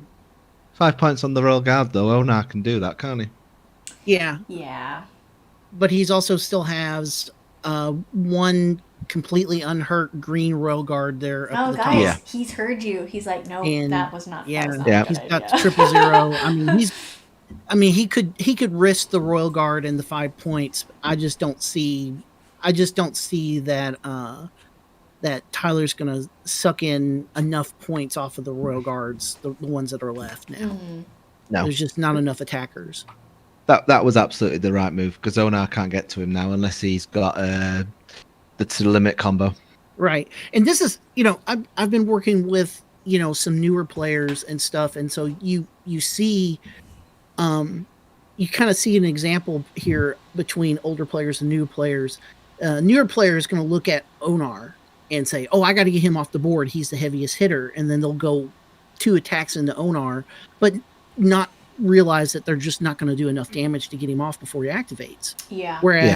Whereas here, Christian sized up, okay, I can get this Jawa off the board because the Jawa can do an okay attack.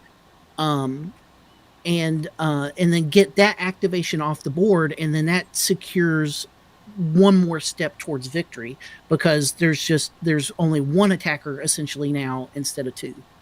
All right, Yeah. now we've got Onar chasing that guy into the limit. Yep. So double this move is what over there. Since he's got this combo, he should have gone for the other security station, got that Royal Guard, and then used the security station to kill the one at the bottom.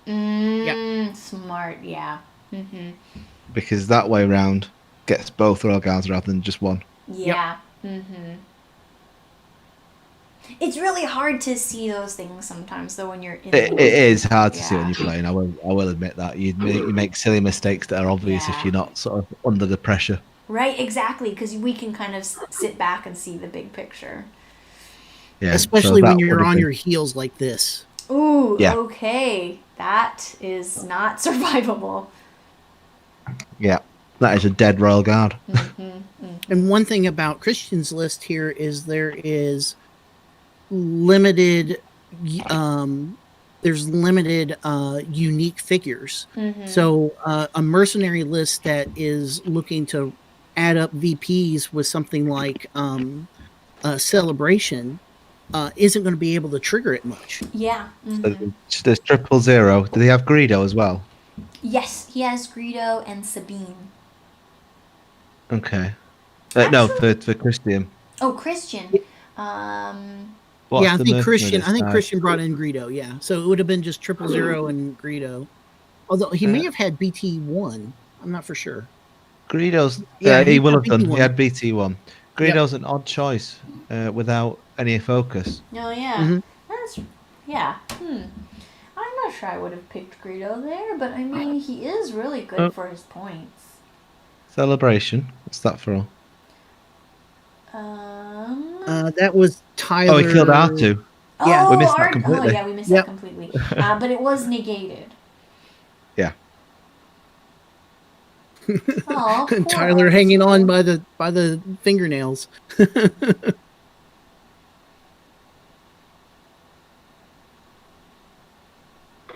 Oh, okay. Yeah, that's a smart move. Yeah, contest that security station. Make sure it doesn't get to shoot at the other Royal Guard that's remaining.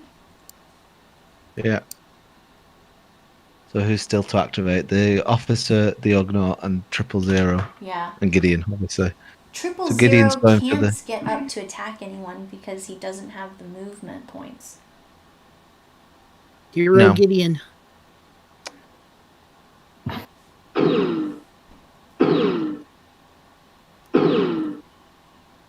Think that'll do it. What's his surges? Yeah, it will. It's +2. Yeah. +2 on Goku. Oh, and he was already that officer's already damaged as well. So. Yeah. So that's enough. Mhm. That's another security terminal. It's another 3 points at the end of the round. If he's still contesting that security terminal, I'll be surprised Yeah. if he's the only one on it. Yeah, because that officer can get there still. 000 can get there. The Ugnaught can get there. The Ugnaught. Droid can get there. Oh, that's an Ugnaught even under triple the zero, terminal, yeah. Even 000 can get there. Yeah. It's not over this round though, but Nope. he's got a struggle on. Those are the best matches. But he might. Evening, everybody. Hey, Tom. Hi, Tom. What have I missed? By the looks of it, quite a lot. Yeah, this is getting So this is really actually to the the second end. game because Tuka and I merged each other in a few minutes. In 20 minutes. In 20 minutes, they like Ollie, you were like completely tabled, right? Yeah, I was tabled. Vader versus some of the list that I was in versus VPT. Ooh, okay, we've got a wild attack. Ugnaught wild attack on Gideon. Is that right? Okay, yeah, that looks like that's what's happening.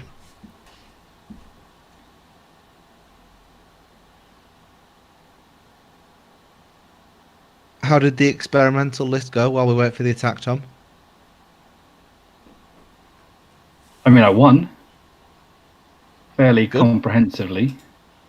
So the 3-act mercenary list works. It's 4 acts.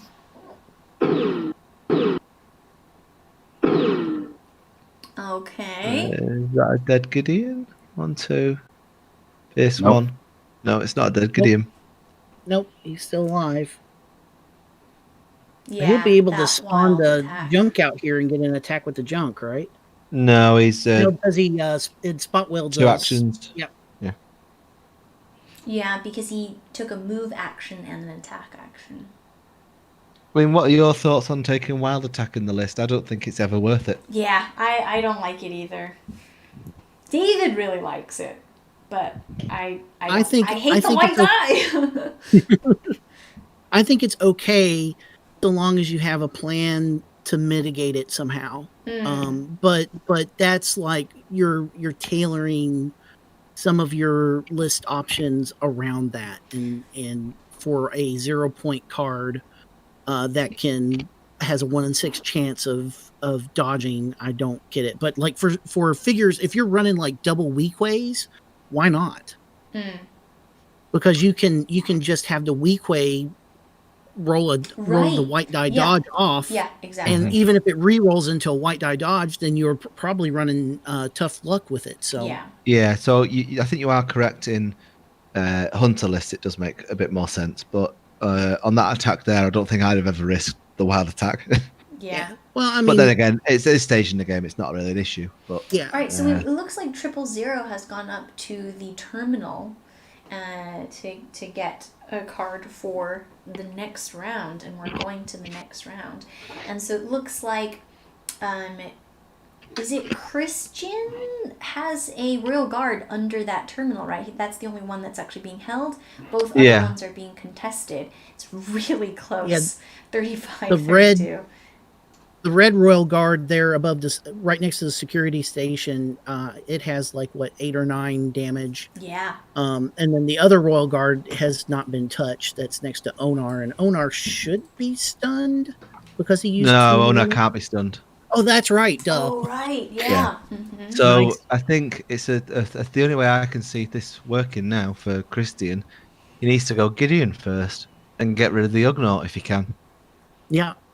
And then use if Onar. he can do that, he has a chance. Yeah. Tyler, Otherwise, you're going Onar first. can't do it. Oh. I don't think he has much of a chance. No, I think that's probably it. Because Gideon's going down now. Yep. So junk droid and shooting him himself. Yeah. Yeah, and negation was already played on Celebration earlier, so. Yeah. Which, if he hadn't have played it then, it might have been in game. He would have been sitting at 39. So Yeah. Mm-hmm. But so 000 has been exhausted. We have the Ugnaught now taking the initiative. yeah, gonna need a couple of 3 blocks here if he wants to stay in the game.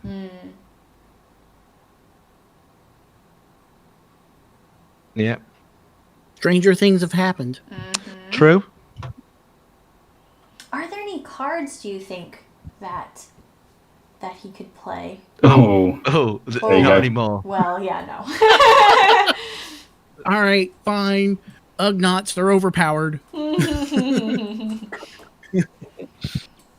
IACP Season 4 is going to take the smuggler trait off of Ugnaughts. Yeah, that's a good combo. I think that's the end of that. Yep. Nice. Definitely now. Yep. Oh, Well, he did the get ring the block. 3 block though. He did get the 3 block. Without the tools, he was fine. Yeah. Are they going to play it out, or are they going to call it here? I think now you can call it.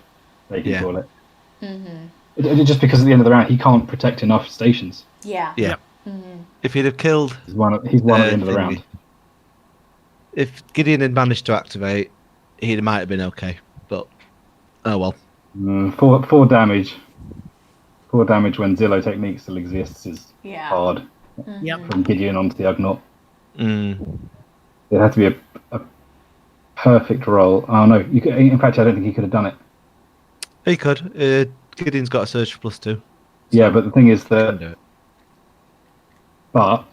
Oh yeah, the minimum defense is the either Ugnaught evade has block or block. The minimum defense that he can roll is 2, and he can pitch a card. Or is 1 symbol, and he can pitch a card. So 6 isn't enough to do 4.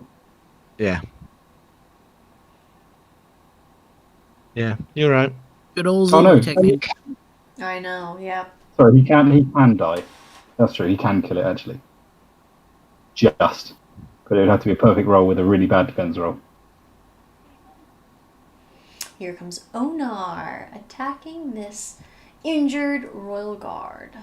Tyler's going to get every ounce of juice out of this game. Mm-hmm. I don't think he could have done, Tom, because if he'd rolled 6, and the Ugnaught, the Ugnaught would have rolled damage. No.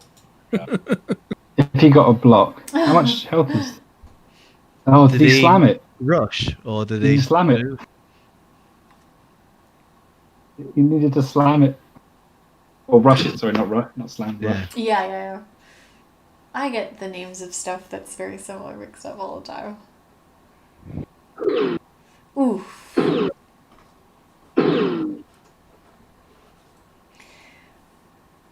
Is that Iron Will has been played? Yeah. But he could throw a card again to make it down to 2 damage. Yeah.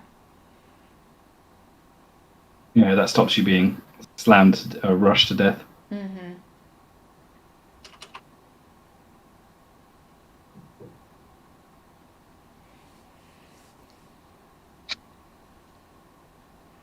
So is the Beskar Cup this what we're playing in here? Is it in a pyramid game? Are there semis and finals and all those good things?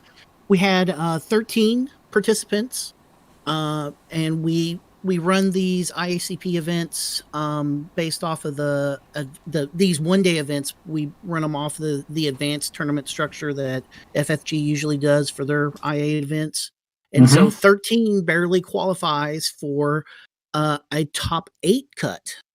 Oh, it's insane. Top 8 cut, is it? So we'll have the top 8 participants. We'll get one more game in, and then we'll do single. We're going to do single elimination with top 8. So oh, cool. So it looks like Christian's won. Yeah. Good game. Yeah. It looks like Imperial's at the moment really, really doing well. So what's the top 8 looking like so far if we refresh it? With all the games reported yet? So obviously Tuka won to go 4-0. Mm-hmm. Is Isaac still in progress? See where he got to. Yeah, his is Isaac, still in play. Isaac, looks like I've got a report here of Isaac winning against Derek. That doesn't surprise me, to be honest. I don't think Derek's list was perfect for going against Isaac. Yeah. It's always going to be a tough one for him. What was he running? Is that the Wookiees list? No, Derek was Riot Troopers and Sentry droids Mm-hmm. against Vader, Boba, Royal Guards.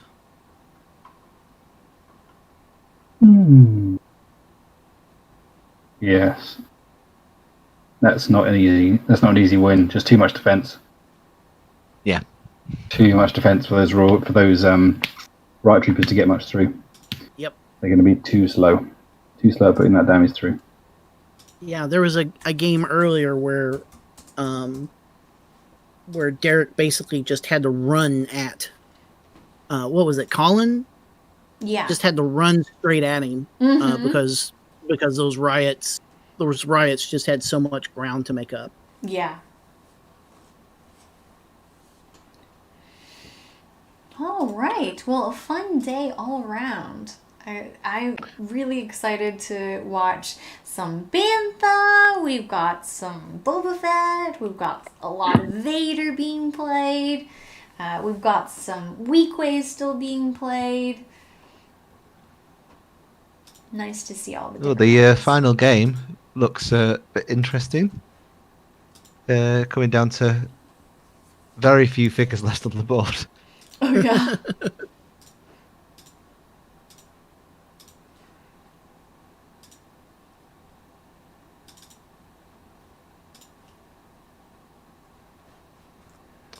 Let's see. Well, guys, I'm going to jump out of here and get the rest of this tournament squared away. Jessica, thank you for spending your day with us casting this. My pleasure.